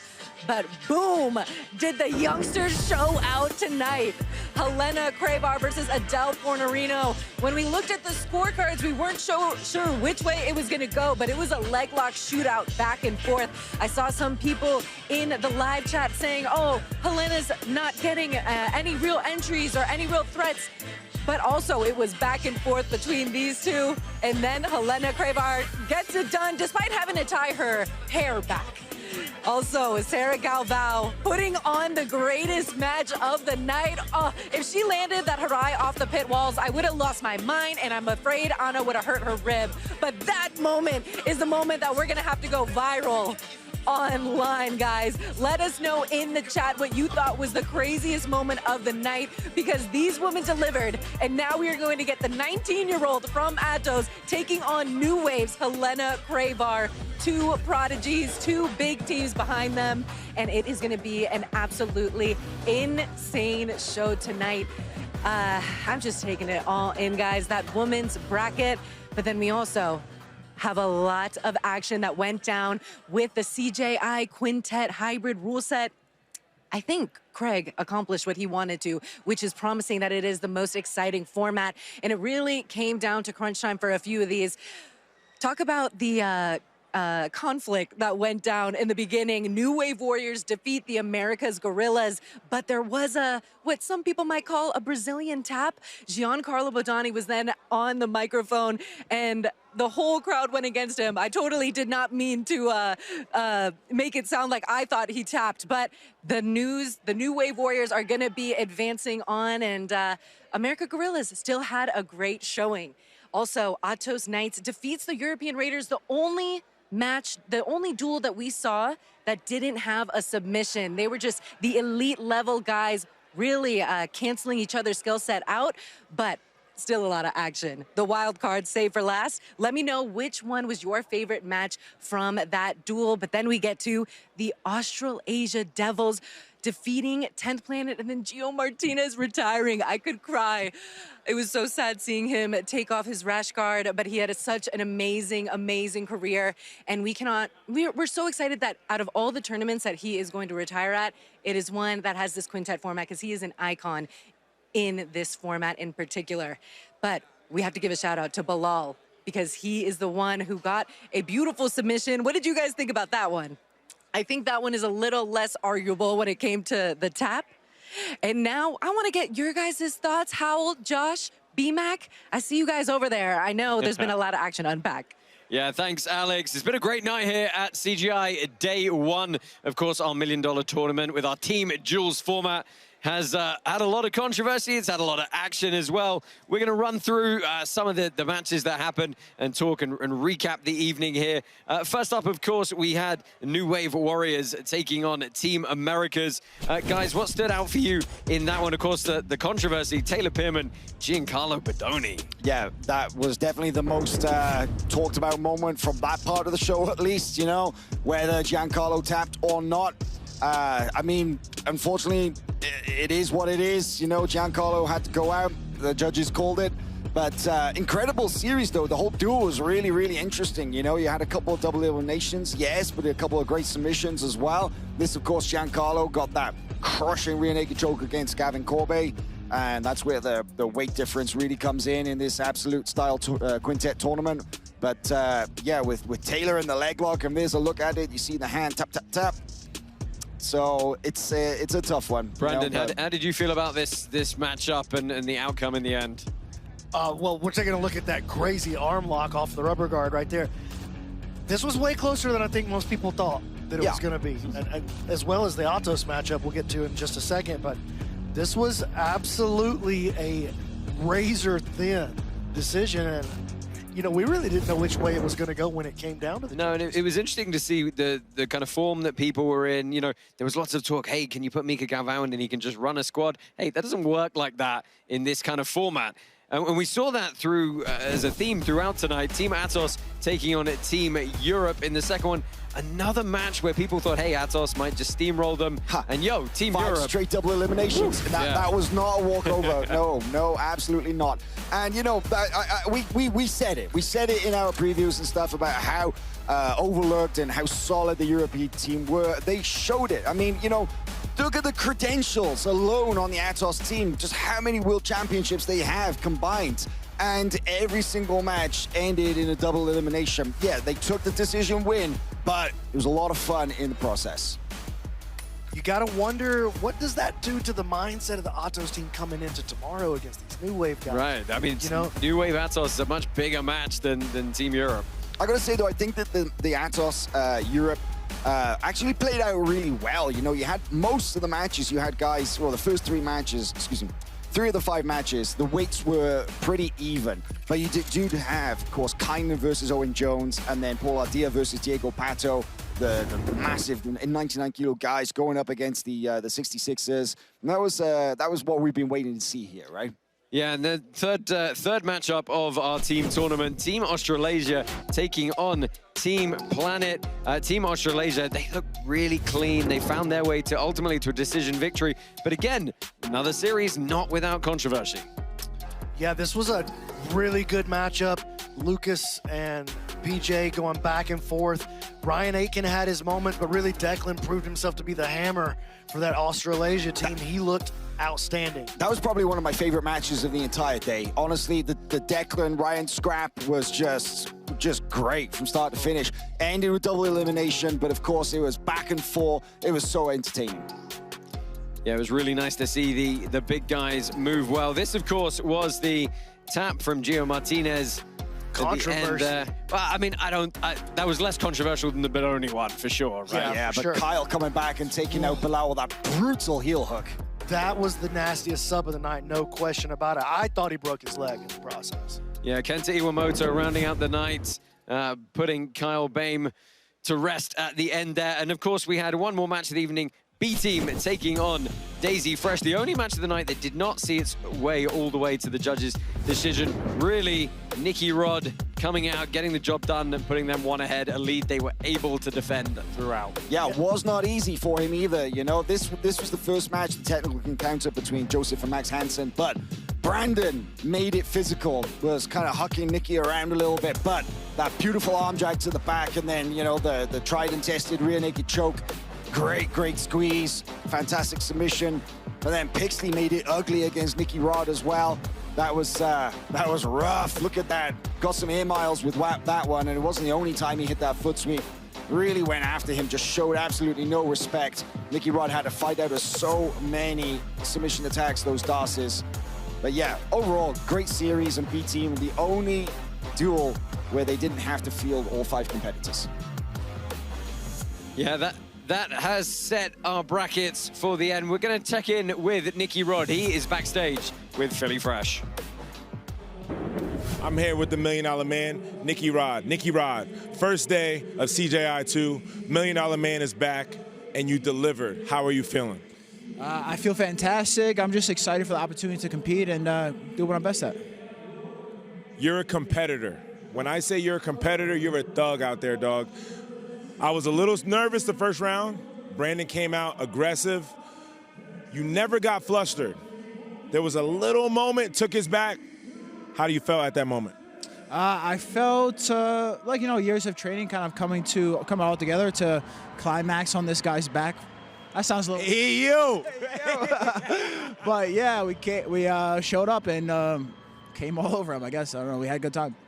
Yo, Nicky Rod sounds crazy right now. But look, tomorrow, how do you feel going into day 2, and what you guys got to do to get the job done?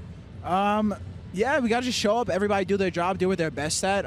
The best thing about my team is that wherever my guys are best at, they're the best in the world at those positions. So they get to where they want to be, and they're going to take out the competition. You heard it here. The $1 Million Man is on a mission. You guys tune in tomorrow, live and free on YouTube. Yes, thank you, Phil and Nicky Rod. He has really got the chance to be the man of the moment again tomorrow. Guys, we've set our semi-finals for tomorrow. Atos, New Wave, B-Team, Australasia. Very quickly, any predictions for us moving into those matches? Oh, man, come on. This is so... I gotta ask, I can't not ask. After what we saw today, so hard to make any predictions, because if you think you know how something's going to go, it just shows that this CGI2 quintet format is going to turn in on his head. It's so difficult to predict how it's going to go, but I'm super excited to see it all go down. I got to think that Ethan Krellinson not playing today is going to be a factor tomorrow. Not because he maybe comes out rested, but because he hasn't had that first adrenaline dump of stepping out. So a negative, potentially. Potentially. Now, Krellinson, he's a gangster, and that B-Team squad obviously had the biggest, most dominant win of all the teams today. So just something to think about, something to watch for. Yeah, especially because there are some familiar faces between the two squads as well, so that will be interesting. Guys, we've had a great night here in the Thomas & Mack Center in Las Vegas, Nevada. We do thank you for sticking with us for the evening, and I hope you'll join us again tomorrow, same time, pre-show at 5:30 p.m. Pacific. Main event starting at 6 p.m. Pacific here, live from Las Vegas. From Alex Wendling, Philly Fresh, myself, Josh Palmer, Hal Teague, and Brandon McCatherine, thank you for joining us, and we'll see you again tomorrow.